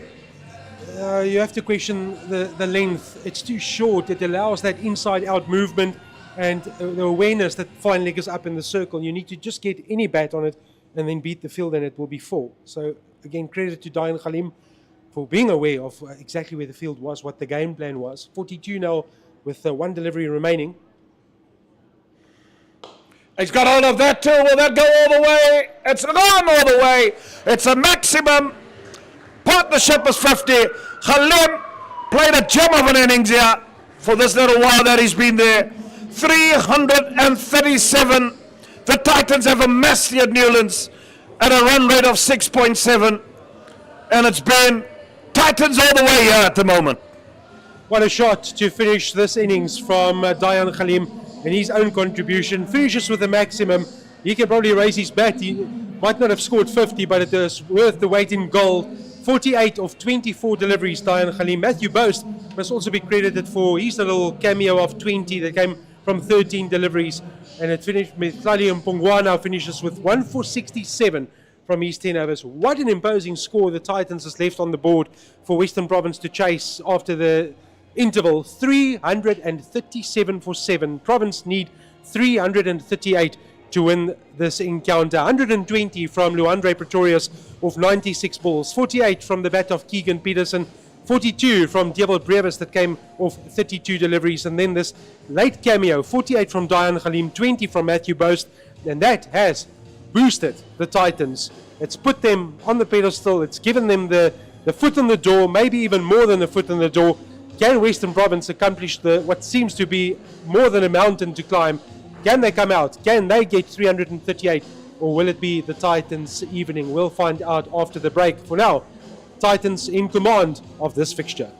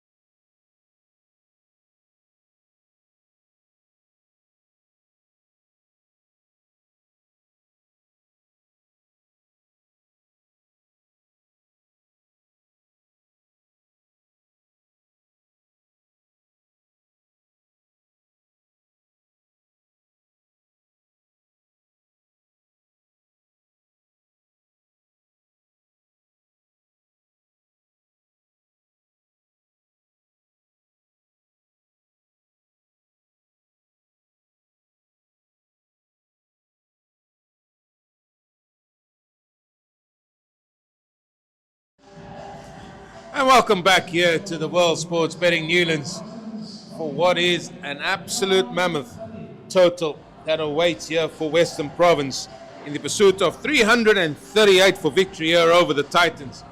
And it is the men that's taking the field here, the Titans, that should be well pleased with their efforts with bat in hand. And it is the likes of Eddie Moore and Valentine Katimi who's out there in the middle to at least give Western Province some sort of a start here. Eddie Moore averaging 43.7. And he's going to be facing Dayan Halim. Man that comes from these parts, but he's obviously up there with the Titans, and he's already got 60 wickets to his name in his career as he's steaming in. Well, immediately calling through for a single, but I don't think Katimi was on the same wavelength there, and eventually had to run through. It's like those moments that shows me that the batter needs to take note that, listen, we have to score it over a run of ball. So you got to take every run that's going to be available to us, and you got to be open to that.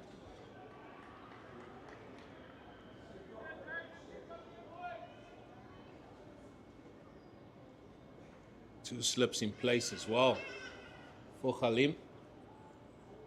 3 on the off, trying to save the 1, and then 2 on the leg.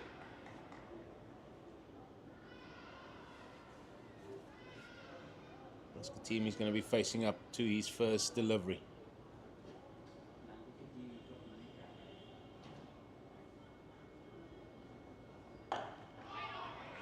Maybe just a hint of movement.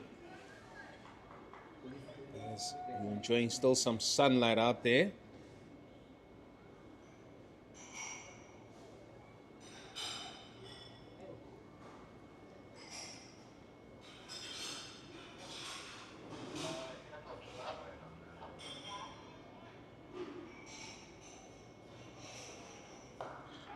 That's carved away over point, but just going to be the single.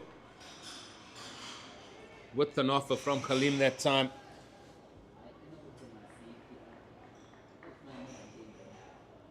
One feels when there's going to be these opportunities to hit boundaries, they've got to try and capitalize on it.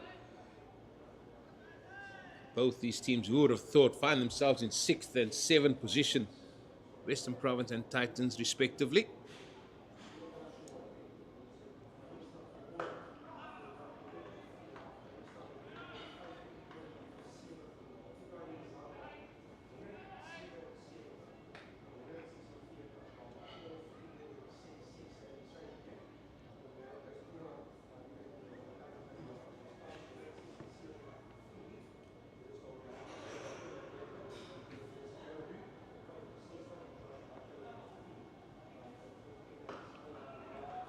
Stuff from Halim, not giving any width whatsoever.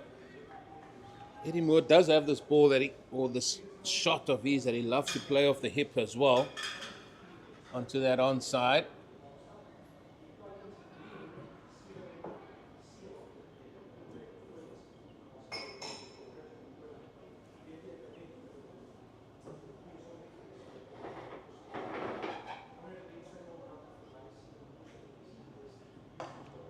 Oh, nearly goes onto the stumps. Good awareness that time from Moore. That overcomes to an end. Just 2 from it. Good start for Halim and the Titans.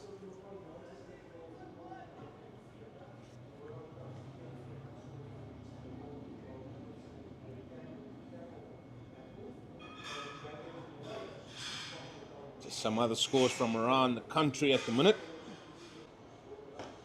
Also another hint of movement away, but well done.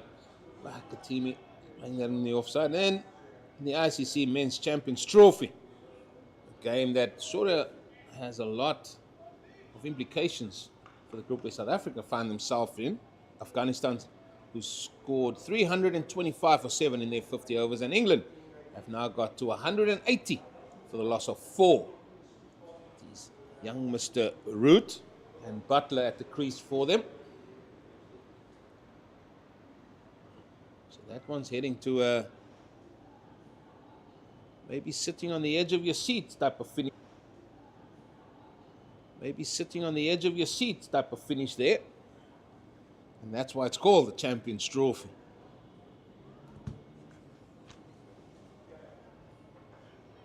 width on offer. Said is, if you're going to get width, you've got to get your hands through it, and that time he gets a top edge.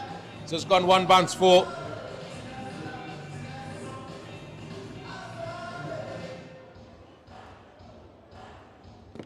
Matthew Bow starts with a wide delivery. He's got this jump inwards. Maybe just losing his momentum away slightly there. Well, Johan, World Sports Betting Western Province have got it all to do in pursuit of what would be a record chase here of 338.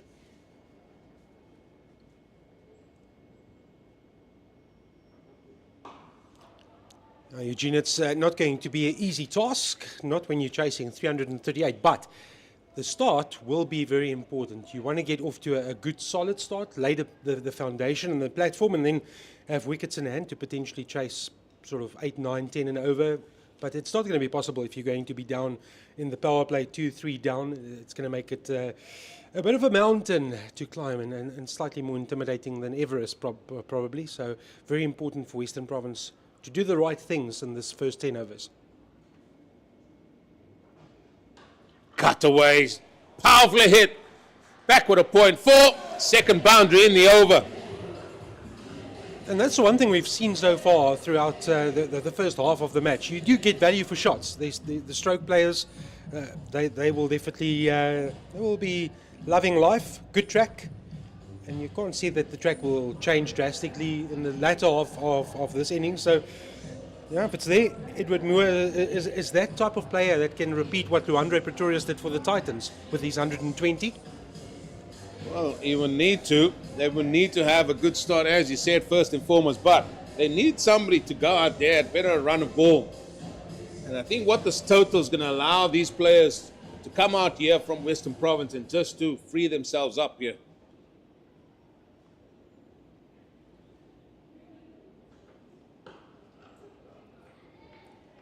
Was a field change the ball before we finally came in to the ring. They got a deep square out.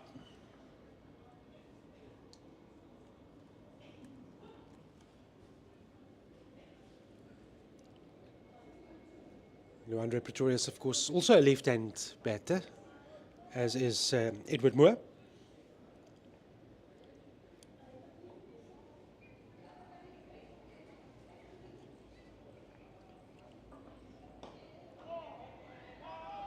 Good fielding.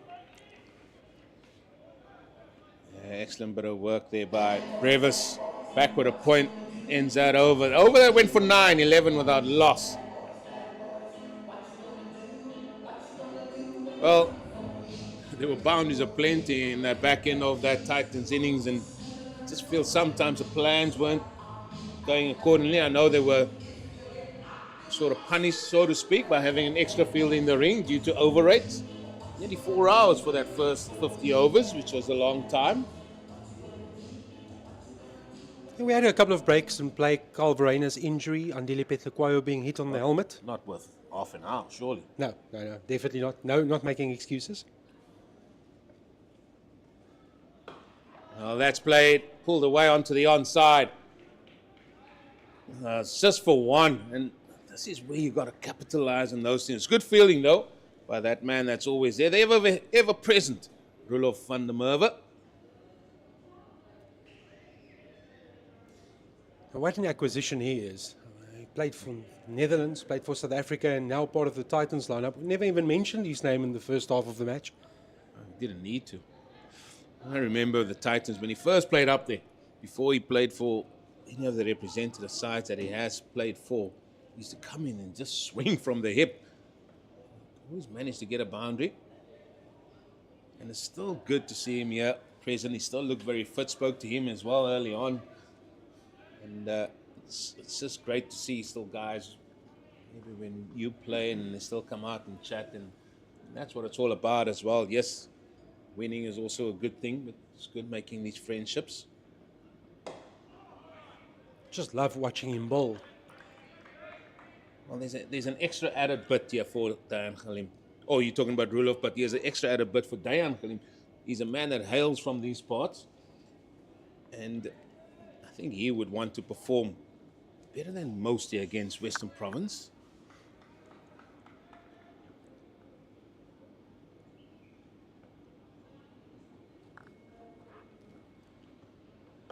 Well, the first box that was ticked was his batting contribution. Oh, What a cameo. 48 of 24 balls. I just think that the planning was not great. The execution wasn't good. And they just bowled into his arc as well. He always walks with a spring in his step, doesn't he? Big strides walking in there. It's been a good move for him. I like that line. Just going across the left-hander, just inviting the dab or the drive, and there's a slip in play as well.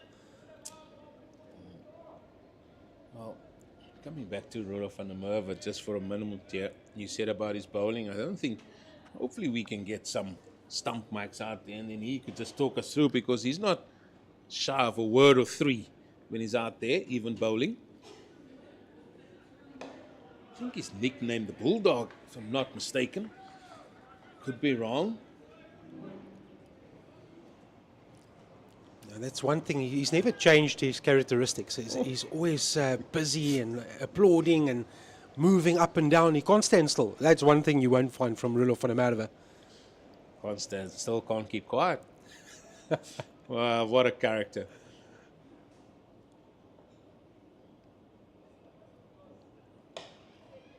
Oh, that's nicely tucked off the legs by the left-hander. Ball racing away across his outfield and it's gone for 4. The old-fashioned leg lance. Always time and a place for that. It's the first time he's missed his length, his lines in this over, Diane Khalim, and he was punished. Just worked off the pads. Lovely shot from Edward Moore. Good finish to the over. Very economical one until that delivery. 16 without the loss of a wicket after 3.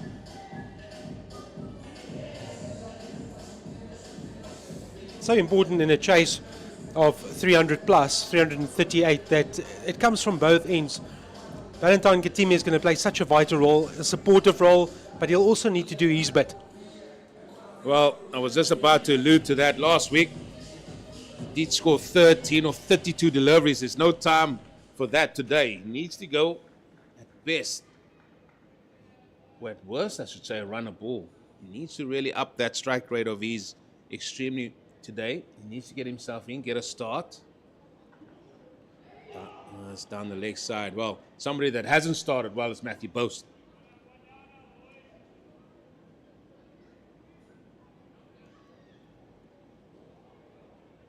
He hit a few lusty blows as well.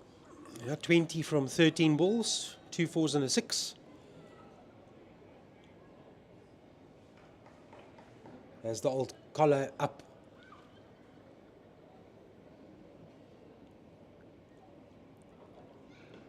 Oh, that's wrapped on the pads. That's wrapped on the pads, let me tell you. Well, a certain Mr. Brunt has got the old teapot out. He's looking at Tom Okorosi there.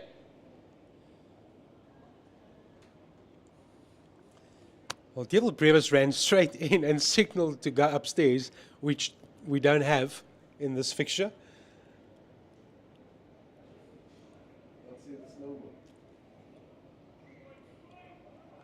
That looked a very, very good shot early doors here. Maybe just going down the leg side a tad.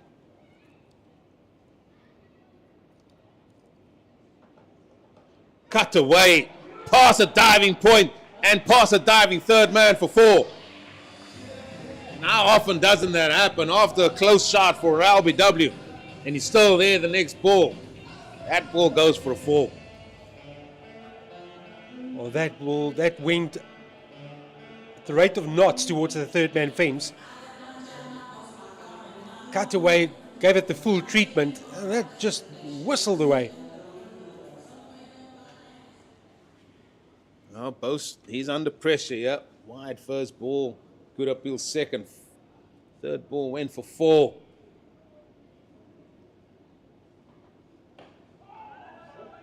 Can pick up a couple of runs here, or maybe just one, or they will pick up 2 now, will they?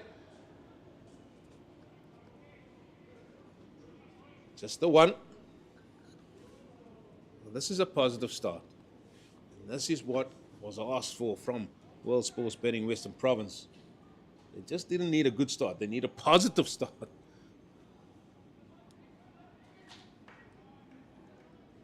As we said at the start of today's game, it is a vital, vital clash between these two powerhouses, as they were known. Oh, Too straight from both. yeah, and the timing again from Edward Moore, excellent.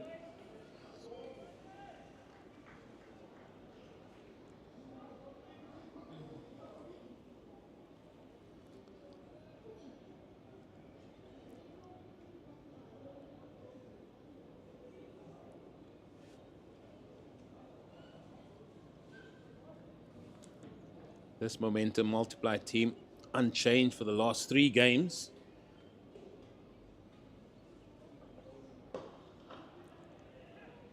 Oh, Brunty with a chance. Oh, it's hit and it's gone. Neil Brunt, the captain. He might not have scored any runs, but he certainly contributed with that run out, and that is the danger man, Edward Moore, that has to go. Well, I can tell you, Eugene, he is furious. He does not like that decision at all. He's just tossed his bat.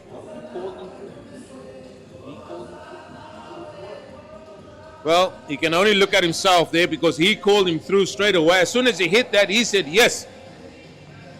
And it was hit so well and timed so well. But Neil Brunt is a left-hander. And he hit that ball to his left-hand side. Excellent pick up and throw.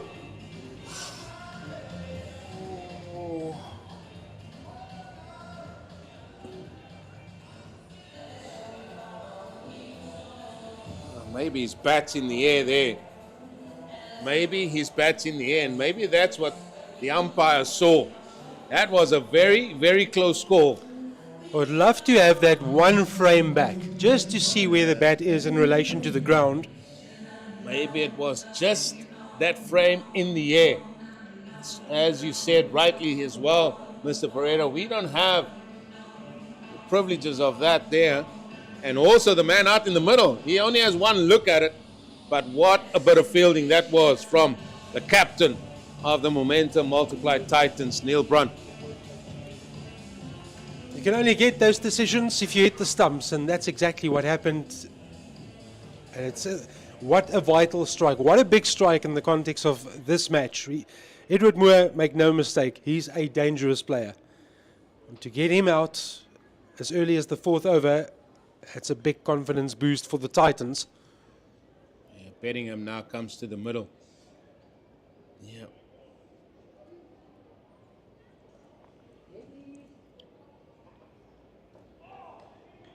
Well, that is 4 overs that has come and gone as quick as a flash here. Western Province find themselves 24 for 1 with the loss of Eddie Moore. And that was a brave decision from Tom Mokorosi as well. I have to say that. I just feel he hit this and timed this so well that the ball got to Neil Brunt very quickly. It was the man himself that called himself through for that run. And I think the bat, if you go at half a frame back, I think the bat was slightly in the air.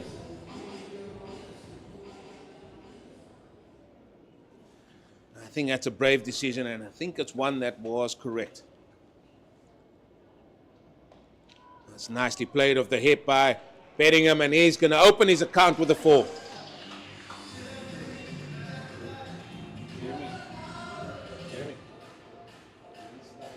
Yeah, that was a big decision. So close, both ways. But the umpire had the guts to make the call.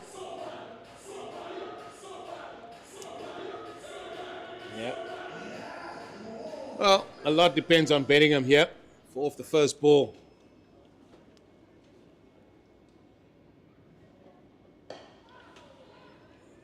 And he needs a good knock as well. Mr. Bettingham. Last week he got 17 of 21 deliveries.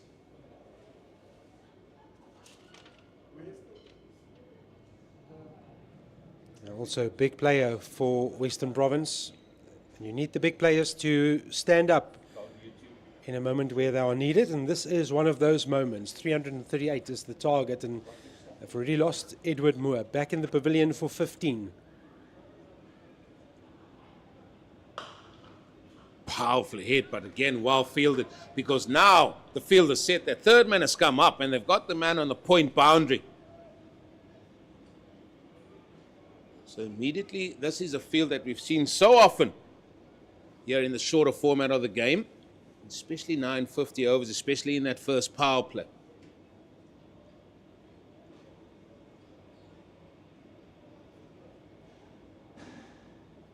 Well, there's width on offer. Is that man on point going to get there? No, he's not.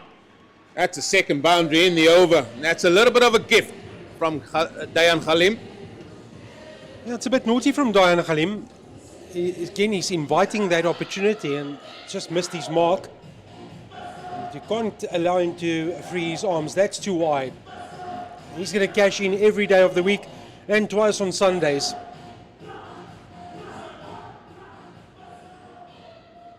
Unprotected area. Only had to get bat on ball and put it in the right corner pocket.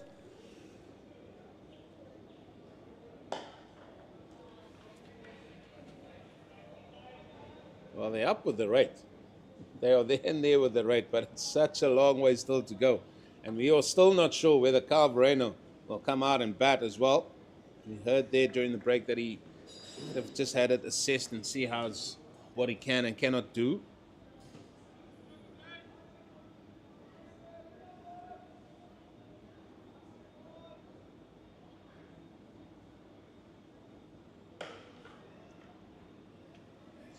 That's over number 5, done and dusted, 32 for 1.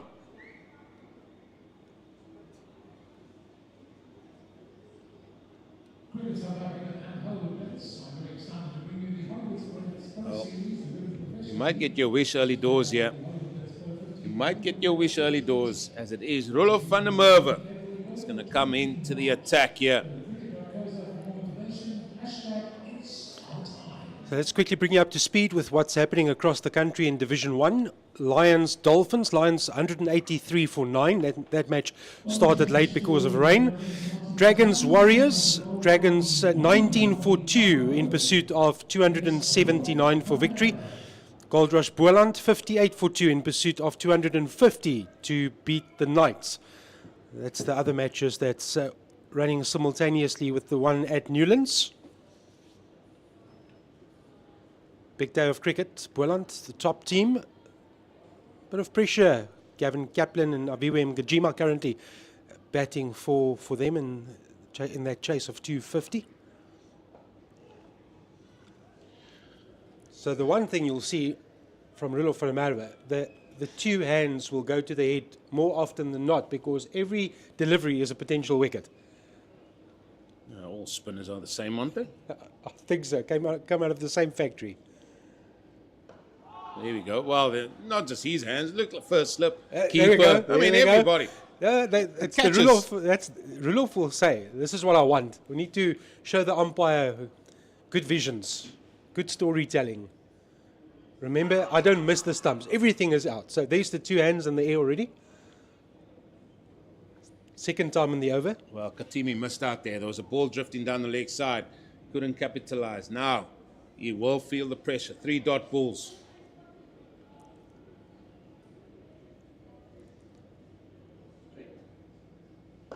It's a good play to bring Roloff van der Merwe in. He'll be at you. I like this from the Titans, introducing him in the 6th over. Well, I think the hand was forced because Bose bowled 2 overs for 17, so the hand was forced a little bit. But what a man to turn to. Oh, see, this just plays in the mind. This just plays in the mind of the batter.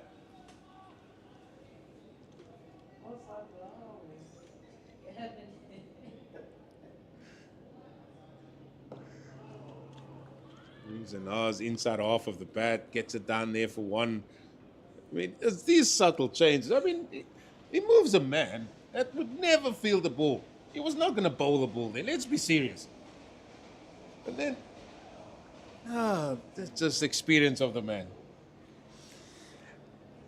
The psychology behind it all, because all that you're doing is you're making the batsman or the batter turn to visually see what you are doing and then anticipating that there's a plan coming. But there's no plan. He's going to bowl the same line and length. He's going to attack you in the same area. Clever from Rudolf van der Merwe. There we go again. Hands in the air. Easy single. Knocked onto the leg side and you've got your hands in the air. Yeah, but I think Brunty got now, he's controlled a little bit back with an over that's just gone for 2 runs from van der Merwe there. 34 for 1. And that is what he wanted. So for him to get through the next 4 overs, that's what's left in the first power play. That's what his first goal is here. Valuable over from a Titans perspective, like you said, just pulling it back with 2 runs off it. Dayan Khalim, he's been slightly inconsistent in the 3 overs that he's bowled. It's cost 15, 5 to the over, but just giving that release ball in each of his 3 overs.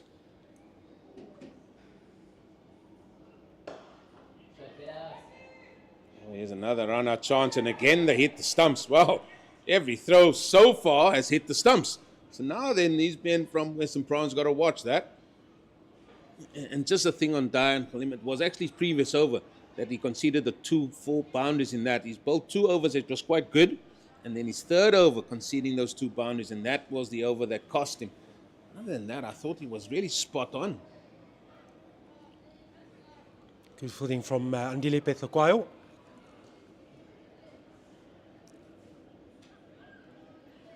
This is the key here. How does this fella, Katimi, bat for Western Province today? Oh. Half a chance. It's towards the Rulof's area. And just the feel about it is everybody's looking about it. He's been given plenty of opportunities. And it's now the time for him to really realize, listen, I need to cash in on these opportunities. I need to make the most of these opportunities for playing for Western Province, for batting higher up in this Western Province team. In the air, smashed through the covers, 4 runs.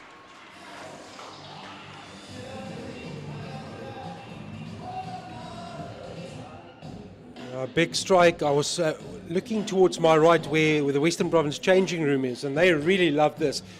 Good shot in anger, over the top, clears the inner ring, fielders up in the circle, and that's the result. From a confidence perspective, just what the doctor ordered for Valentine Katime. He moves on to 13. You spoke earlier, rate is very important, especially having lost Edward Moore.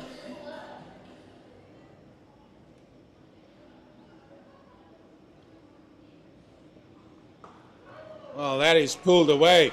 Might look unorthodox the way he plays him, but that's back-to-back 4s for the youngster.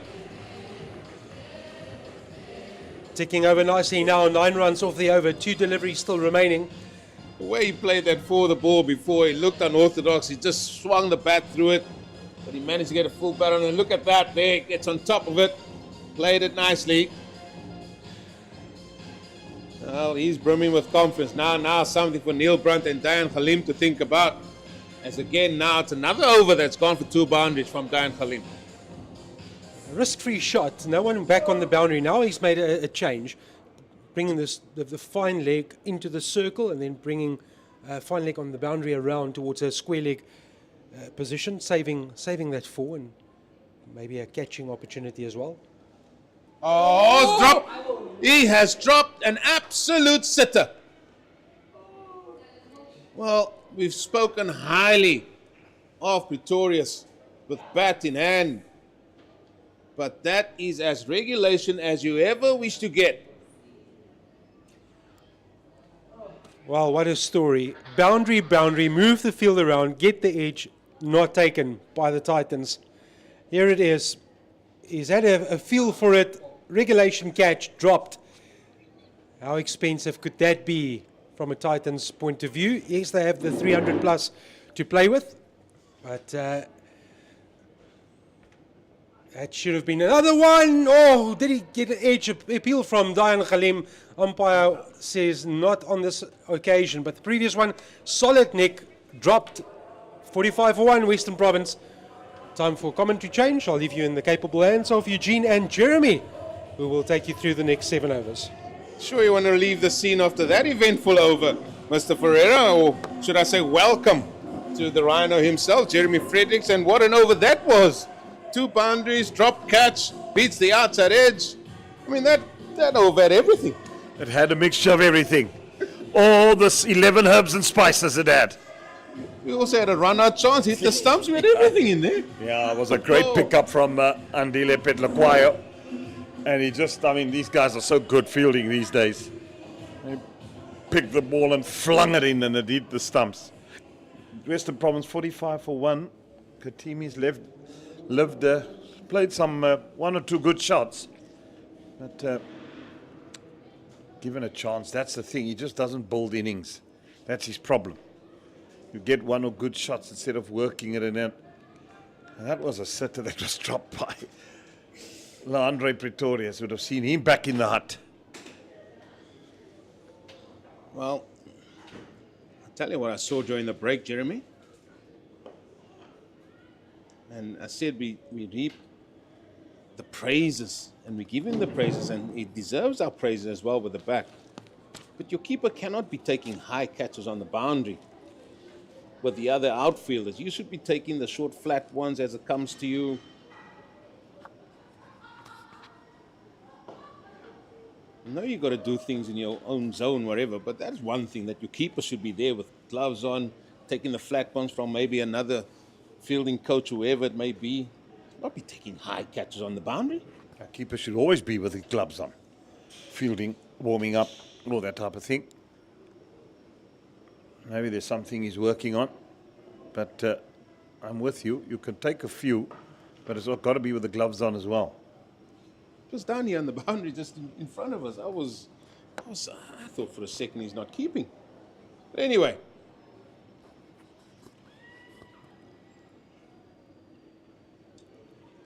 Now Bedingham, he's got to play a major innings. He's the mainstay around this. As we said, we're all not sure whether Ferreira will come out and bat. And that will definitely destabilize this Western Province team even more. So work to be done.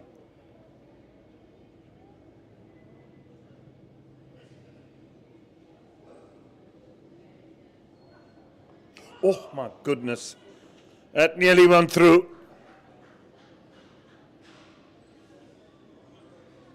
Jeremy, I've seen too many of the batters. They love to go back to balls now. And Rollo van der Merwe, he is a wily old character, and he noticed things, and he picks up things so quickly. And he would have noticed Katimi loves to go on the back foot, and he can slide that one a little bit quicker, maybe through the air, a little bit fuller.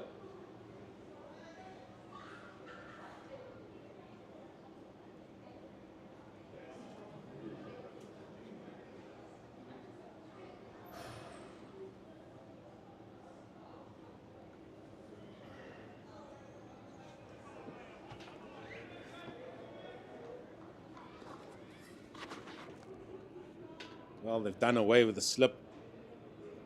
Third man in the ring and fine leg. Well, that's picked up. That's picked up beautifully by David Bedingham.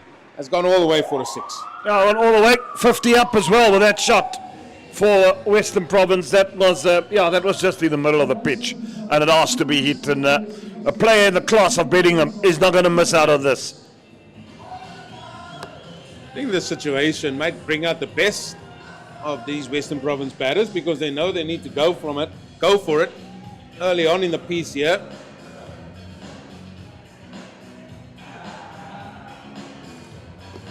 So you've got to bat at this rate continuously throughout, even after the power play. That's the challenge that Western Province will have.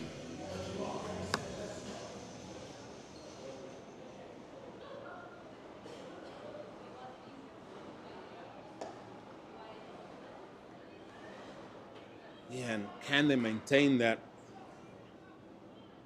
especially the likes of Katimi now. He's still trying to get that big runs on the board. You've got Vali also still to come. We're not sure about Verreina. You've got George Linder, who has shown that he's got the capabilities of scoring big runs very quickly.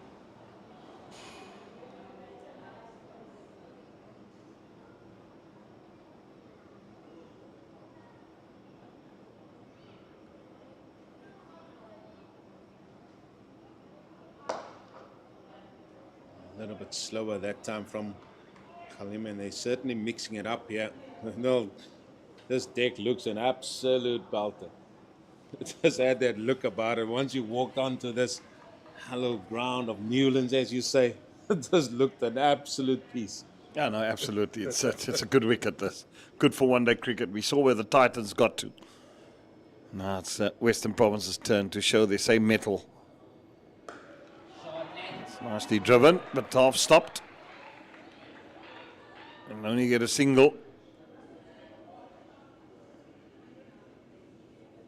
See, that's another one of the fine margins there. And that ball still raced away from the field. Take diving stop there, and still they only managed to run one.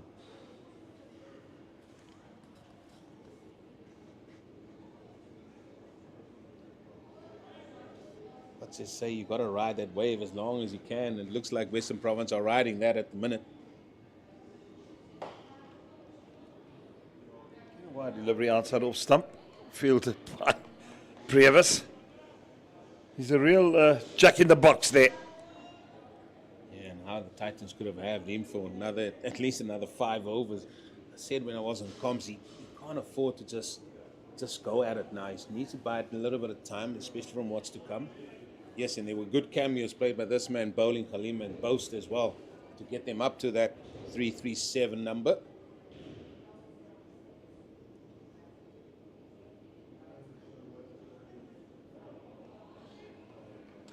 Yeah, end of the 9th over, 57 for 1. Do we say that's the modern day that you just got to keep going? That even at that back stage and that back end of an innings, can't you say to yourself, okay, now I'll just knock it around for ones or twos? Or is it a case in point the modern day cricketers just say, no, I'm going to keep going as hard as I possibly can? Yeah, that's the way they think these days, the modern cricketers, to go as hard. But there are come periods of times where you need to say, right, okay, let's run a ball. If I get 6 and over, and you stay within the rate that you are required with wickets in hand, that is possible. It's all about temperament and how you pace your innings. That comes only with experience. Van der Merwe to continue to Benningham. It's experience to experience here. Yes, what do you make of that experience? Because we keep talking about it, and what is a mark of experience? Is it the amount of runs you score as a batter, or is it the amount of games you play? Because we're going to start asking those questions when we look at the likes of Katimi, Vali, guys that haven't shown us the runs that they could potentially score, but they're constantly playing in the team. Yeah, that's a major problem, because I think it's a combination of both. Runs have got to play a massive part, and then the games you play to gain the experience. But you can't be batting at such vital positions, and you look at the averages of a player that has played 40, 50 games, you average 9. It's just not on. It can't be. That just means, wow, how are you investing in a player that you're not going to get any return? It's that's the big thing. That's a good shot. It's played that well, Katimi. So at some stage, you as a player, the faith that selectors and the board has shown in you, you've got to start repaying back. And when you repay back is to get big scores and win games. Not just get big scores, but win game for your province. Here is an opportunity, because maybe that is the opportunity then for Katimi to kick on. People have spoken about him and I mean, I must admit, every time I've seen him, he's disappointed me, that, with all due respect. But nobody says he hasn't got talent. But when a player gets so many chances enough, and even a player like Vali, then you got to repay back. And if you're not going to repay back, sorry, you must be dropped. There's other players in the wings. And that's just the reality of life. Yeah, it's not a matter that one wants to be funny and you say, you're not busy here dishing out China cups for Christmas. You're actually here, but it's a business cricket, as well as what you want to perform. Well, he's got his second boundary in the over, and I think this might be the situation that might spark Katimi into something here. He's now moved to 25. Apologies, moved to 29, I should say. And yeah, the time has come for Katimi to sort of repay everybody that's given him the faith, putting him in. But he's looking the part there. He's going at more than a run a ball. The bowling change now. Andile Petlakwayo will replace Dayan Khalim here from the Weinberg end. And I tell you what, if he puts his head to it and says, right, I've got myself to this situation. If I get 100 not out, Bedingham gets 100, folk, they'll be mighty close winning this game. But there's lots of work to be done. And you've got to bat with it. It's 10 overs. They're batting it. They're right in there with the run rate. Nothing wrong with it. But they've got to do this for a long period. We all know what Bedingham is capable of. So Katimi needs to show the faith now. This partnership worth 42, and it needs to grow to a substantial margin for them to get close to that. 338, that's the target.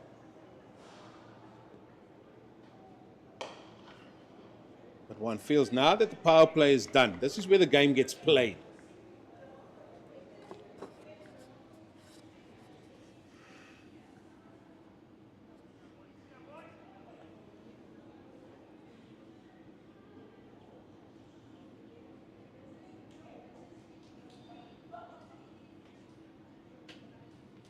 Such a good wicket. Flow runs. If you get your length wrong here, you fetch. So you've got to make sure that you get it right. Oh, there's Rudolph van Merwe. Oh, that was close. Let me tell you, that was brilliant work from Rudolph van der Merwe. No, that was very close. This could have been the end. Had it hit. I thought he was going to get up and throw the ball to the keepers in there because Valentin Katimi, he was not moving outside his crease. First part, he did excellently well, and then the quick release here. Oh, it'd have been gone for money. Had that hit. Now, the ground fielding has been good, the Titans. Been right on it.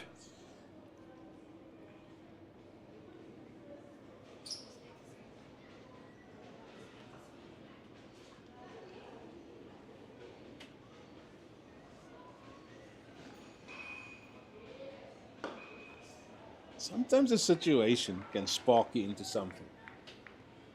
Just thinking of this youngster, Katimi. Sometimes a situation where you know you're on top of the order can spark you into going out there and maybe getting the value of runs that you're so craving for. I would like to see it, I have to admit. Yeah, I'll wait and see. I'm not going to get too over-optimistic. There we go. An outside edge. No slip in position, and he'll get 4 for it. Well, cricket is a game. You've got to have a little bit of fortune going your way as well. And this time, ball goes past the keeper where first or maybe even second slip would have been, and that's gone for 4. On another occasion, he heads that to keeper, and then we would say all the things again. But today, seems like it is his day.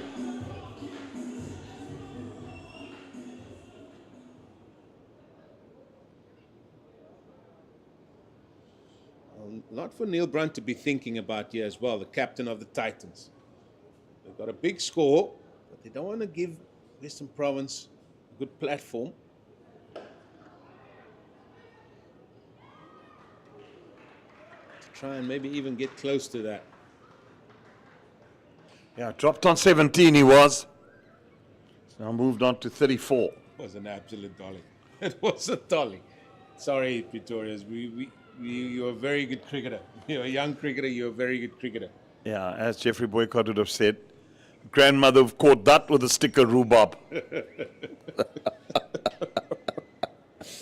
Oh dear. Yeah, you're right. You need luck in cricket as well.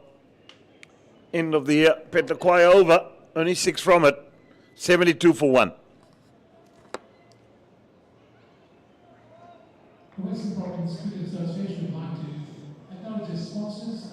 Looks like it's going to be another change.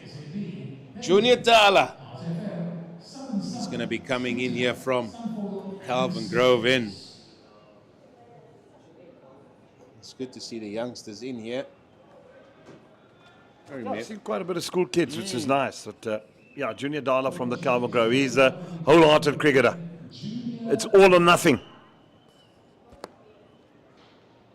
Yeah, short man. It's more skiddy. And we'll zip the ball through here as well. So how does Katimi play this? Is he going to have a look first up, or is he going to keep going? 34-31. What a start for the youngster.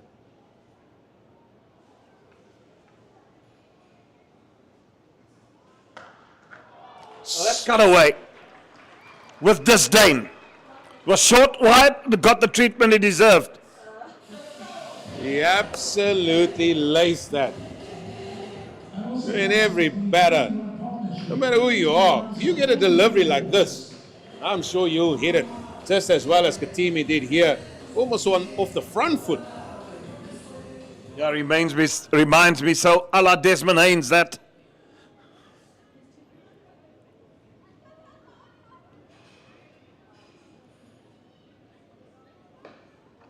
And that was wonderful to see those years back in Bench and Edges cricket. Desmond Haynes and Herschel Gibbs lighting up Newlands. I remember coming in here. It was this exact fixture. Western Province versus the sort of the Northern Transvaal as they were known then, and he flicked Fine de Villiers over into campground. First ball.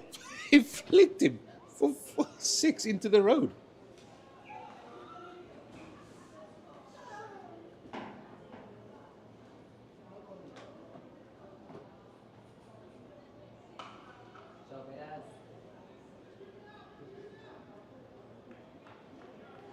How good was that Western Province team? I mean, you look at all those youngsters, H.D. Ackerman, Herschel Gibbs, Jock Callis, young team, and all because Gary Kirsten, all molded around Desmond Haynes from the West Indies. What a man he was. Wonderful man, Desmond Haynes. Opened the batting for West Indies with the great Gordon Greenwich.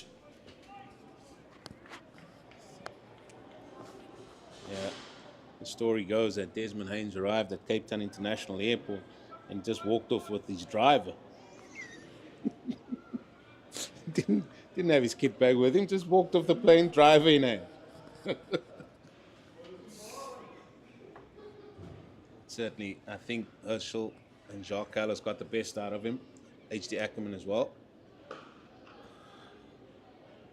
Yeah, and that just is a mark of a team when you have that experience with younger players. They're hungry for success. Here comes the great Desmond Hayes, opens the batting for Western Province, and you have the young exuberance of youth in Gibbs, Cullis, Kirsten, Ackerman. And they all mold into a very, very strong side then.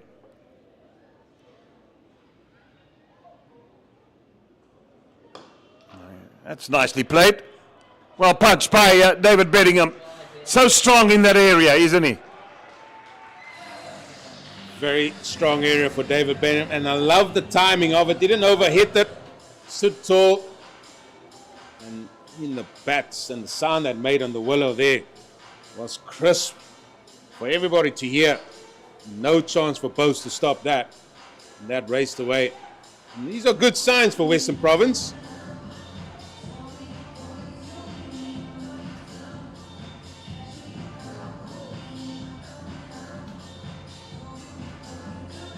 Yeah, as long as they continue in this vein for this period, it will be good, and especially these two. Put them one heck of a partnership. That's what's going to be needed, yeah. Hell, I tell you what, if they should get that, will be one heck of a monumental effort. effort. Think of a party later. If they get anywhere near this. And why not? There won't be much time to party. They're playing the Dolphins on Friday night here at this very venue. So you can see the strip, 2 strips to our... Be wide, yes indeed. 2 strips to our left, or to our right, from where we're sitting from the Weinberg end. It's probably the strip that will be used for Friday night. It's right in the middle of the square. This is a huge square here at Newlands. It's always huge square. Either side of the pitches, and straight has always been your go-to area, yeah?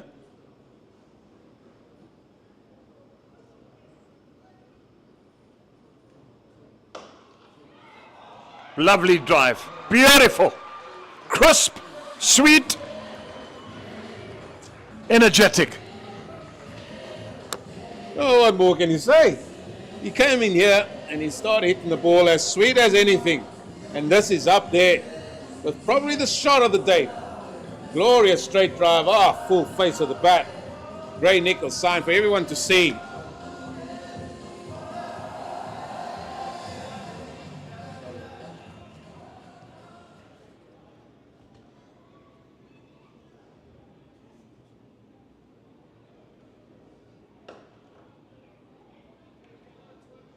It's the sound of ball on willow. And especially when you hear it out of the middle of the bat. It's got a much more crisp sound than when it comes off the outer half or the inner half.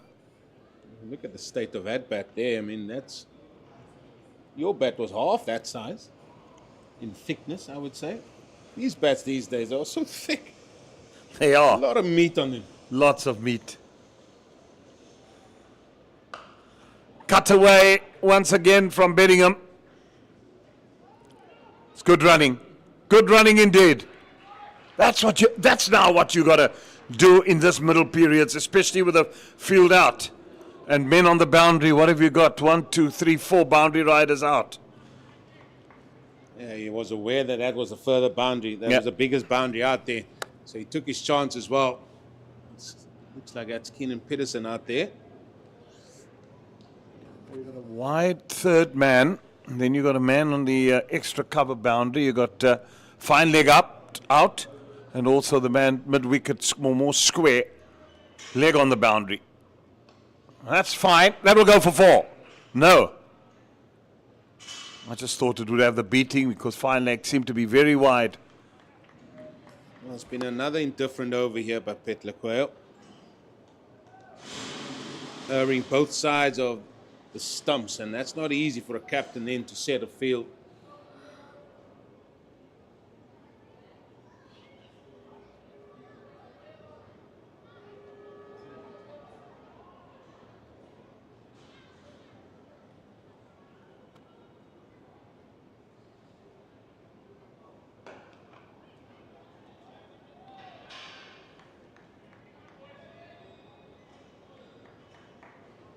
Nine runs already in this over, still a ball to go. They're going at 7 runs to the over.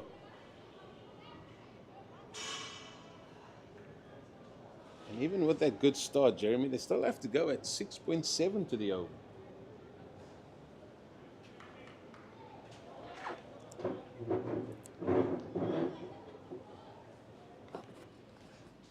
Oh, is he done out of Newlands?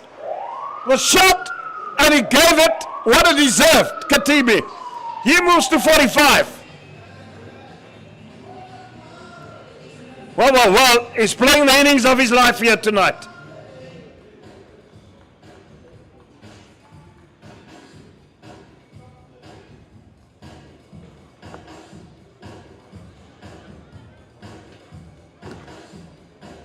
Another one where he gives it the old pirouette when he pulled that one out of Newlands, as you said. Moves into the 40s. Mr. Katime.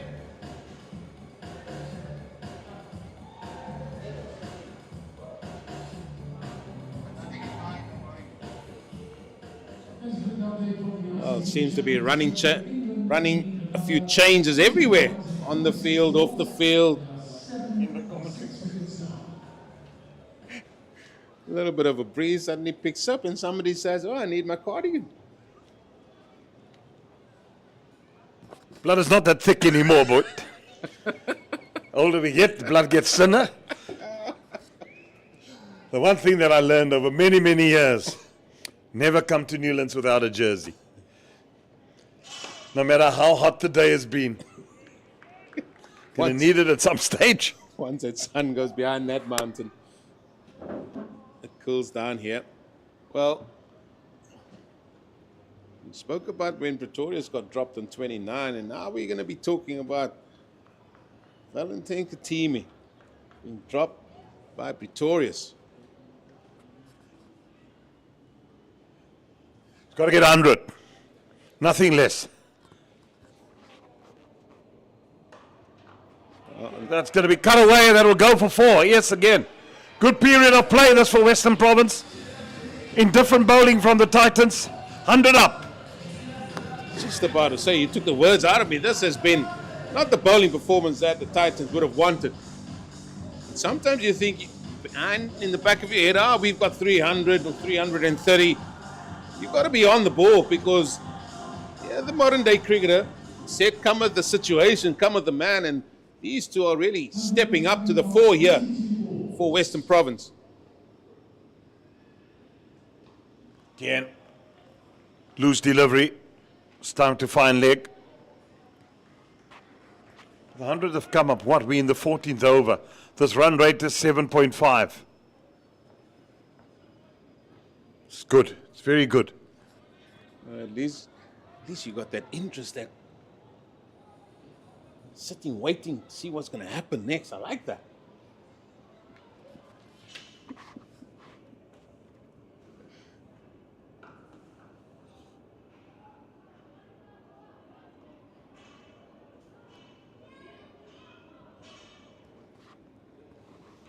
Can this be the run chase that breaks the camel's back? The best previous year, batting second, was the Titans, scoring 288. I think it was 2014, 2015. 3 overs to spare. Yeah. I think Albie Morkel that night was on song for the Titans here against the Cape Cobras. It's in the air, it's gone for 6. Well, take that, sports lover. Well, there he goes to 50. Well done, young lad. Well done indeed. Valentin Katimi. You got to keep going for your team, but that is a much needed confidence boost for himself. Well, he's got to kick on. He's got to make 150 here, not 50. He owes that to Western Province and the faith that was put in him. I hope for his sake because, really, he can cash in. Oh, what a platform. What a platform, indeed.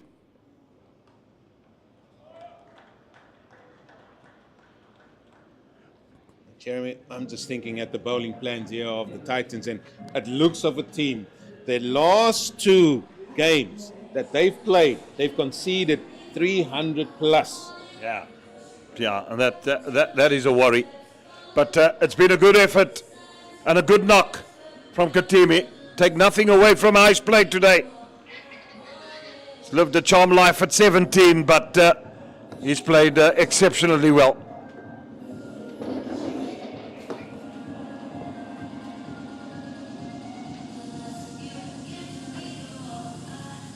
Well, Eugene departs and the young Johan Ferreira walks in. If you're still playing cricket at this age of 90, then I should call you young. Only joking, Johan.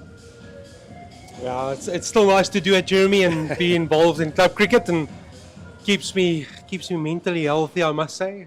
Nice to, well, that's what I say. But on a Saturday evening when I get home, I think to myself, what are you doing? not the best decision. Yeah, I think you're abnormal. I mean, with all due respect. I stood in the hot sun in Kimberley playing cricket, and I just decided, this is it. You know Michael Jackson's song, This Is It? Yep. That's what I said to Lourdes Bosman standing in the slips next to me. I said, this is it. Neil Brunt into the attack. It's cut away. Yeah, as the beating of the fielder. Sebonelo Makanya is not even not, and he's quick around the field. Or is that Rivaldo Munsami? It more looks like him though.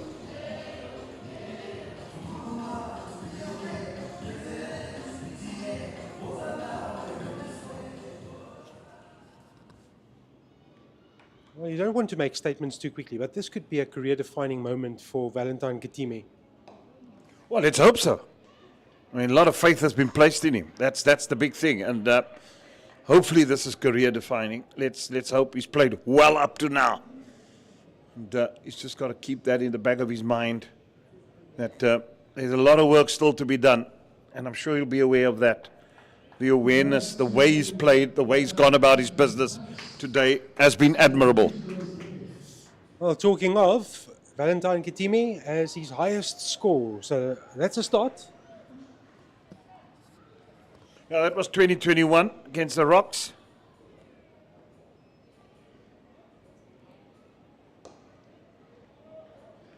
The good thing is also it's your batting partner that's with you. The nice thing that the two of them are doing, they're rotating the strike. Kitime is also batting with a very experienced player in Bedingham.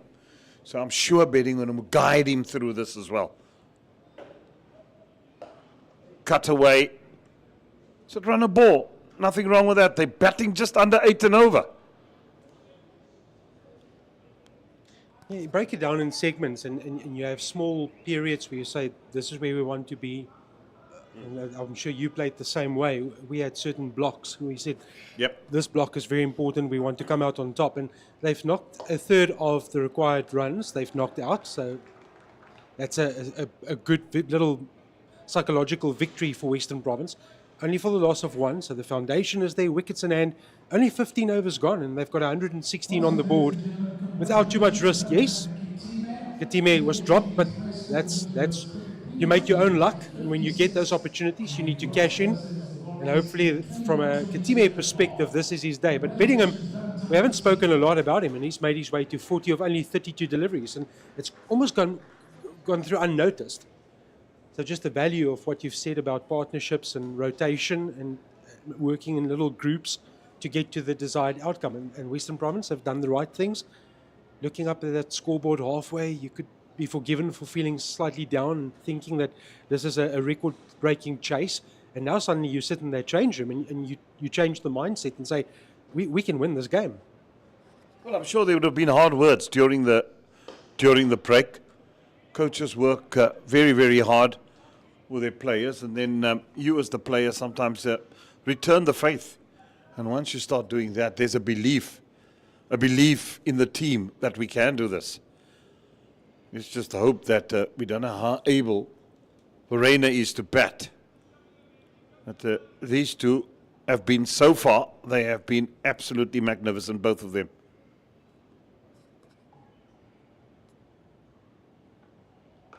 You talk about, Eugene was mentioning and referencing the fact that the Titans had leaked a lot of runs in their last couple of outings. And you look at their bowling scorecard, and it must be concerning from their perspective that they've used 6 bowlers inside 15 overs. So they're not in a position to build enough pressure, and now they need to rotate their bowlers because they need to get through 50 overs or potentially defend a score.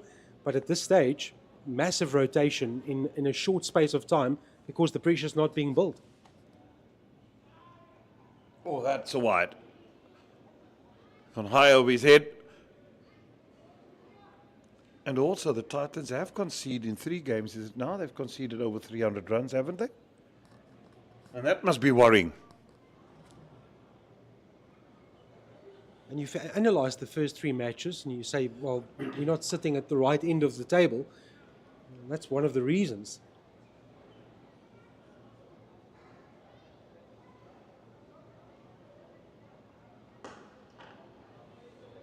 Good awareness. Yeah, they have been running well between the wickets. Lots of gaps, yeah. And they've played to that strength as well. And when the ball was loose, they've dispatched it to the boundary. I think it's these periods of cricket where you've got to concentrate even more than what you normally do. And it's been a good effort so far from these two.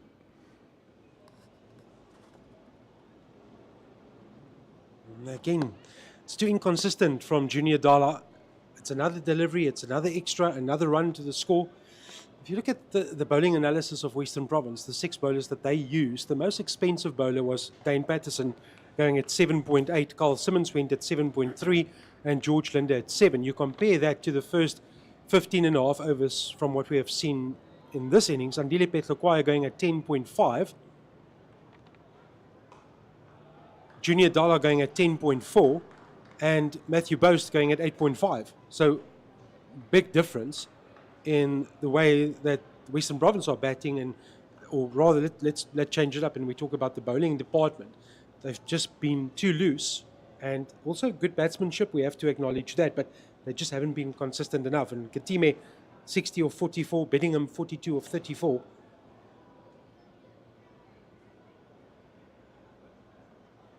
Eddie Moore will probably be sitting in that change room kicking himself, because there's a lot of runs on offer for him as well this evening, early evening. And he looked good. But the two of you were on air, so it's a 100 partnership between Katime and Bedingham, and how well hasn't it been? Job is far from done, but they are set at the moment, both of them. What stands out is 75 deliveries. That's all it's taken to get a century partnership together.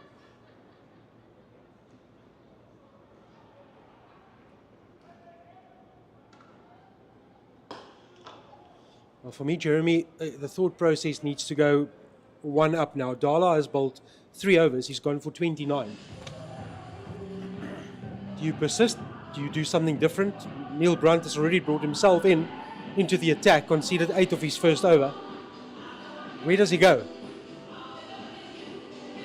Well, he's got to find a bowler that's going to do a job for him, and that's going to be, at least go at 6 runs and over and try and get a breakthrough. That's what they need if they want to get back into this game, because the two of these two batsmen have been, as I said, they've been excellent.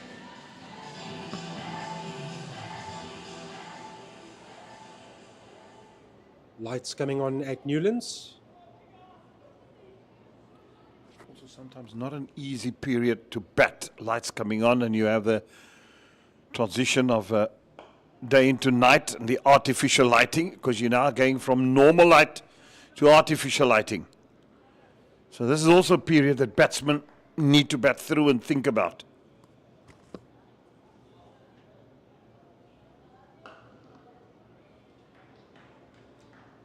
It's an important spell from Brunt's perspective, the Titans' perspective. They just need to start somewhere. Try and contain the boundaries, stop the boundaries. That's another box tick, then press repeat.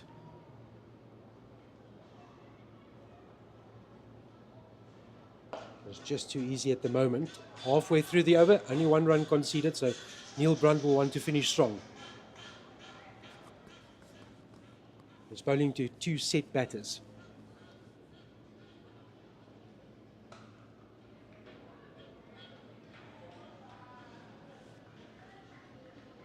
Now you just need a bit of pressure. So all you need that the Titans got to do, build that pressure to this Western Pro, and then it's how well do these two absorb that pressure. They get a single, the last ball of the over, or the 5th ball, I beg your pardon. But there's no need for panic also by the two batsmen. They've done a good job. You need to just carry on from here. Needs a strong finish. And he does that. Good over from Neil Brunt. Only going for 2. He's returned 2 overs for 10, 126 for 1. Katime on 61, Bedingham on 45. Western Province still needing 212 runs, 9 wickets in the bank.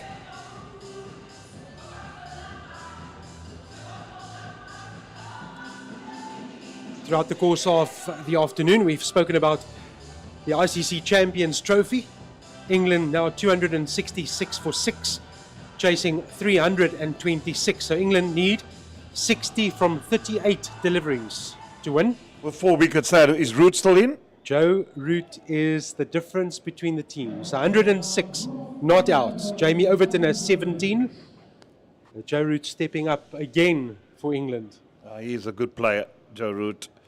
at Afghanistan. They fought gallantly. They've done well till up to now.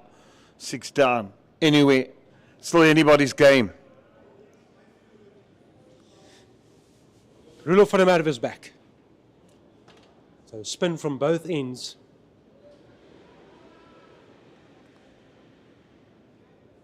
Well, he's a game changer. That's what he is. Can he change the Titans' fortunes?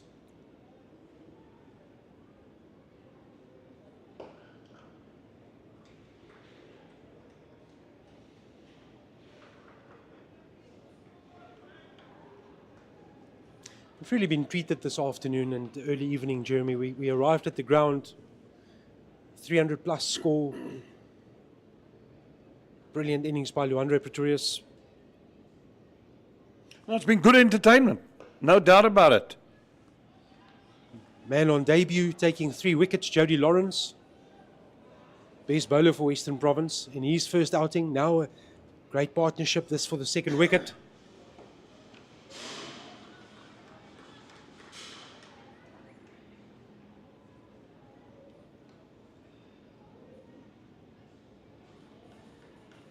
It's all set up beautifully.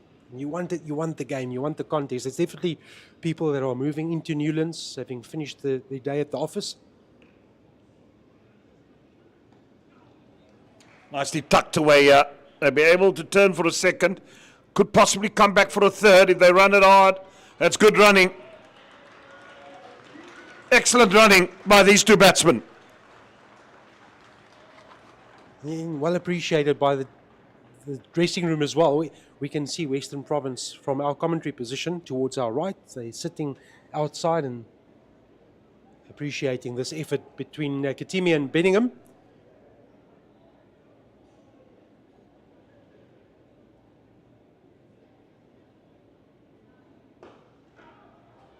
Brilliant, brilliant fielding. McCann out there, looks like it. That is. Or was it Keegan Peterson? He's a real jack in the boxes. Well, both of them very good. Up close to protect that single.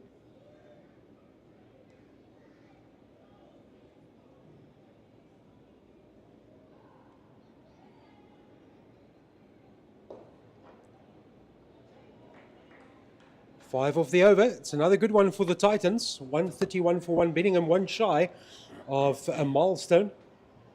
And that's the first drinks break for this innings. We'll be back with you in just a minute. Drinks will be taken, and we're going to go for a break at 131 for 1.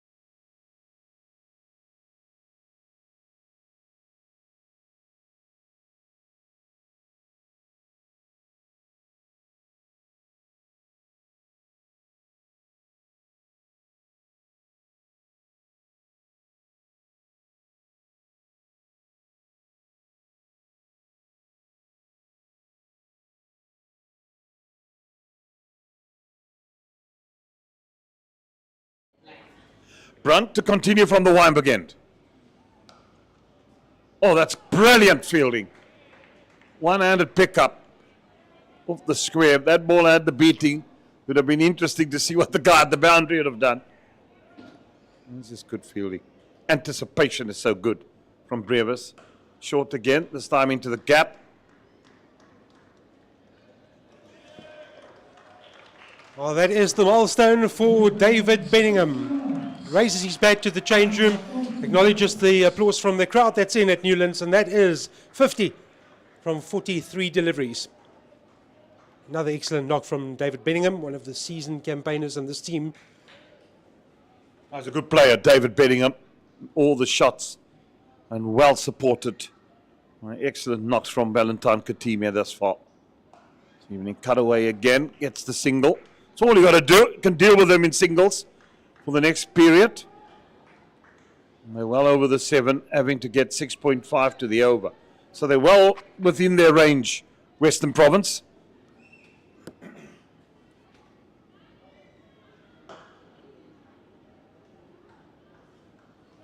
It's a good couple of overs this for the Titans. 2, 5 and now 3, with 2 deliveries still remaining.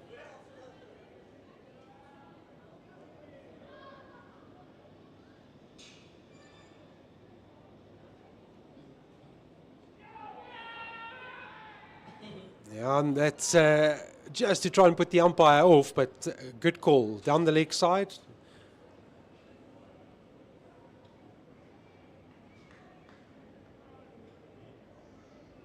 Now what will that extra delivery go for?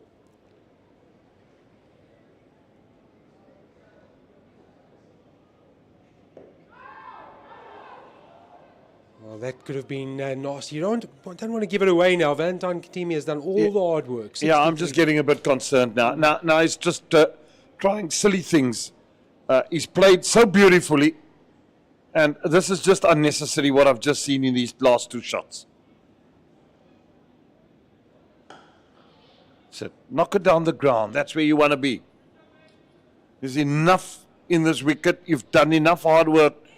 Sustain yourself out there. Don't give it away. That's been his problem. He's got starts in the past and then just given it away. Benningham just having a chat. There we go. I like that. David Benningham going down the wicket, speaking to him and saying, listen, come on now.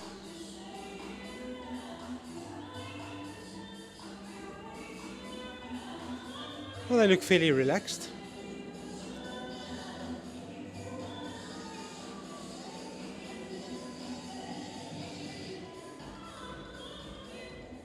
But they know there's still a lot of work to do. But absolutely, to your point, Jeremy, I'll come back to that. Oh, little chance off it. They would love a breakthrough right now.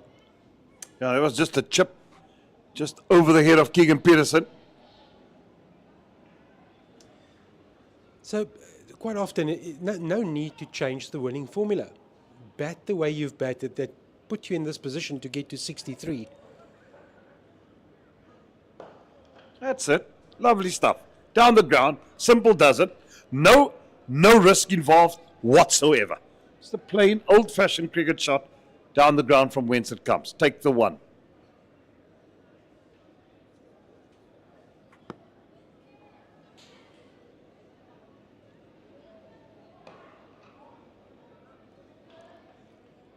And you don't associate Valentine Katime with the reverse sweep, orthodox, out of the textbook type of player. He's the more correct player. Play those cricket shots.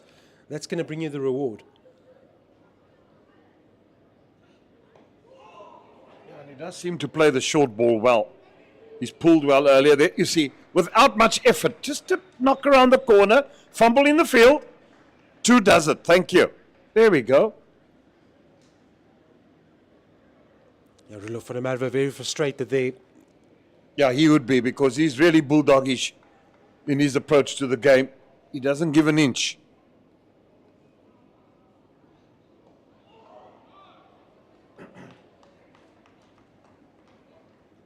Every run matters.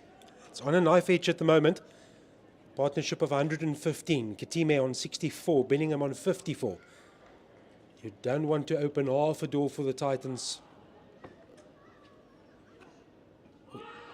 We still don't know what the state is with Carl Verena.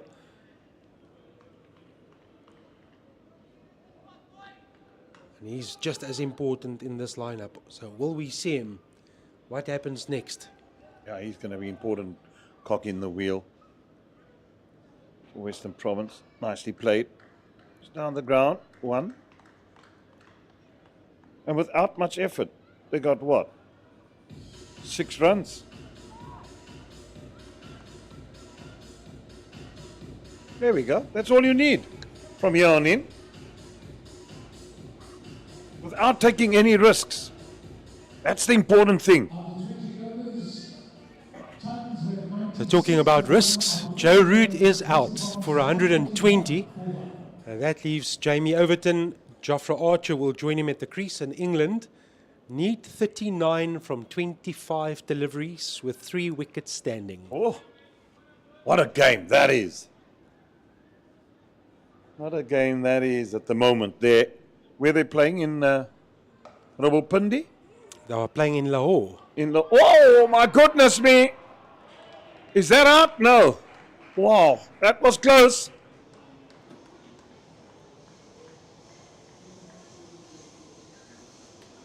Slow ball.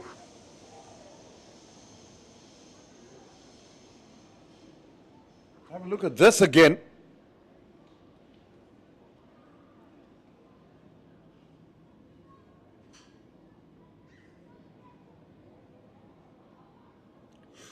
Whoa. I think he just got in, but that was too close for comfort.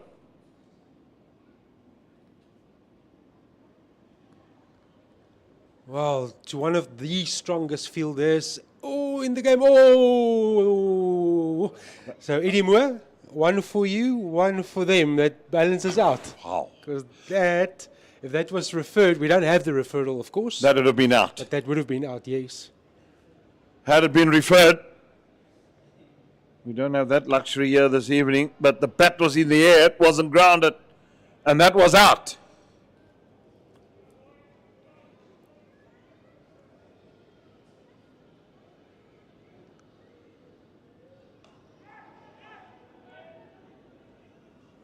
Well, that was, yeah, it's very surprising because they hit it straight to Devil Brevis. And he just had a little slip with his foot that went back, but got the throw in, and balls were ripped off by Luandre Pretorius.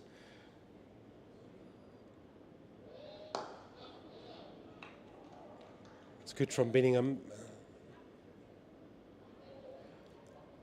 Small margins, big outcomes, Jeremy. Yeah, that is true.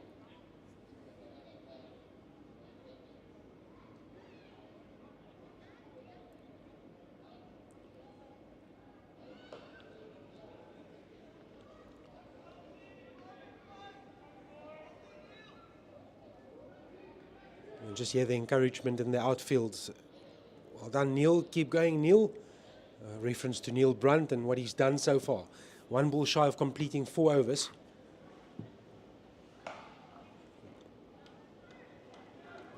I'll think about a second, but they'll ignore it. So it's a good over again from Neil Brunt. 5 off it. He'll take that. 4 overs for 19.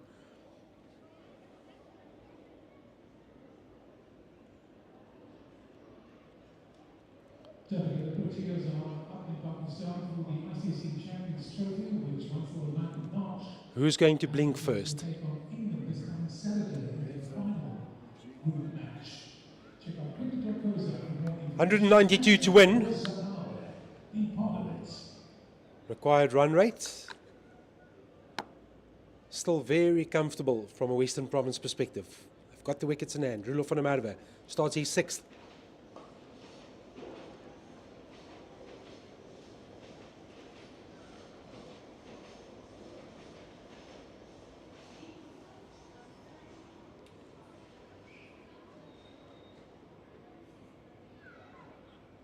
Such a valuable partnership, this, of 123 runs for the 2nd wicket.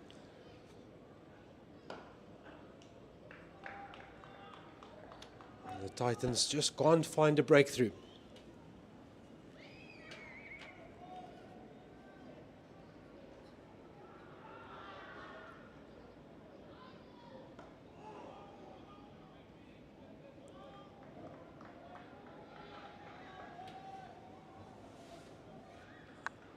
We're going down to the wire in Lahore. 28 of 21, England to beat Afghanistan.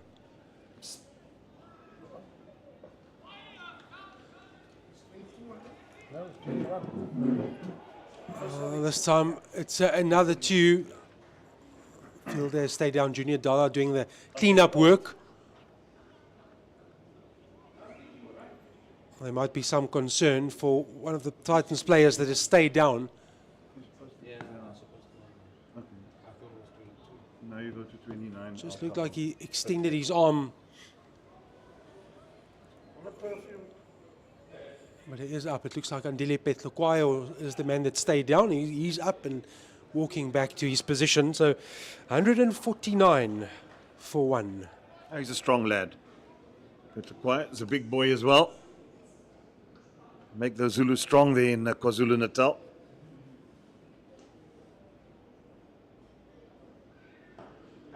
Down the ground. Oh, Daisy. Oopsie Daisy, and that will be four. Well. We thought we saw a comedy of errors in the Western Province fielding.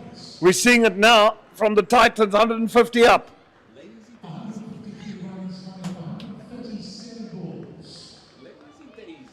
That should never have been four. Diane Khalem is the guilty party, and Rudolf van der Merwe will be fuming. End of the 22nd over, 153 for one. And to join you further, Johan, it will be Eugene Mullion.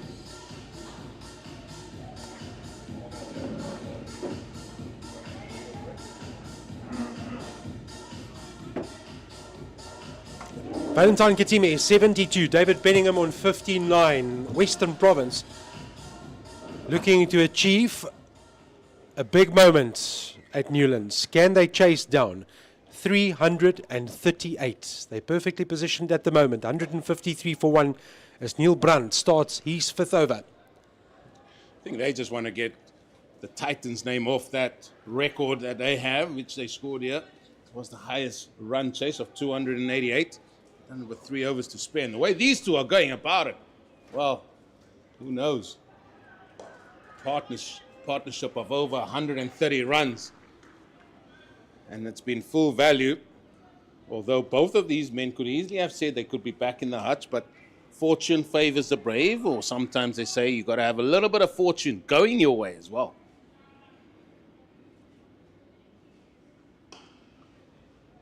Pretorius again, he makes so much ground in that inner circle.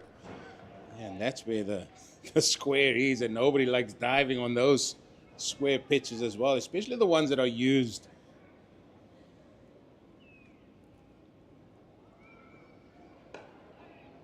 Western Province are so far ahead in this game. Yes, they still need to go over a run a ball, but with wickets in hand, they got 9 in hand with... We're not sure about the captain, Carl Verreina, as well. And they've got some big hitters to come. And now, we said in the first innings, Western Province have to do the same. They got to think about what the batting lineup's going to be here. Oh, another half a chance. Half a chance. That's another chance. Gone. Pretorius not having the best of days with gloves today. Titans aren't helping themselves. This should be taken. Tossed up, inviting him forward. And Pretorius looked almost surprised. That's your department. That's the keeper. Well, Maybe he came up. My first instinct was he came up a little bit 100%. too early. 100%. Normally you want to rise with the delivery, with the bounce. But he was up too quickly. Ifs and buts. That's unfortunately that doesn't quite make it at this level. 157 for one. Leandro Pretorius has done his bit with the bat. He now needs to do that supporting role as the keeper, man with the gloves. Yeah, I think it's a game of such fine margins. And what I saw, as I said, just before the start of the second innings here today, Pretorius was doing the high catching and not doing maybe the sharp ones where somebody will hit the balls in. I spoke to Jeremy about it, and those are small things, and this is what makes it such a big difference in this game that we love so much. Oh, that is a glorious shot over extra cover. That's going to go 2 bounces for 4, and the partnership is still growing. Well, Rudolf van der Merwe is upset with himself, but he invited exactly that shot. He's got no protection in that area on the boundary, but he's come in, he's dished it up, it's full, and he has an opportunity to release those arms and doesn't need a second invite. He's too good a player to miss out. And with an unprotected real estate, it's always going to be 4. So just had to get up and over. Execution was there from David Benningham. What a game we have in prospect here at World Sports Betting Newlands tonight for you folks.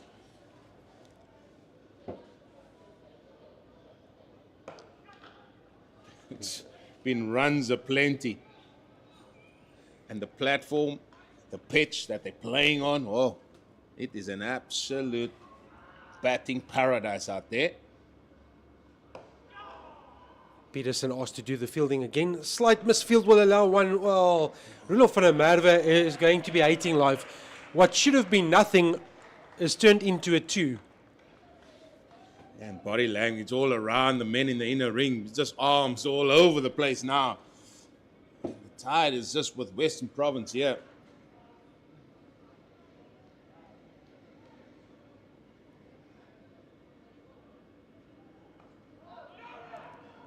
Oh, you can just hear it's building up, Eugene. You could hear Rudolf scream, "No run!"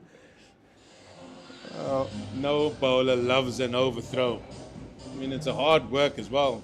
It's hard work if it's a seamer. It's hard work for a spinner as well. They don't like giving away any runs whatsoever. Well, we're in for a barnstorming finish, are we? Under lights, Wednesday evening here at Newlands. Yeah, what a treat. What a treat to watch this contest.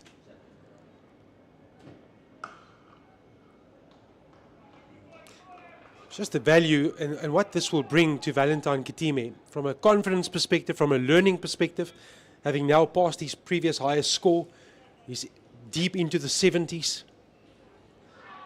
This could be a massive night for his career, especially if it's in a winning cause.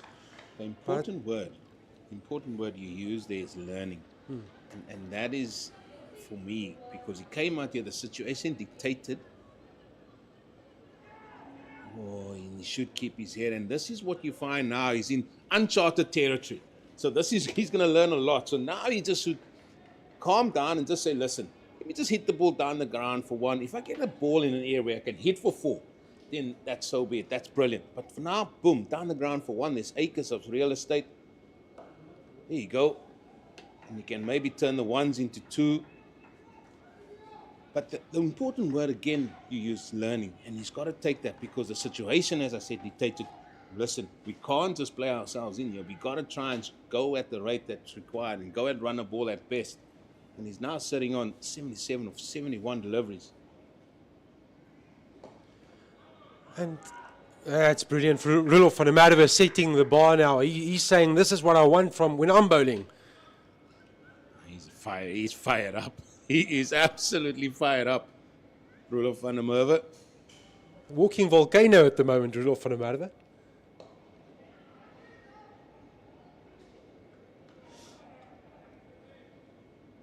Just look at that. Run rate achieved and required run rate is exactly the same number. And you almost want to use the phrase, play boring cricket, without using it lightly. Just knock the ball into the gaps. There's enough opportunities. You don't need the expansive shots to get over the line here. What you need is a clear head. Keep doing the same things over and over and over again, and you're going to get the result.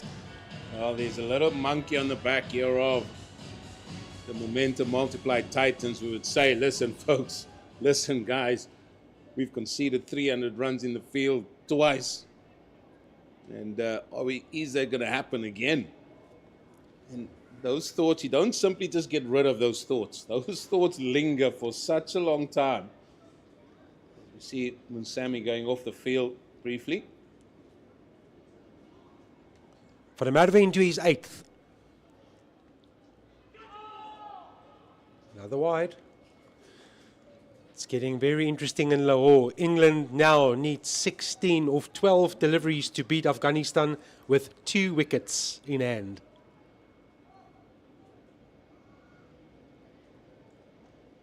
Oh, there's the opportunity. There is the opportunity. It is Roelof van der Merwe. You're going to see a bit of a celebration here from Roelof. He is fired up. The breakthrough finally comes as the partnership reached 169 runs. And Bedingham, he's got to walk back to the hutch here after scoring 69 of 64 deliveries. 6 4s and 1 6. It was looking good, but unfortunately that partnership comes to an end. Apologies, it was a partnership of 145. And this was a good delivery, and it is that man, Roelof. I think he just chopped that on inside edge onto the stumps.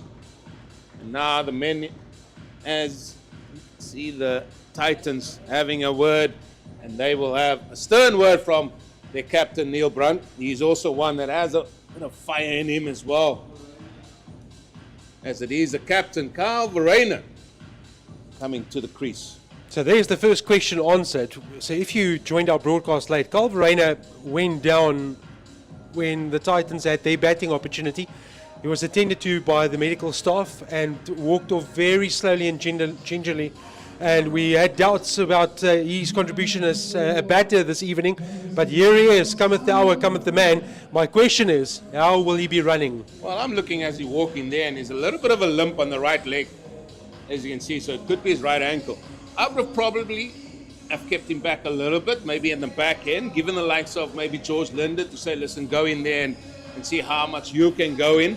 It would also give him an opportunity of having a right and left-hander in. You know, you're probably not going to get too many twos now. We're not sure how he's going to run. We'll have a look at that as well. But all these things add up. So it's the captain. He's decided he wants to be out there.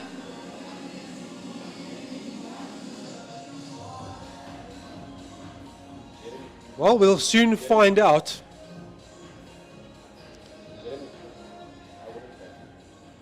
A big moment in the match. Valentine Katime, 77 of 71 balls.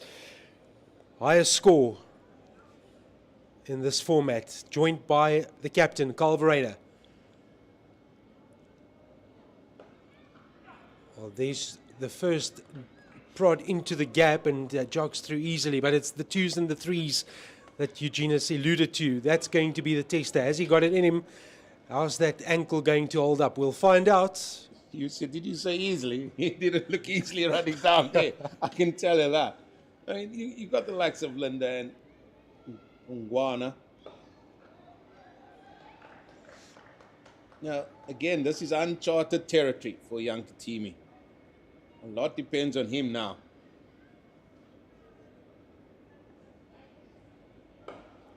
Great fielding off his own bowling, Roelof van der Merwe.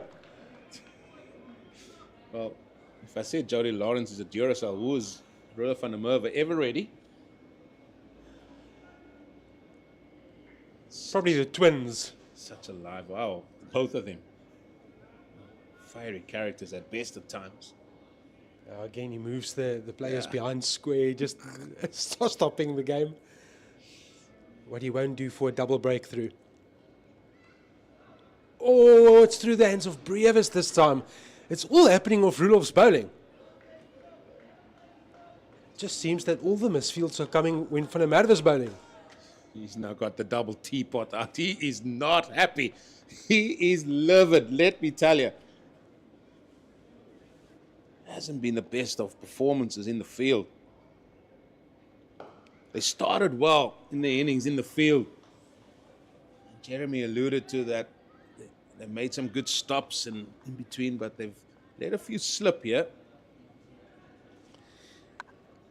Yeah, he's a 200% cricketer, Roelof van der Merwe. If forgot the plus VAT there. Plus VAT. If you want somebody to go to the trenches for you, he is that guy. Yeah, absolutely. 172 for 2. 166 runs needed for victory. 144 balls left. There's a lot of balls to score that 166 with. That's how far ahead Western Province are here. It's about keeping the momentum going your way here.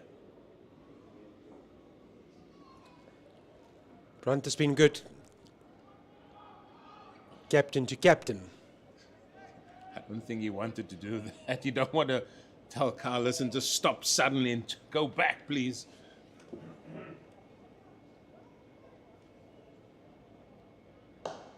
That's good. Good from Verena.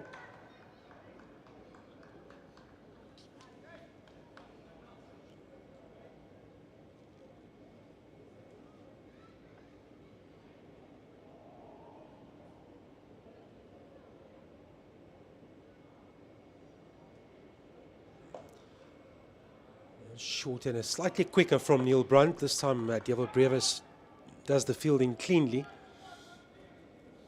Well, 30 Rand would have got you to watch this absolute classic of a match building up here. Oh, beauty. Beauty from Neil Brunt. That's a peach. That's off the straight. Absolutely. Yeah, off the straight. Straight. Turn, bounce. I mean, he was nowhere near that. And it's a batter that's approaching 80 odd. More good fielding from Brevis. Here we go now from a Titans perspective.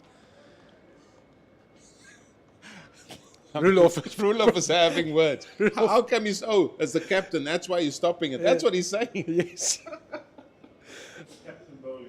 Captain's bowling. I've got to stop that. He was not happy. Everybody else was applauding. He is standing with single teapot this time. And now he's calling the captain over. It's Neil Brunt and Rulof van der Merwe having a little conference. Great over so far from Brunt. Only one conceded. Slaps it into the gap for one. I won't think two. So there's the answer as well. Carl Verena, not too quick to the other end. So that's going to limit the potential twos. Top over from Brunt. Only goes for 229 of his 7. 27 gone. Well, 174 for 2. Well, here we go. Now, is this a sign of things to come? It's going to be Munsami that's going to be keeping wicket. And he's going to be replacing Pretorius, who I reckon will just be going off to take his pads off. Now, is that a towel that the Titans need to sharpen up from? Let's start with what we have. Starts with the keeper. They've changed, made that change with Musami now.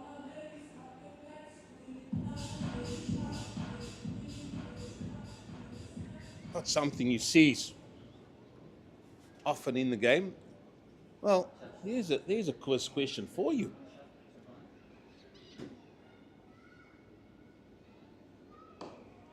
How many keepers were used on the 26th of February between Western Province and the Titans in a 50-over game? That's a good quiz question. Very good trivia question.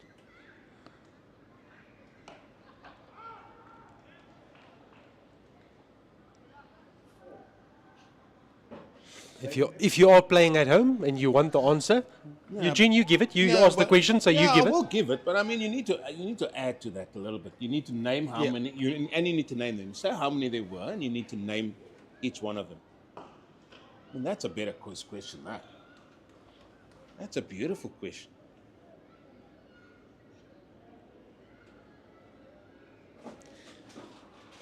So to give you the clue at home, if you followed our broadcast, or you might not have followed our broadcast, it's two apiece.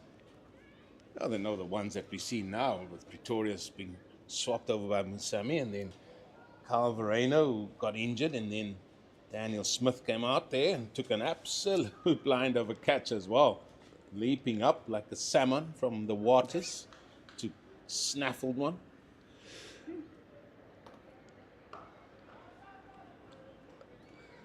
So let me tell you and the viewers, England need 10 runs from 3 balls with 1 wicket standing.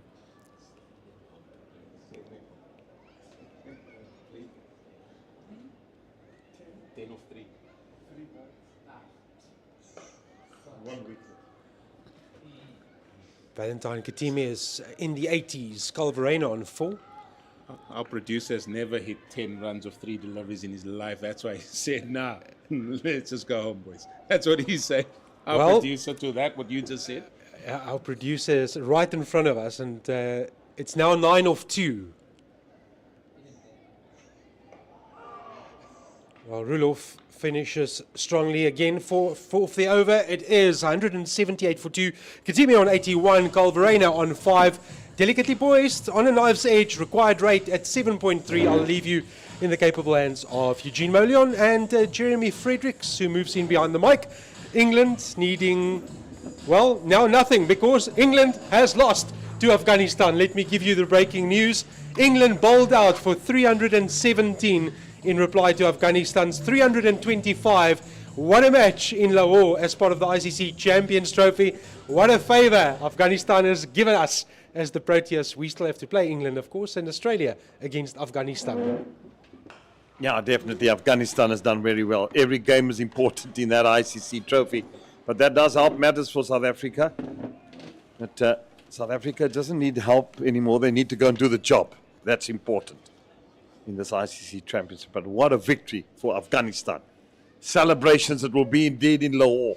Cups and cups of tea. Cut away. Nicely stopped. We'll get back for 2. What do you make of Calvarena coming in here, Jeremy? You can see he's struggling out there just a little bit with the running, and will that be a problem with the amount of 2s that they potentially could run? How's he going to bat?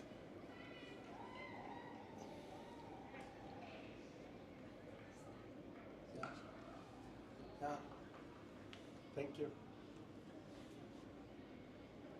Excitement all around as Afghanistan won, beat England.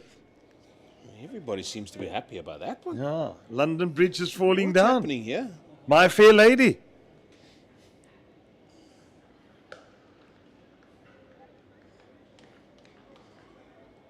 Well, this game is heading for an absolute belt of a finish, I think. Rate has gone above 7. It hasn't been there for a while. 7.3 required. In actual fact, Western Province were ahead of the rate. Well, this is what the Titans now want to do, build pressure.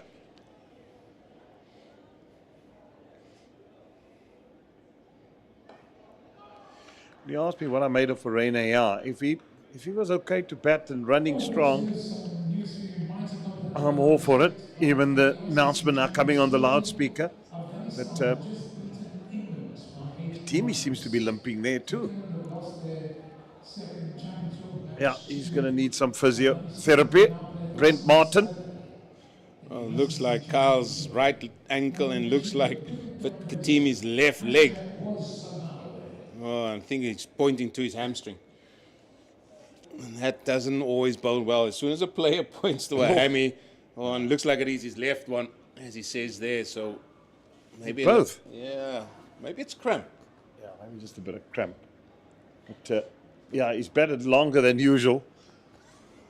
And I was about to ask you, Jeremy. And he's batted very well. He has. And these are uncharted waters for him. Yeah. And now, when does that thought come in your head? Oh, I'm on 84, I can maybe just nudge 1 or 2. And then you tend to forget about the situation in hand as well, a little bit. Because you're going to be in a position here where you've got 3 figures at your beck and call, as they say. Yeah, just a bit of salty tablets there and maybe rub down, just get those cramps out of the system. Well, let's hope this is not going to stifle him batting on, and because it's important. His innings is important for Western Province, and the opportunity for him getting a big one is very good now. It's very important. It's important that he continues and that he keeps that momentum going, because he is the man that's in and is well set. And these are the times when you see a player with cramps and you say, why did you have that Coke? Couldn't you have drank water with your food? It's a difficult one. Cramps, they pop up at any time. I get them during the night sleeping. There was a video of Herschel Gibbs walking off when he scored 100, a magnificent 100, and he had cramps. He couldn't even hold the bat. Unfortunately, South Africa couldn't go on to win that semi-final. Yeah, I've seen Herschel Gibbs go off a couple of times in the hundreds in South Africa, not getting over the mark because of cramps. Well, And especially in India. I mean, it's energy sucking there, let me tell you, in that heat, in that humidity, especially when you're batting for long periods. He's not on the water diet. That's sure.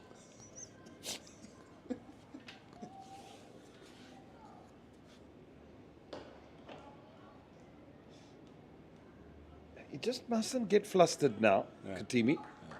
It's the big thing now. Do the job that you've been doing. Look to work those singles. There we go. Pressure on the fielding team. In the gap, one fumble.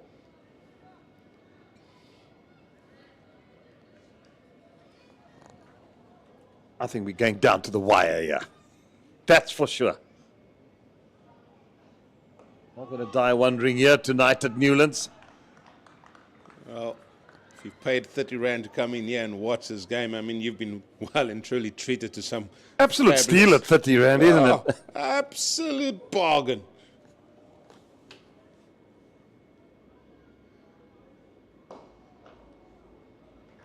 In the month of love. Valentine, Katimi batting. It's it. It's out there in the stars, Jeremy. It's up there in the stars. Out there in the stars. Nicely driven.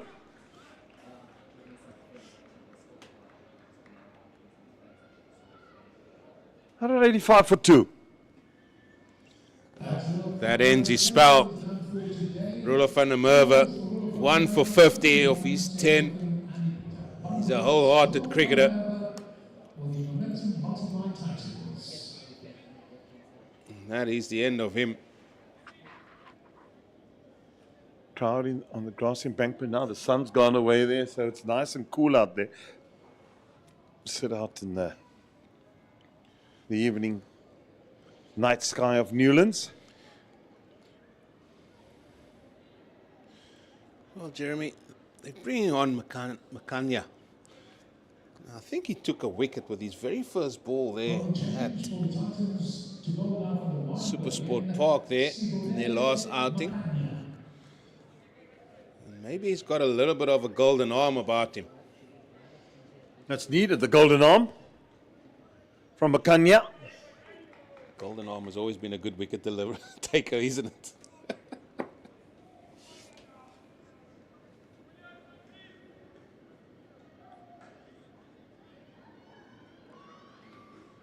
Every team has had one that you throw the ball if you need a wicket. The most unlikely person, I'll just throw the ball to him. You never know. Yeah, just sometimes different variation. Try something different to what the batsman's accustomed to, and just hope he makes a mistake.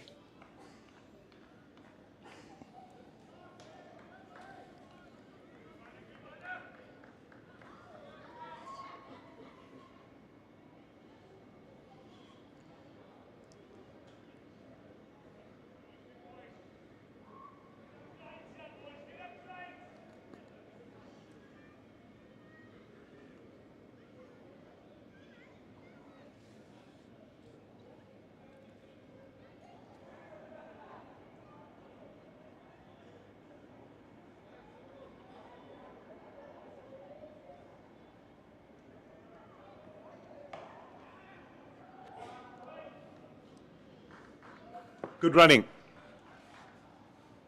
Some urgency. Yeah, he put the foot down, got onto the skates. Did Verena. He wasn't going to come back for 2. Surely not. It would have been a long turn.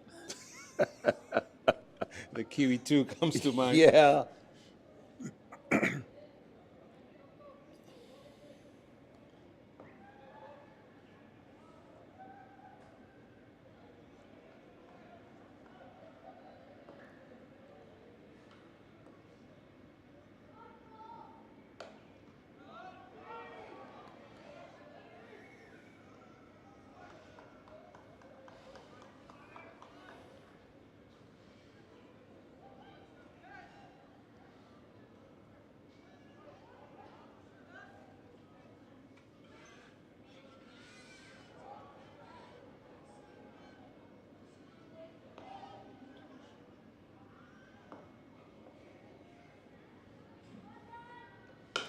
pulled away, and that will be 4.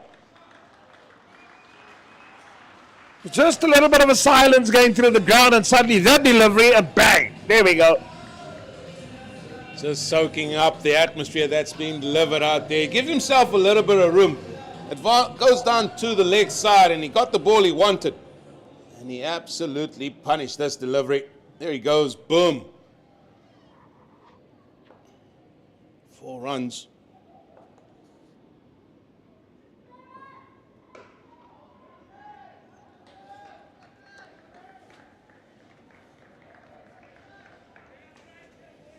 Remember the old Benson Hedges tournament, they set 4 more runs to his name. Now he's in the mood. I sing that song all the time. Every team had a song. Yeah, that was great. Brilliant. Those years back. We've come to win. Yeah, Western Province.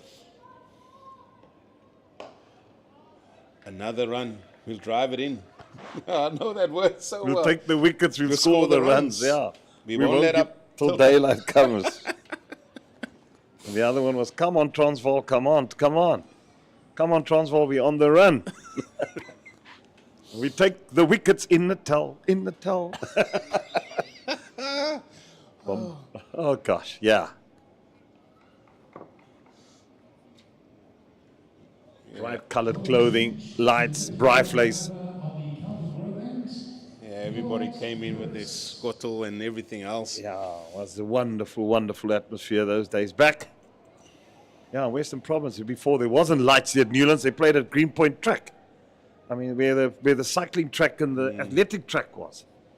They had artificial wickets on there, or matting wicket they put in there. It's amazing what the advent of day and night cricket, and would all because of Kerry Packer in Australia, way back in the 1970, the Packer series, World Series cricket, was the advent of day and night cricket. And the world took to it afterwards.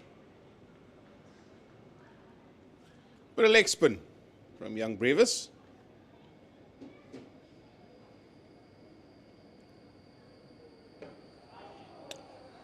There's a picture up there in the still.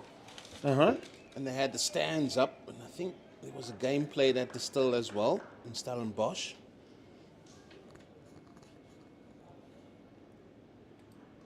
Remember Oda Libertas? That's the one. What a picture it was, with people sitting in the stands that they brought in, and it was just packed around it because people wanted to go and see that. Well, I'm going to give you an interesting bit of statistics. Now, as we just watch Brevis goes through his overs very, very quickly, that this, the 2024-25th cricket season, and the CSA One Day Cup, and driven, it's the 45th season of One Day cricket in South Africa, One Day Cup. They started off those years back with the Gillette Cup, which was 60 overs. That then changed to the Nissan Shield, which was 55 overs. Then you got the Benson Hedges, which was 45. The Standard Bank and Momentum and the MTN Cup, which were 50 over games. And now we're back to the CSA. No sponsorship. Hopefully they can get some sponsors for the domestic cricket and the domestic tournament. But when you just think over the years, in that 45th season of One Day cricket in South Africa and One Day Cup cricket, it is actually magnificent. That's in the air. The sounds of catch it. Caught. Gone. End of arena. No. Or is it Katime? I beg your pardon. Well. 87 was a good knock. He perishes for a well-played 87 of 93 balls. Yeah, it was a much-needed confidence booster for himself. Just couldn't carry on, but it was a good catch by Dayan Khalima, ran around from long off to take that catch. But maybe the cramp, maybe tiredness, maybe eventually adding to the downfall here of Katimi. But what a knock it's been from the youngster, getting to his highest list A score. And hopefully, as we said, he'll learn from that experience as well. he's getting the applause as he rightfully deserved as well. Yeah, is this the start of things to come? For Valentine Katimi, was a good knock indeed. Well, Pretorius just showing off his six-pack there. New batsman in for WSB Western Province, George. Getting a bit of a rub down. Well, we hope he will carry on from what we've just seen there today, Katimi, because he came out and, as I said, alluded to as well, sometimes the situation will dictate how you're going to play and how you should come out and play. And I think he just had a positive mindset from the get-go to say, listen, I've got to go out there, be chasing over 300, and I've got to go out and really apply myself a little bit better than what we've seen. And I think, to him, I think that's been a very good confidence booster and a good time for that as well. George Linder, left-handed in. And as there's the right and left combination. If he gets in, we know he can hit it the proverbial mile. Well, I'll go as far as say this is a massive partnership needed here by Western Province. They need these two to bat for a while. Now that run rate has just crept up to 8 now, the over. Oh, and had he hit there, wonder how close that would have been. Looks like Pretorius, he's struggling with his back. He's out there just stretching it a little bit as well.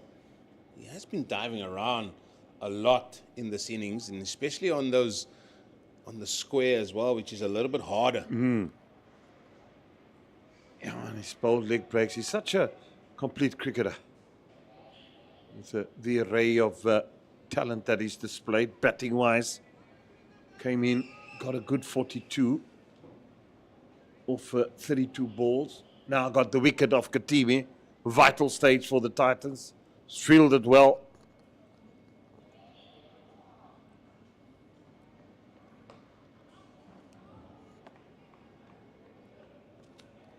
Oh, fumble in the field, and they'll get to. This has been the sorry tale of the Titans fielding thus far this evening.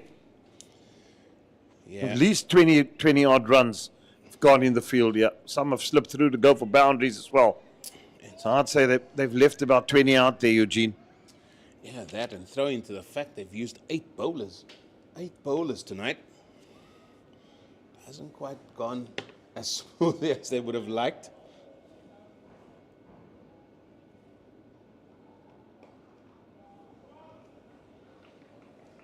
He's getting into his work very early on here, George Linder.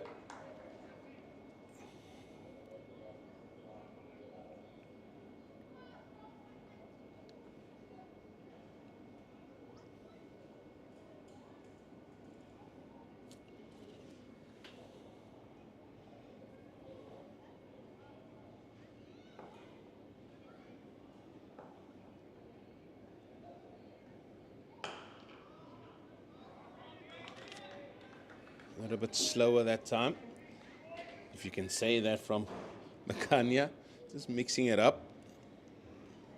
I would say he's just a medium pacer.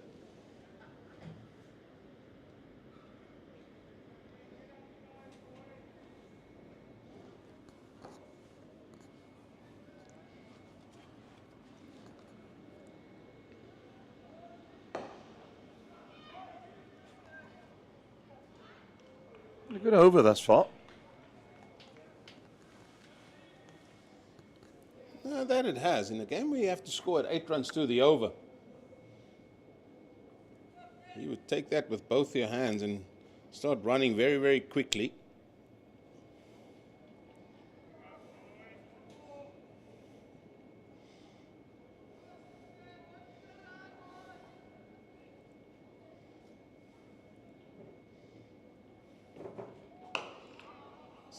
Ball as well.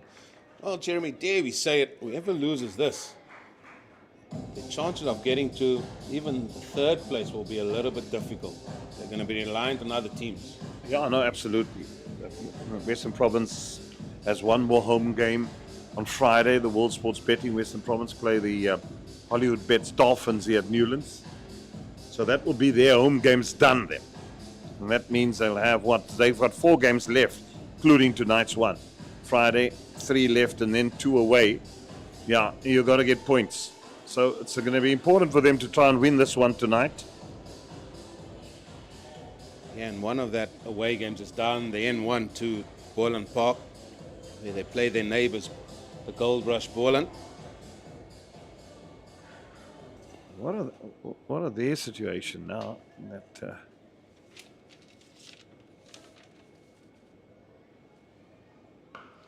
it's in the air, sounds of catch, and he's not going to get there. He's just going to fall short of the fielder. And I'm sure there was a bit of a nervous heartbeat at the moment. 200 up for Western Province. Yeah, and if that was hit to the other side, I tell you, that would have gone into the stands. That boundary out there is an absolute trick. Brever's not happy. He doesn't look happy with that back of his.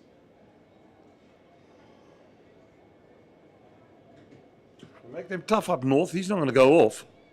That's for sure. He wants to be part of the action as long as he can.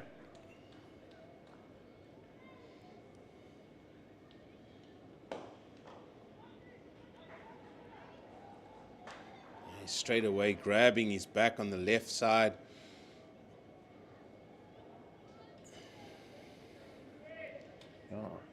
Boland need 74 to win from 10 overs with 5 wickets in hand.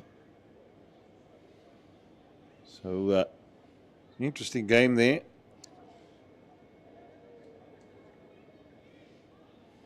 Michael Copeland not out and dodging. They've got to do the job. Cut away.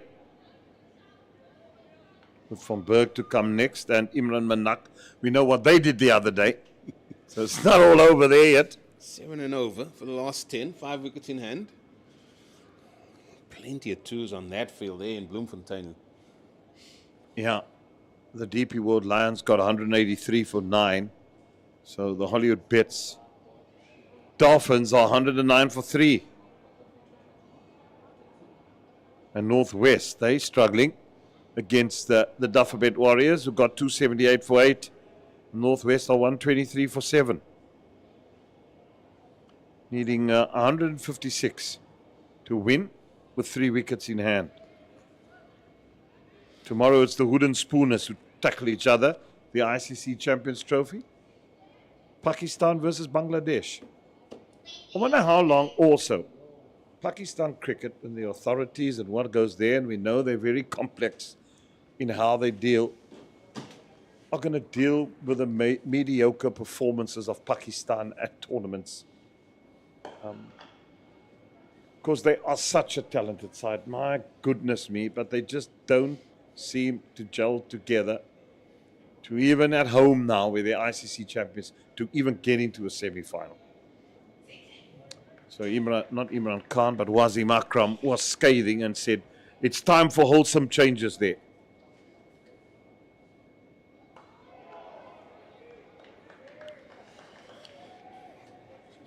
Every country around the world has its sports politics, hasn't it? They have their own.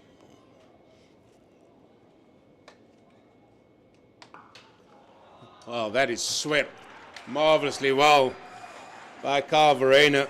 He loves going to that sweep shot, but that was much needed. That takes the over to 9. Apologies, 8 in that over. That's what the rate is. That's required.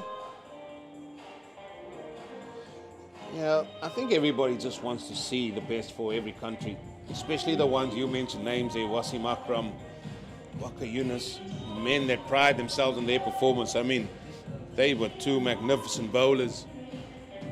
South Africa, we're longing for silverware. We won the first Champions Trophy in 98, I think it was. Yeah, and 98, correct. And we're just longing as a nation that we can have the same sort of joyous times like the rugby has had. We've been close for so many times, and the women are doing well, getting to 2 finals. Many times been our own undoing and our own fault. I mean, we had the perfect chance of winning the T20 World Cup. Should never have lost that. 6 wickets in hand, 30 runs, 30 balls. You cannot tell me it's a doddle. It's a doddle, Eugene. So South Africa are their own worst enemies sometimes. Everybody, 6 wickets in hand, you say, 30 runs, you say, or 30 balls, Yeah. walk in the park. Walk in the park. In T20 cricket, come on. Yeah, couldn't get over the line. Yeah, we always renowned as chokers, but that to me was the worst choke ever that I've seen in world cricket. Was that 30 of 30 balls with 6 wickets in hand. Malone Klaasen at the wicket, world class, come on. Well, that is hit back with a point. How's the running? See, this is what I was sort of dreading. This is running between the wickets. But a man of Makanya's pace here, especially bowling to George Linder, he's got to get it right because he can hit him over mid-off and mid-on, who's up in the circle. They've put long on out now for Calverain, and he likes to give himself width and gives himself more options.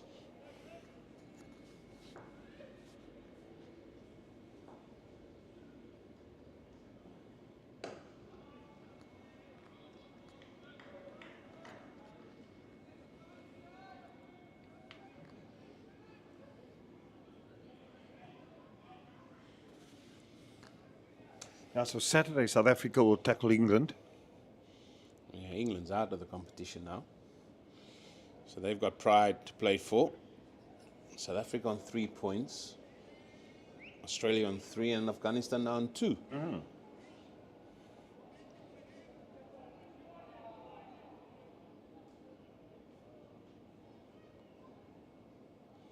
Australia and Afghanistan tackled each other. That will be another interesting. South Africa, England. England would probably rue the fact that they're a very wounded team after today. Remind me again, Jeremy, what was the game in the World Cup there? Was it the Afghanistan game where they played Australia, where Maxwell, with cramps and all, was hitting them to all parts? Was it that game? Was it Afghanistan? Yeah, when he scored that 100. Yeah. Yeah. Barely able to stand. Yeah, Australia's a dangerous team. Never write them off. I never write them off. To your peril, you will. Even if they're on one leg, don't write them off. They always find a way, don't they? They do. They know how to win. That's the big thing about Australian cricket. Love them or hate them, they know how to win. They've been in those situations just so many times. And they just play excellent cricket. They're without Stark at the tournament. They're without Commons. And they're without Hazelwood.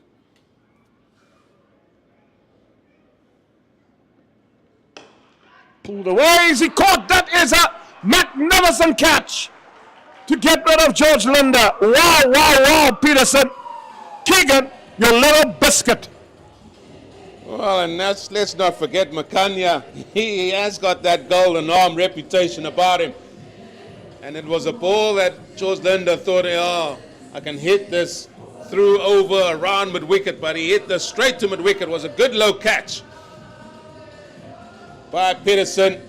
Was hit hard, but straight to the man, and good hands by him.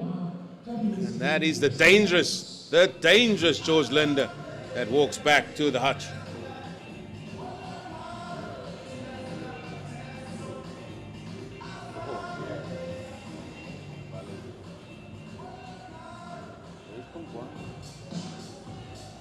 Well, I wonder if this is a wise move, with all due respect, to send in Yasin Vali. He's not that much of an attacking batsman. He likes to take his time to get it. I would have more seen that Matlali Mapongwana coming in now at number 6. And just maybe have held Vali back to the back end of this innings. And anyway, let's wait and see.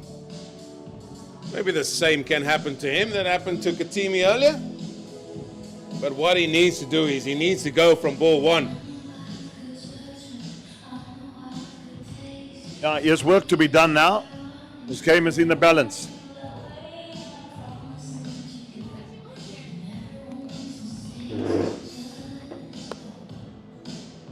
It's been a good contest. People have seen quite a bit of runs here this evening.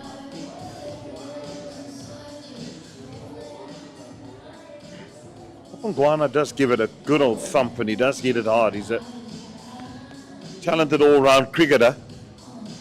I don't know, it's just the nature of how Valley plays.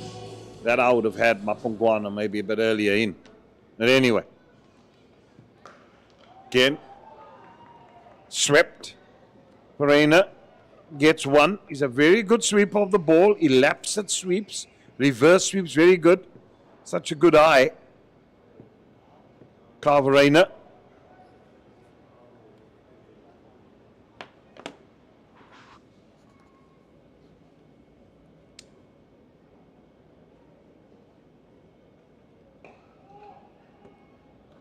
Volley off the mark.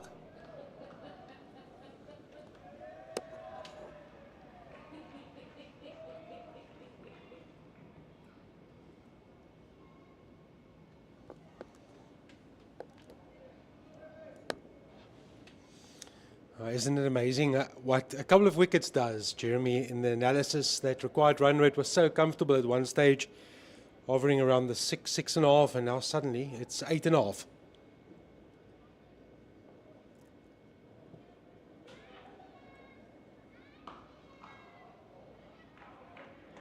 It's a marvelous game of cricket. We're all so passionate and love. You just can't script it. No. Never. It always writes its own tale.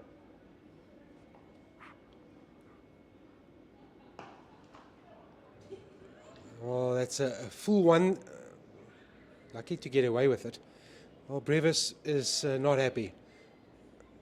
And the previous wicket fell. George Linda's departure. Physio was straight out working on his back. He's going through the pain barrier, trying to assist his team in a greater cause.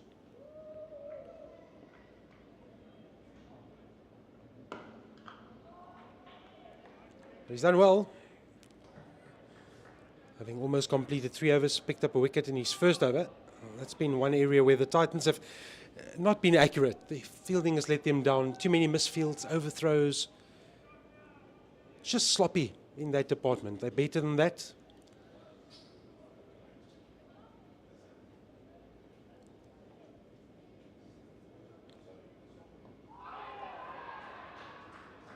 Big shot to finish his third over, 1 for 15, not getting the favourable finger there from the umpire. 216 for 4, Verena 28, Vali on 2. Over that yielded another 5. These pupils have been here all afternoon. Hopefully they've done their homework as well while sitting there. Can you believe the first term is drawing to a close? Yeah, time flies. Time flies, doesn't it? Just seems like the other day they were home for the December holidays. It's the one thing I'm glad about. I don't have to mark so many books in my life anymore. For a long time. Fill in record books, mark, prep. Not a work as a teacher. Work is never done. And then when you think you have a break, someone pays for you to spend time with their kids on a sports tour. Yeah.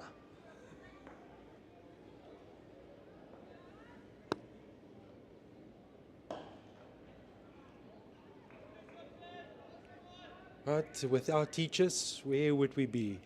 Well, there wouldn't be doctors, lawyers, cricketers, you name them. All starts from there, from education, to get yourself, and without teachers, they do play a massive role in the lives of so many kids.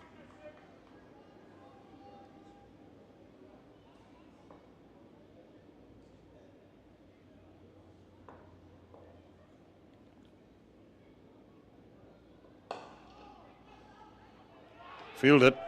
We spoke earlier about the SA Under-19, England Under-19 series, and one of the teachers from office flew from Johannesburg to Cape Town to come and support Divan de Villiers, who was part of the SA Under-19 squad. So it just shows as well the caring aspect of it's not just teaching and helping young individuals become young adults.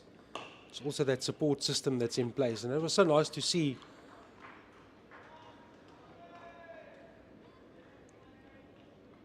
I'm married to a qualified teacher.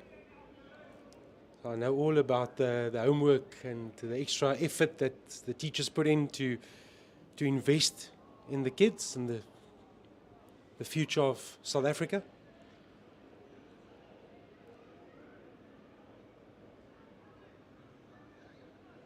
I just feel that Carl Verreynne needs to do a lot here. It's 8.9 suddenly, and you just feel something's got to give. Straight back.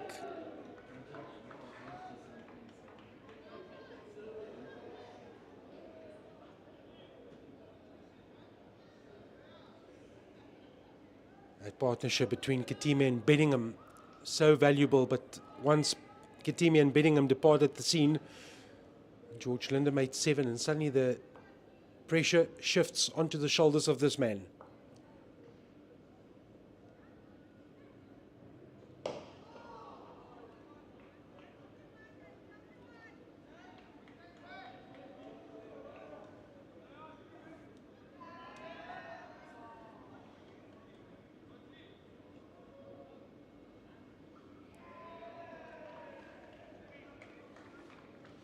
Talking earlier about Pakistan and the way that their fans will react at another disappointing ICC event in their home country.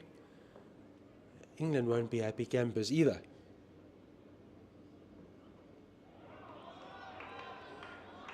Australia under strength with the names that you spoke about that aren't part of that squad for various reasons. It's really set up. New Zealand playing brilliant cricket. They won that Tri-Nation series that involved South Africa and Pakistan. Played Pakistan in the opening match of the tournament, beat them again. Drinks it is at Newlands, 219 for 4, Western Province. Mammoth target that they are chasing. It's not over yet, but a lot of pressure on the home team. 13 overs remaining in this contest. Province looking for 338, 6 wickets standing, 219 for 4. We'll catch a breather and we'll be back after this.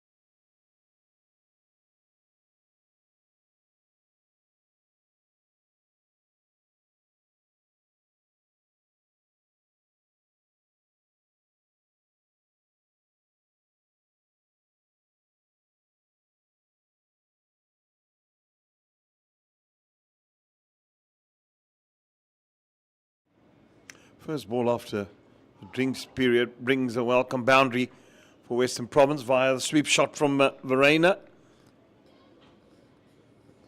So Valley on 3, Verena on 35.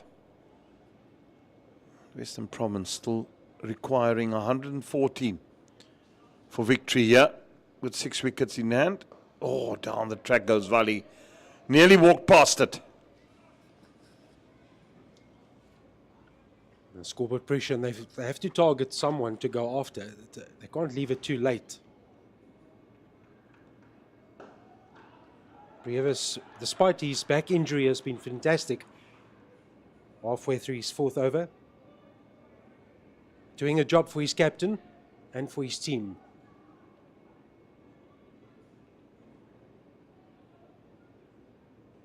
There we go. Has he missed an opportunity? Gone a begging. He's gone past it, and the stumping has gone down. Well, the wicket keeping, I must admit, from the Titans compared to the Western Province team has been their Achilles heel. Oh, that's just a simple gather to stump, and he missed that. The perfect leg break, unfortunately not gathered from a Titans perspective. Valley lives, or gets to live another day. It's a great finish to the Pretorius over 1 for 20, or 4, 224 for 4. Massive chance gone a begging. I mean, the story of the day here.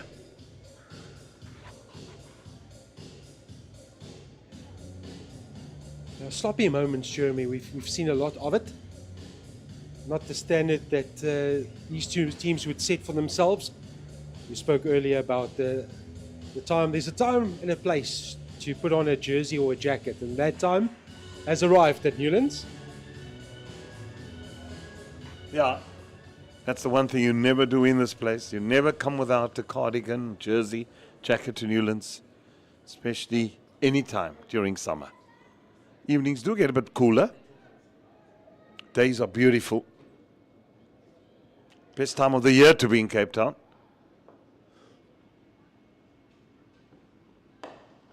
Sibs Makanya starting his 5th over.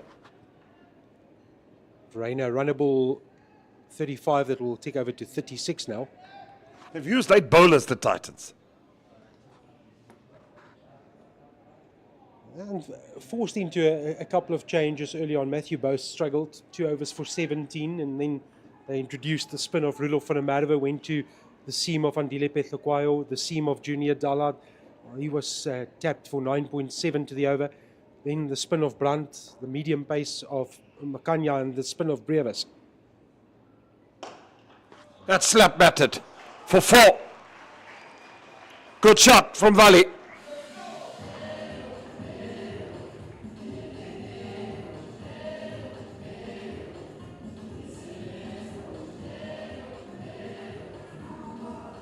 Lots of bottom man in the shot. So Pretorius has 6 left, Brandt has 2. That's 6 from the spinners. Van der Merwe is bowled out. And Brandt still needs to find a couple of overs, because after this we still have 11 to go. Will he still bring himself back? How many will he still give Pretorius? A lot of questions to still answer. Where does he believe he will win the game?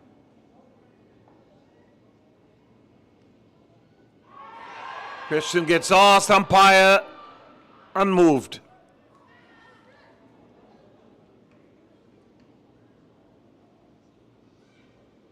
A huge shout, and Neil Brandt is inquiring with the umpire as to why that wasn't given as a favourable result. We have the benefit of a look again. Now that's going way down the leg side. That's definitely not out Sibs.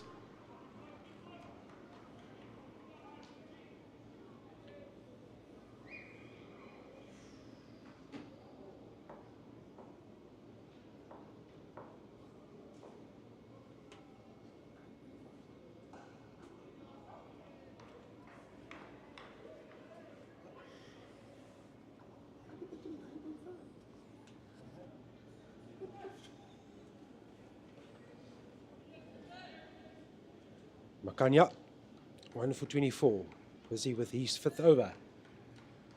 So at what point, Jeremy, does Calverainer say, well, I'm going to have to put the foot down and it's going to be on the accelerator and it's got to stay there?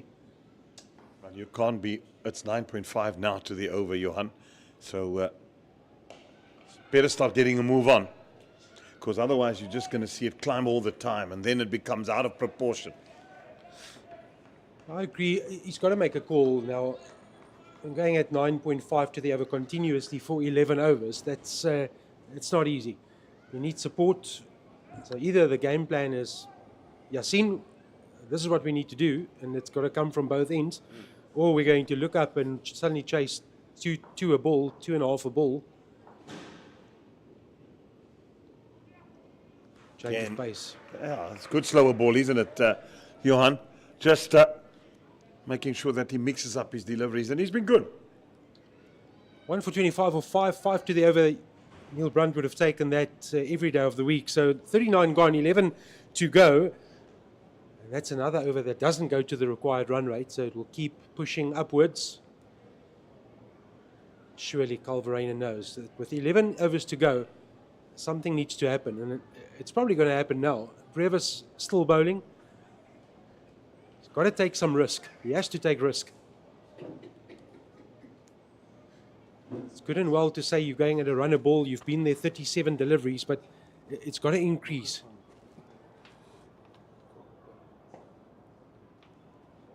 So is this the over where Verreynne makes his move? Miss stumping in Pretorius' previous over.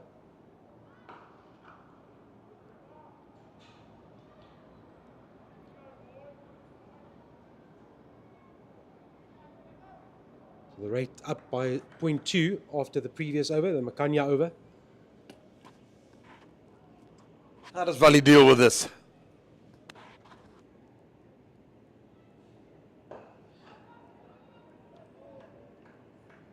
So pick your area of strength. If you have to manufacture the shot to get you the placement, then so be it.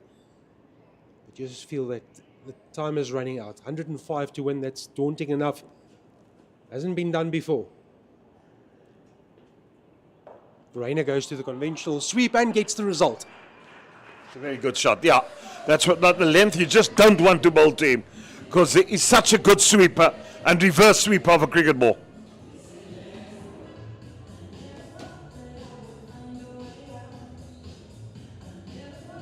I wonder if Western Province does get this runs, if this will be probably the highest run chase batting second. Yeah, because 288 it was. It's my record as it. Yeah, batting second in day and night cricket.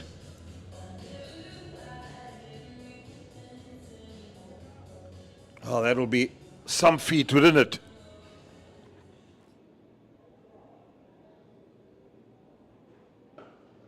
Will be massive, Jeremy, if they can get over the line.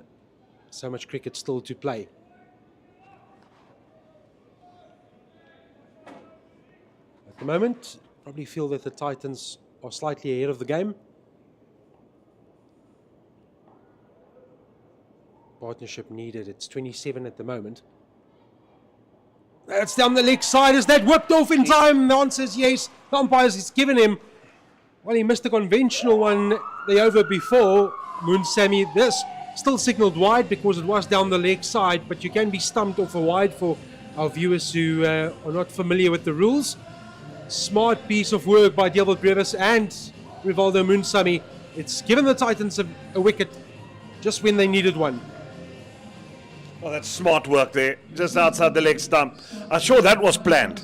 That was planned, I'm telling you now, that was planned. Never mind the wide, we got the wicket. As you said, you can be stumped off a wide. And Vali departs. Now, Western Province 5 down.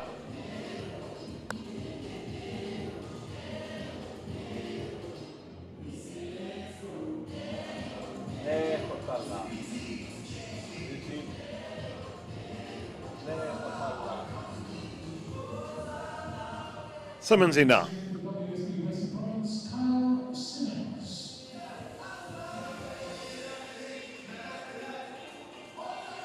Carl Simmons walks to the crease and he has a job to do. Dilbert Pretorius has picked up his second wicket. with the saw back. Verena has a sore ankle. This is the way it came about. Moon Sammy, what a take, what a stumping. Fire down the leg side, great hands. And also the vision to know exactly where the stumps were. One movement, whipped off the bails. And the square leg umpire said, you're out of your ground, and that means you're on your way. I beg your pardon, a neat bit of work done by Munsami. Yasin Bali departing the scene for 9. Not the first 9 today. Had a couple as well earlier in the Titans innings. 9 to the same old Munsami. And also to Sibunele Makanya, the third batter to contribute 9 in this match. So now he has a slip and play, Del Brevis. Driven, should get a couple here, won't get to the boundary. He'll open his account with 2.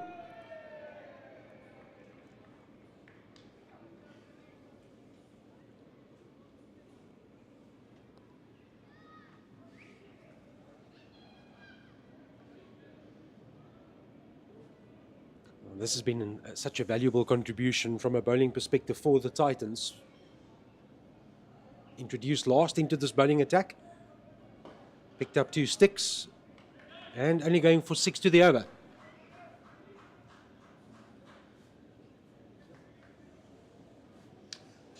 I think we're off to a roller coaster finish here. It's going to be interesting, this run chase from here on in.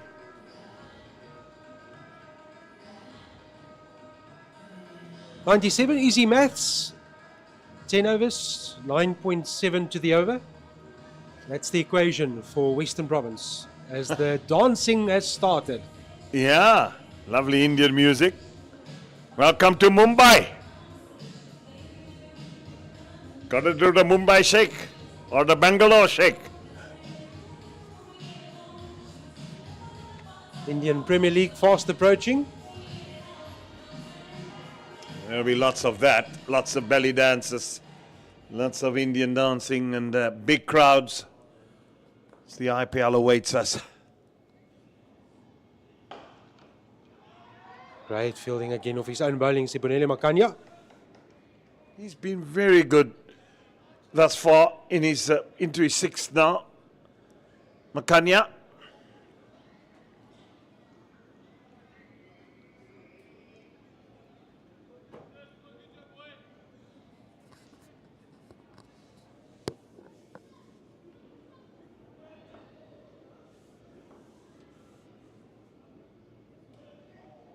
Oh, but he's just helped that. Not too a bad delivery it was, but he went to fetch that outside off stump. Knew that the fine leg was in the circle and played it with great conviction. Moved early, outside off stump, and knew what he wanted to do. Executed brilliantly by Carl Verena. So for me, Jeremy, I would have that player back on the fence purely because Verena is a great sweeper and manipulator of the field. He's good with his wrists. I would protect that square leg boundary, that fine leg area, and then get my bowler to really attack outside off. So anything too straight is going to be whipped around the corner. He's got very good hands, Carl Verena. New batter on strike now, Carl Simmons, 2 of 2. Not Makanya again is also doing a job for his captain. The part-timers have really stepped up to the mark. Brunt himself has 2 overs in the bank. He's gone for 4.3. I wonder if he'll bring himself back. Petlokwaya was expensive. 10.5 to the over. 9.7 coming from Junior Dallas. 3 overs. He went for 29. So if you take the Petlokwaya and Dala combination between them, those 5 overs cost 50.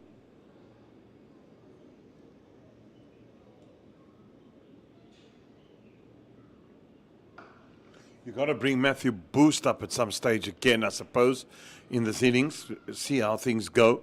And you might as well, you don't want to also be leaking runs, but would it be worth a try? What has Khalim got left? He's got 5 overs left. His 5 went for 35, so he'll have to come back and bowl as well. So it'll be interesting to see how they go, where they go. Van der Merwe has completed his 10. Bruns bowled his 8.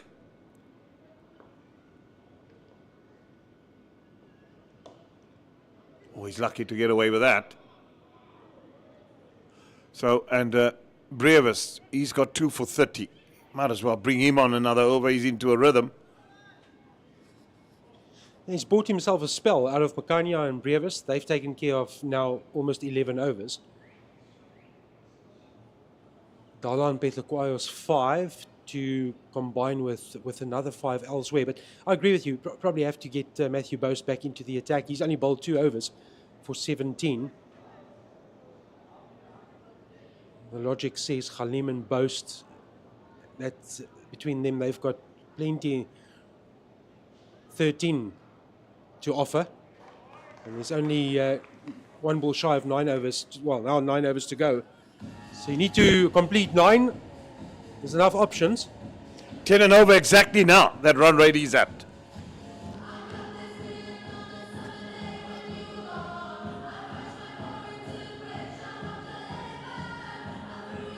Well, Pretorius will get another one. I think it's a wise move. Get one more out of him, goes for minimum.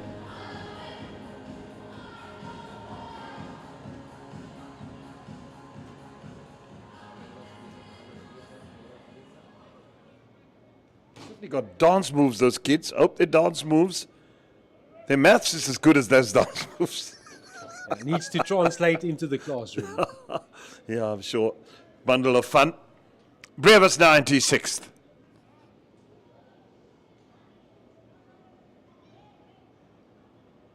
And Verena on to 50.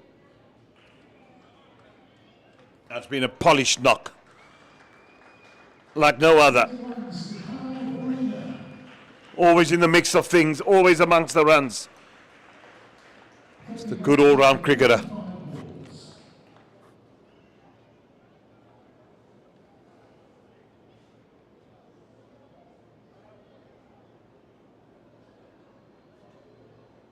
So having reached 50, how does he start this last period of the match? What does he do differently? Does he stick to the process that has got him to 50 or 45? And now will Neil Brunt respond? At this stage, he has to focus on the now, and the now is Pretorius. Just going to bounce short of Petloquire. And 250 up for Western Province.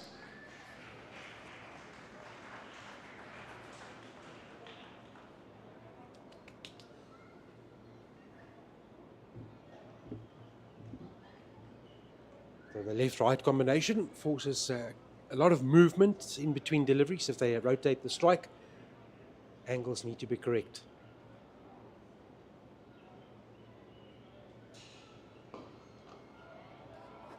Works it out onto the leg side. Simmons back on strike. He's got to somehow or other try and lift a boundary for Western Province. Well, thankfully, it looks like Verena's over the worst part of that injury that forced him off the field. He's running pretty easily between the wickets now. Yeah, ankle is warm, I suppose. So, you know, when you... there we go. Straight down the ground. And that will go for 4. Much needed boundary. They've got it. Need at least 1 and over from this point on.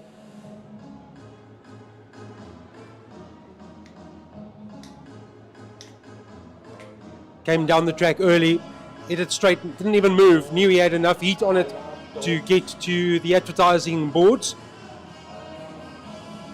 Pretorius conceding 7 of his first 4. The rate required is 10. That's big. That's out of here. That's not what you wanted, but for the Titans, but for Western Province, it's magic. Well, that time the horse is bolted, and I'm sure that's going to force Brunt's hand. Might anticipate a change from the Pretorius end.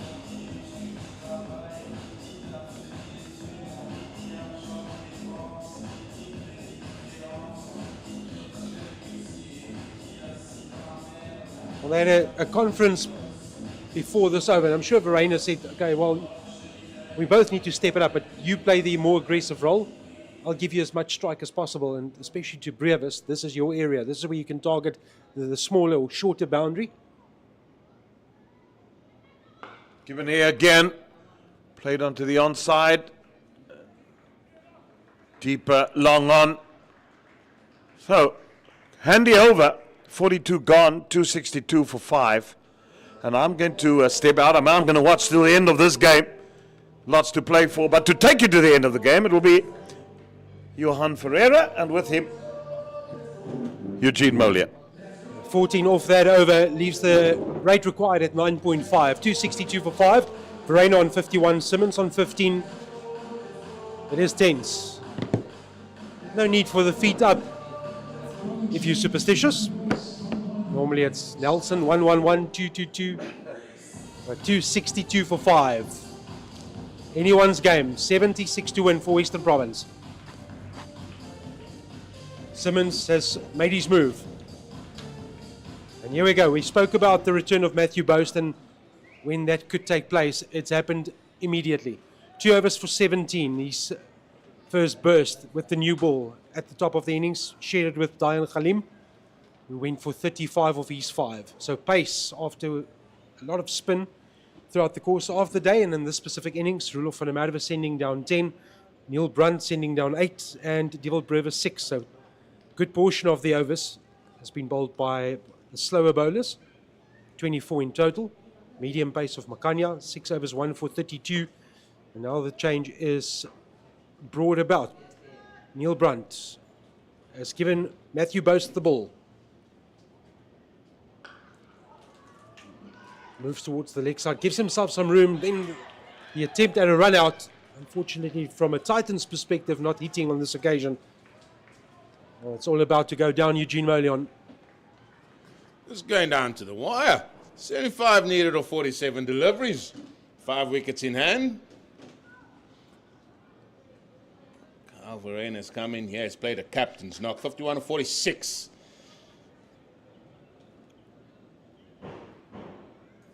Changes being made here by Neil Brunt. And they say changes, that's to the field. They want to get the spot on. So the field they got is third man in the ring is quite fine. They've got a point or backward point on the boundary. They've got a man at extra cover on the boundary. They've also got a fine leg, and then they've got a deep backward square and a long on. Very interesting field set around the wicket.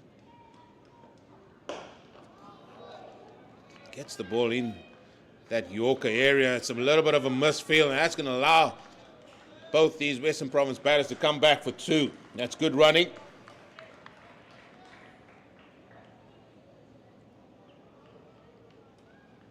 Everyone so crucial now in the final analysis and in the outcome. Perfect length, Yorker length from Matthew Boast. All dug out by Carl Verena. Deep in his crease. That's an edge down to fine leg. Yards that need to be made. They're going to come back for 2 again. This is good stuff from Matthew Boast. Yes, not conceding the boundary, but the running is also good from a Western Province perspective. So that's 5 off the first 3 balls of the over. 71 or 45.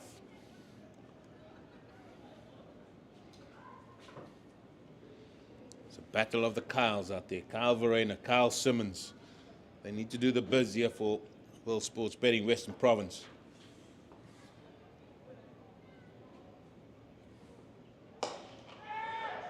Well, this might be the end of that sort of business. It's the man that's in, and look how jubilant the momentum multiplied Titans are to see the back of him.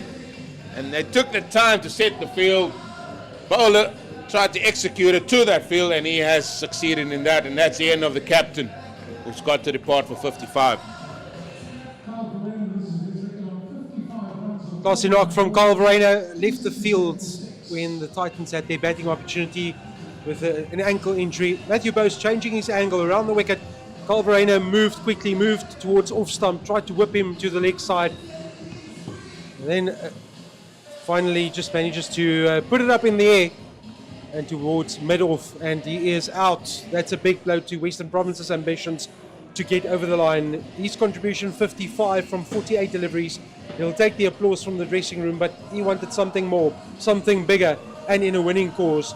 Carl Simmons still at the crease on 16, 267 for 6, and Matthew Bose picks up his first wicket.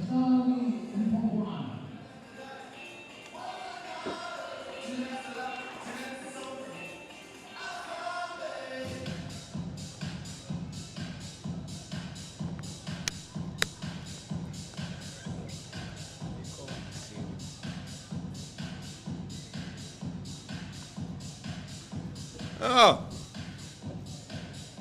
Pongwana comes to the crease. There's running repairs being made everywhere, it seems.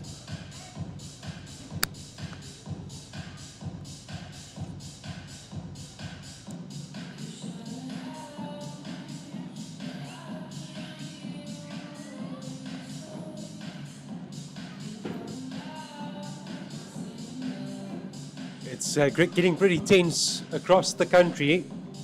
All 3 matches, well, 2 of the 3 matches going down to the wire. The Dragons, I can confirm, they've just lost to the Warriors. The Warriors scoring 278 for 8. Dragons rolled for 157. That's a big win for the Warriors.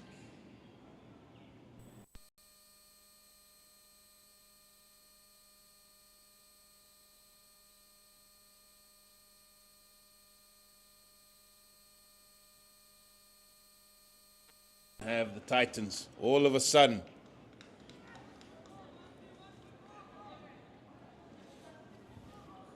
Just to bring you up to speed, Gold Rush Boland 228 for 9, looking for 250 against the Knights to win that match.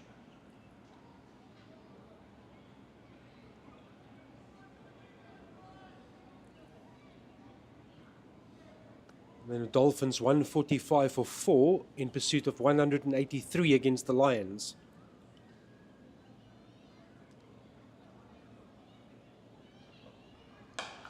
Oh, that has been flat batted. Oh, what a catch! Wow! What a catch! Keegan Peterson once again. Oh, he does a lap of honor, and so he might as well do that. But that is a fantastic grab, diving forward as well. And that's the end of Carl Simmons. Eugene, we've seen some ordinary stuff today, but we've seen some brilliant, brilliant catches. That's another one of them. For me, probably, it's a toss-up. It's a toss-up between the top 2, I think. I'm not going to be calling any top catches. All I'm going to say is this. That's been out of the top draw. And it's that man again, Keegan Peterson, who flings himself forward, takes it just millimeters off the ground. Oh, yeah, as you're right, you said, we've seen some things out there today, but we've also seen some brilliance in the field in what has been dubbed the must-win game for both these teams. Well, that was simply fantastic. I'll tell you, if we could roll a highlights package of the great things we've seen today, do yourself a favor and see some visuals of what we experienced from Newlands today. That 120 from Luandre Pretorius. The superb catching. Yes, also some ordinary fielding. But for the majority, what a spectacular day at one of the spectacular venues in world cricket. Is that the defining moment, that over, that Matthew Bose over, his third one, is that the one that changed the whole match? Province looking good, needed to go at 10 to the over, double breakthrough, both set batters out. Calverena, the 2 Carls departing in quick succession, and suddenly Bose has figures of 3 overs, 2 for 23. Life is a lot better in the Bose camp and in the Titans camp. Rate still at 10 to the over. Pongwana and Yaku. What can they do? Of Brevis getting another one from Brunt. He's 7th. And he's bowled nicely, 2 for 44. 2 for 45 now. Well, they just got to keep going. They've got to score it over 10s. There's no letting up here. You've got 3 wickets in the bag in a game that you have to win.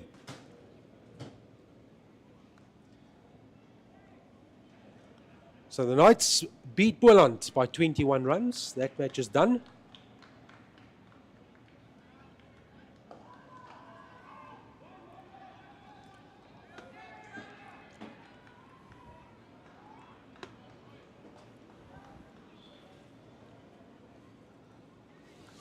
.68 from 40. Is there still a little bit of a sniff for Western Province? As long as this guy that's in there, Pongwana, as long as he's in there, because he can hit a long ball as well. Onke and Yaku, he needs to join the party as well. It can't just come from one end. So this over already has gone for 3 runs off the 3 balls.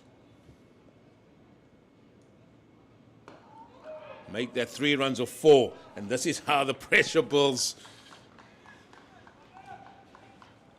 From here, the run rate's going to climb the ladder, and it's going to be pretty quick steps.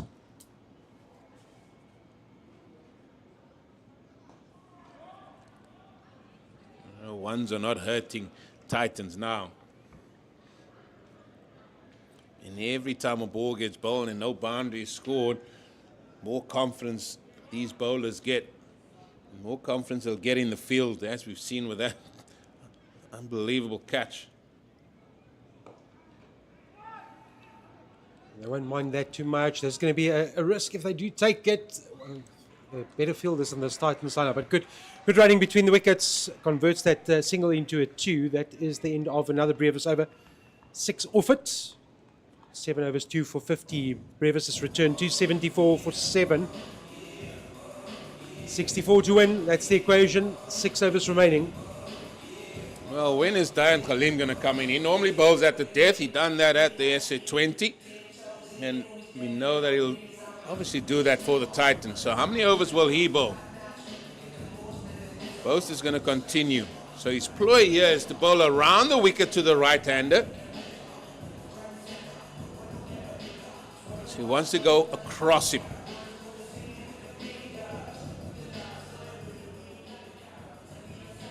And it brought immediate reward when he changed his line of attack.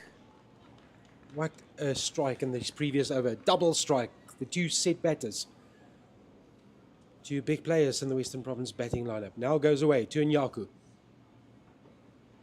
It's full. It bounces just once, twice before it reaches Brunt. Now this is good planning now in the back end of the innings by the Titans. A lot of chat going on between captain and bowler. They want to get this spot on.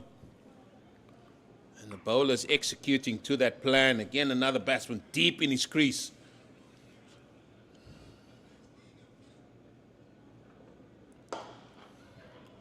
You know, you can set your field the way you want, but the bowler needs to bowl in the area that the field is set up for. And so far, 2 out of 2. That's exactly the plan. He's bowling it well here. He's bowling well at the death. He's got long levers as Pongwana.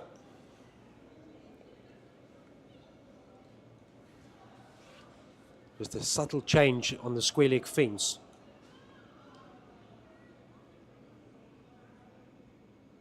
And then aborts his run up.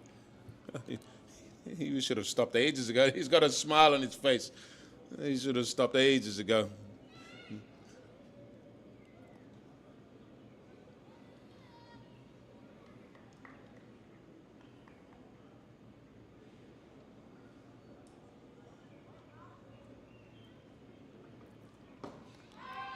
This time he goes straight for the stumps. Again, those are not hurting the Titans at all.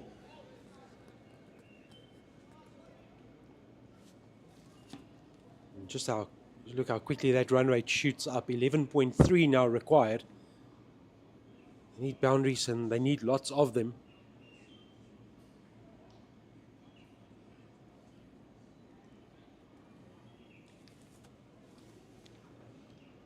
Oh, excellent delivery from Matthew Boast. Saw Nyaku just move towards off stump, trying to create some space and an angle on the leg side, but not working out on that occasion. Boast is saying hit that. That's what he's saying. Try and hit that for 6 or 4. You can walk around all you want. I'm just homing in outside that off stump.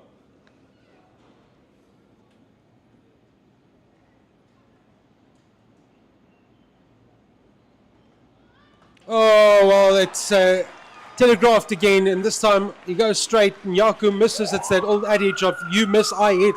And Matthew Boast has hit again, and it's his 3rd wicket in the space of 2 overs. And that's put the Titans well and truly in the driving seat. Mbongwana still at the crease, but in Nyaku's turn to depart the scene. 276 for 7. Well, I said he's going to go outside that off stump, call the bluff, and he said, well, I think the batter thought, he's going to go outside the off stump. He's just in the side, he's going to bowl this gun battle straight. It's middle stump. Look how happy he is. If something happens like that and you execute it to your plan, delight aplenty.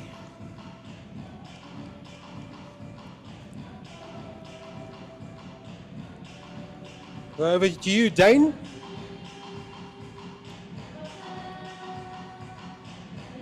Reference to Dane Patterson, averages 12.7. In for WSB Western Province, Dane Patterson. It's building a flurry of wickets now, just in the back end. And now the mountain is becoming ever so more difficult to climb here for the World Sports Betting Western Province. But that man in picture, Dane Patterson, can he hit a few lusty blows? 2 runs a ball required from this point on until the end. The problem is there's only one batter to come. After this,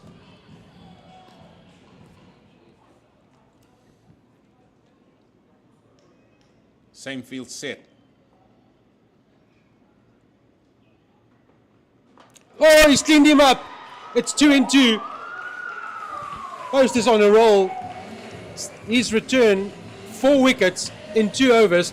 It's broken the back of Western Province, and it's going to take the Titans home. 276 now for 9.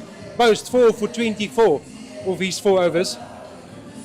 How pleasing it is to see somebody running in, a seamer running in and bowling Yorkers, hitting the base of the stump. Bowlers going for cutters and slow balls. Bosa says he's going to go Yorker length and off stump, cartwheels out. Well, will he get a chance to bag a hat-trick? He's 2 and 2, but that's the end of the over. 276 for 9. You'll have a nervous wait. You want your team to clean up, but at the same time you won't mind too much if there's no wicket in the next over, so you have that opportunity. Well, but what a comeback has been for Boast. He got hit all over the place in the first 2 overs he bowled. And then to come in at the death when you know the guys are going to go after you, even more so. He's got a plan in place, spoke to Neil Brunt, and he's executed that plan to perfection. As it is the debutant, Jody Lawrence, after bowled very well today on debut. And now he has to come and wheel the willow. He's just a bridge too far.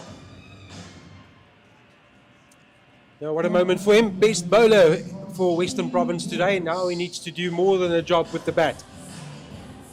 No one after him. This is it. This is the last act for Western Province. 62. The partnership needs to be 62. They've got 5 overs to do it. And Devil Brevis is bowling his 8th over.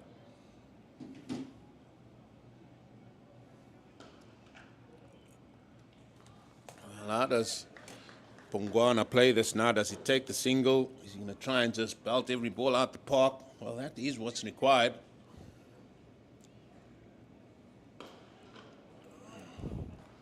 Well, that's the first question answered. He's taking the single. Well, yeah, as Breed doesn't have a choice. He's not going to score 62 by himself in 5 overs. So he probably wouldn't have seen Jody Lawrence bat yet. So this might be a new experience for him as well. Definitely haven't seen him bat in the middle, I'll tell you that. Maybe in the nets. See what Jawa can do here. As his nickname is, Jody Lawrence. It's been a spirited chase. I have to say that as well from World Sports Betting Western Province viewpoint as well.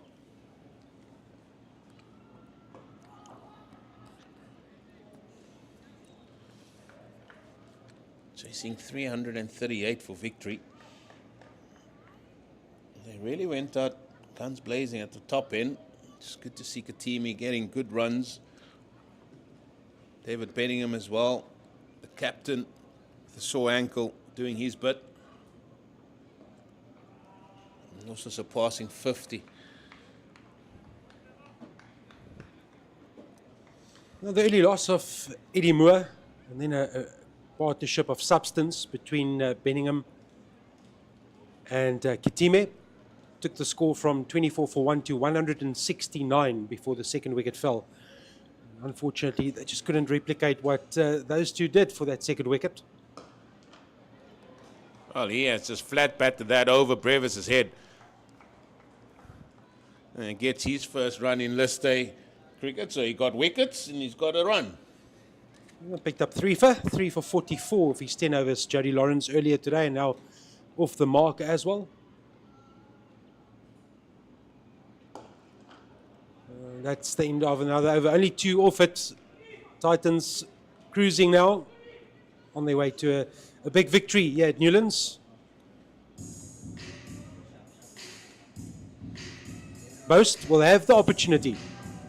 Now he'll have to make the captain aware. I'm sure Neil Brunt knows it's a hat-trick ball. Give him all the chance. Give him that opportunity. Put catches in. No. He's just, you see those 3 pegs? That's all he's going for. Those 3 little sticks at the back there. He's just going to go. Full and straight. That's all he's going for. No slip needed. No leg gully. No short catching. Just those 3 pegs. That's what Boast is thinking. Well, the opportunity has presented itself for Matthew Boast. Can he clean up shop? Still around the wicket. Runs away from our commentary position. This for the hat-trick. Oh, and it was so well executed by Matthew Boast. Oh, what a delivery. Well kept out, one has to say. Maybe luck of the draw. It is Jody Lawrence's debut after all. Well, what can he say? He got it straight.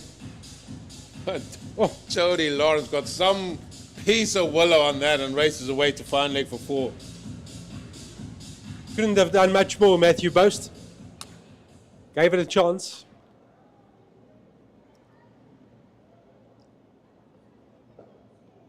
He's done it again. 4 more. He's done it again. Forget about the middle of the bat. Just get the inside edge on it.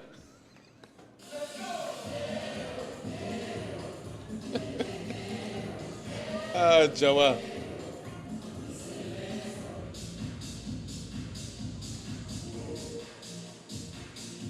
Well, this is prompting a field change. So the man at extra cover boundary, he's going to come in, and they're moving the point man to a conventional sweep on the offside. Third man is going to go back. So this is more conventional field we're seeing out here.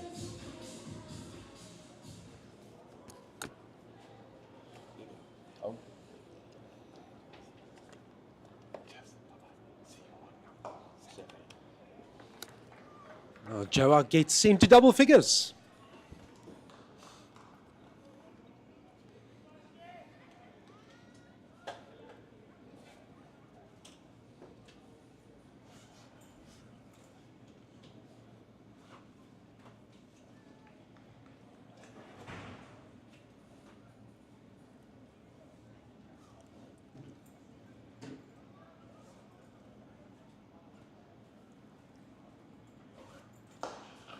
Up over the top. Now it's the chase. And Neil Brunt will easily catch up with it, but there'll be 2 more added to the tally. Well, 11 off the over so far, where they need to go at 14 to the over, maybe even close to 15. Just the 1 wicket left.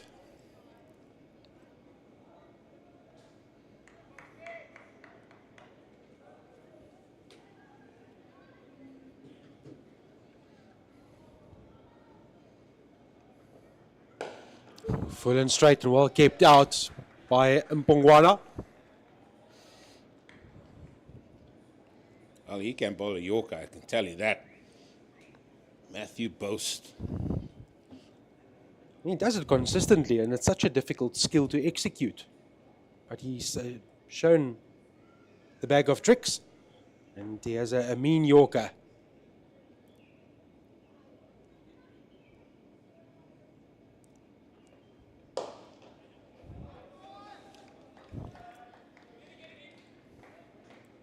Good over for Western Province. 13 off it. Matthew Boast, he went wicketless in his first two, picked up 4 in his next 3. 291 for 9, Western Province. The highest second innings total that WSB Western Province now holds. The highest second innings score at Newlands. Previously this was 288 by the Titans from 2014-2015 against the Golders. Congratulations to WSB Western Province. So a record has fallen. The highest second innings total at Newlands, now belonging to Western Province. 291 for 9.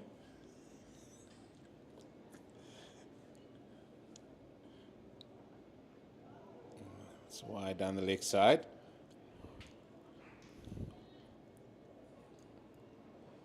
It is in the record books, but the bigger cause was chasing down that mammoth 337.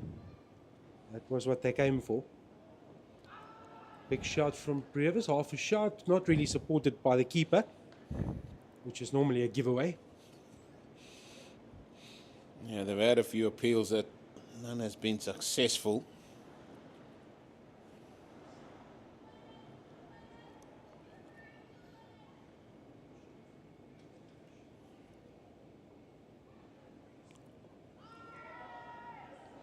We're going to scamper through for a single, a leg by in fact.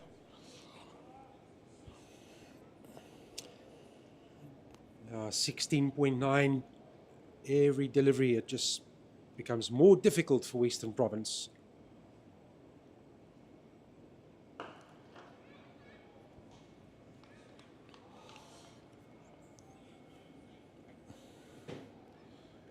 Definitely stopping the boundaries, and it's 44 needed off 15 deliveries, and it's almost at 3 runs a ball, really.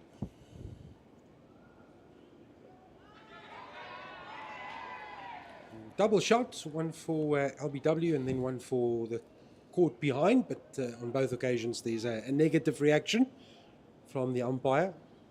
Just more in hope, really, from Pretorius. So this then the 48th over, 2 for 54, his analysis. Oh, Chawa uses his feet nicely. Tucks it into the gap and gets another single. He's on to 12.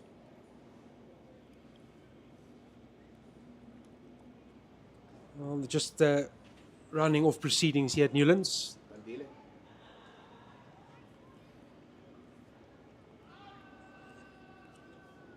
No real conviction in that appeal from Pretorius. Finishes his 9th over, still holding the back. A lot of treatment from the physio in between drinks breaks and fall of wickets. But he's still out there, fighting strong for the Titans. Partnership of 19 for the last wicket. 295 for 9. It will be the Titans' victory this evening here at Newlands. Valuable win for them. 43 to win, 2 overs to go.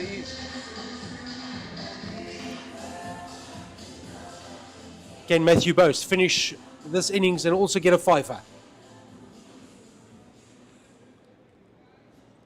Well, based on what we've seen in the back end, yeah, he deserves 5.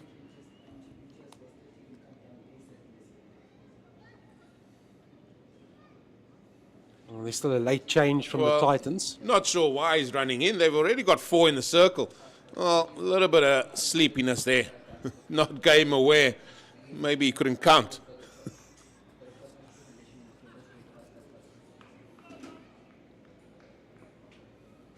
So Boast at the top of his mark. Desperately wants that 5th.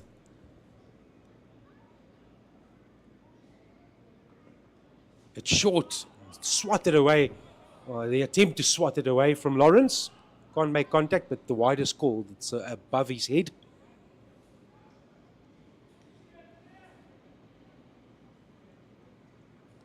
I must say, Munsamy has done a neat job with the gloves since he came on for Luandro Pretorius. He's been pretty tidy. He's a keeper. I know, but he's done some tidy work. Mr. Stumping. Yeah. There we go. Leg stump out of the ground. Game, set and match. Matthew Boast. What a return after his opening spell. He's come back. He's cleaned up Jody Lawrence on debut to round off a special night for him. 5 for 38 off 5.1 overs.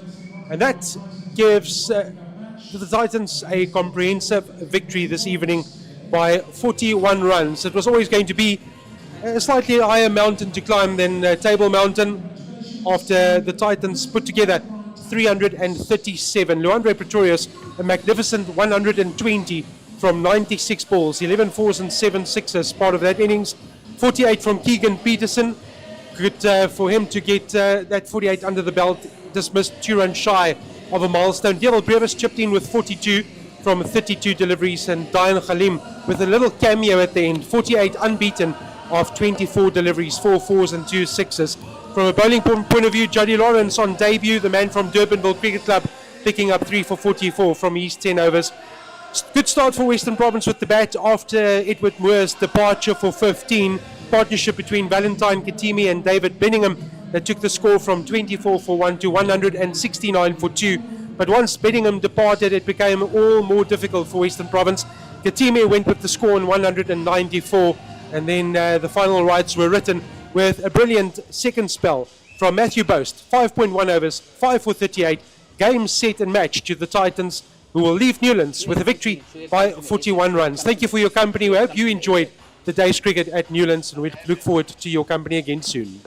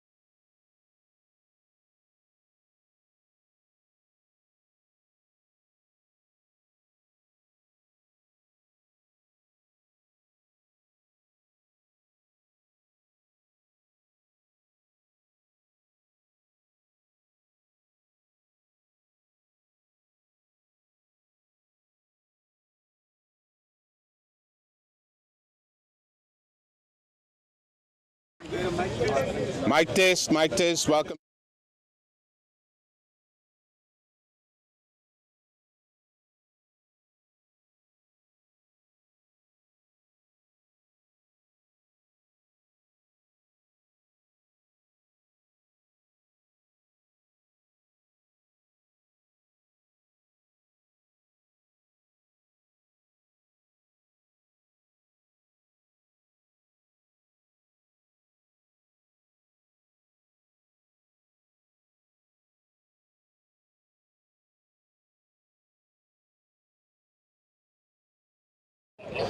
And welcome here to the post-match presentation of what has been a fascinating game. It's been a run fest. 633 runs scored today here at the World Sports Betting Newlands ground between World Sports Betting Western Province and the Momentum Multiplied Titans, who have eventually won the game. We'll start with the man of the match, and for his 120 today, he simply entertained us royally.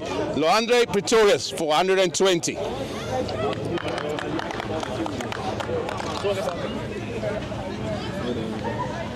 No. Just for the post.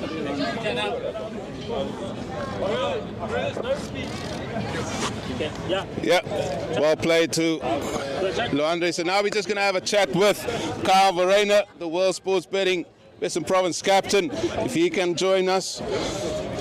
Well, Carl, chasing 337 is always going to be a big ask, but I think you guys can take the conference on how you went about it with the bat.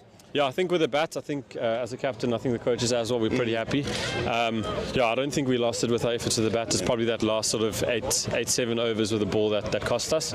But yeah, to get to 300, pretty decent effort. Yeah, let's look at the positives there. The batting was good as well, and just as you said, couldn't get it across the line. But the confidence again going forward, and just shows what you guys can do if you got maybe a little bit of a hurry up in front here. Yeah, I think like you said, I think the batting was really good today. I think Valentine Katimi was exceptional, but like I said, pretty happy with that. It's just I think the bowling was a little bit wanting there. Yeah, I think things for you guys to think about as well. You got 3 more games to go, and you can make still a good finish in this campaign. Yeah, definitely. I think we're still in with a massive chance to make at least the playoffs. So another game here on Friday. So hopefully we can bounce back quickly and get on a winning streak. Listen, well done again. Just falling short, but some good confidence for you guys to take with. Cool. Thank you.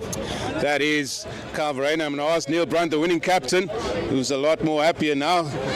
A little bit of squeakiness there in the middle of that innings. Yeah, they started really well. I thought Betters and Carl batted beautifully there. It was a good wicket to bat on if you got yourself in, and under lights it seemed to scoot on more, but luckily it just had a bit of grip. Yeah, you guys must have been very confident in halfway stage, scoring 337. It was a good compiled innings, well set up there by Loandre Pretorius, as he's done so many times as well. No, proper player. He's not going to be with us for long, I don't think. No, he's special. He's got all the shots in the book, and he's hungry to score runs, which is good.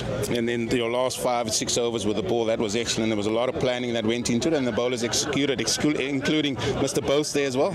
Yeah, it's funny how your day can change. I think his first overs went for 20, and then his next 3 took 5 wickets. Yeah. So no, I'm happy for him, and he nailed his Yorkers, which is great.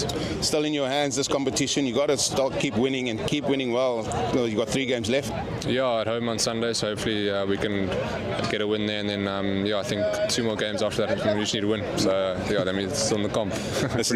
Travel safe and well done today. Cheers, thank you. Cheers. That is the thoughts there of Neil Brunt, the captain of the Momentum Multiplied Titans. So from us here, we're going to say goodbye here from World Sports Betting Newlands, where the Titans are victorious here over Western Province in a quite entertaining game of cricket.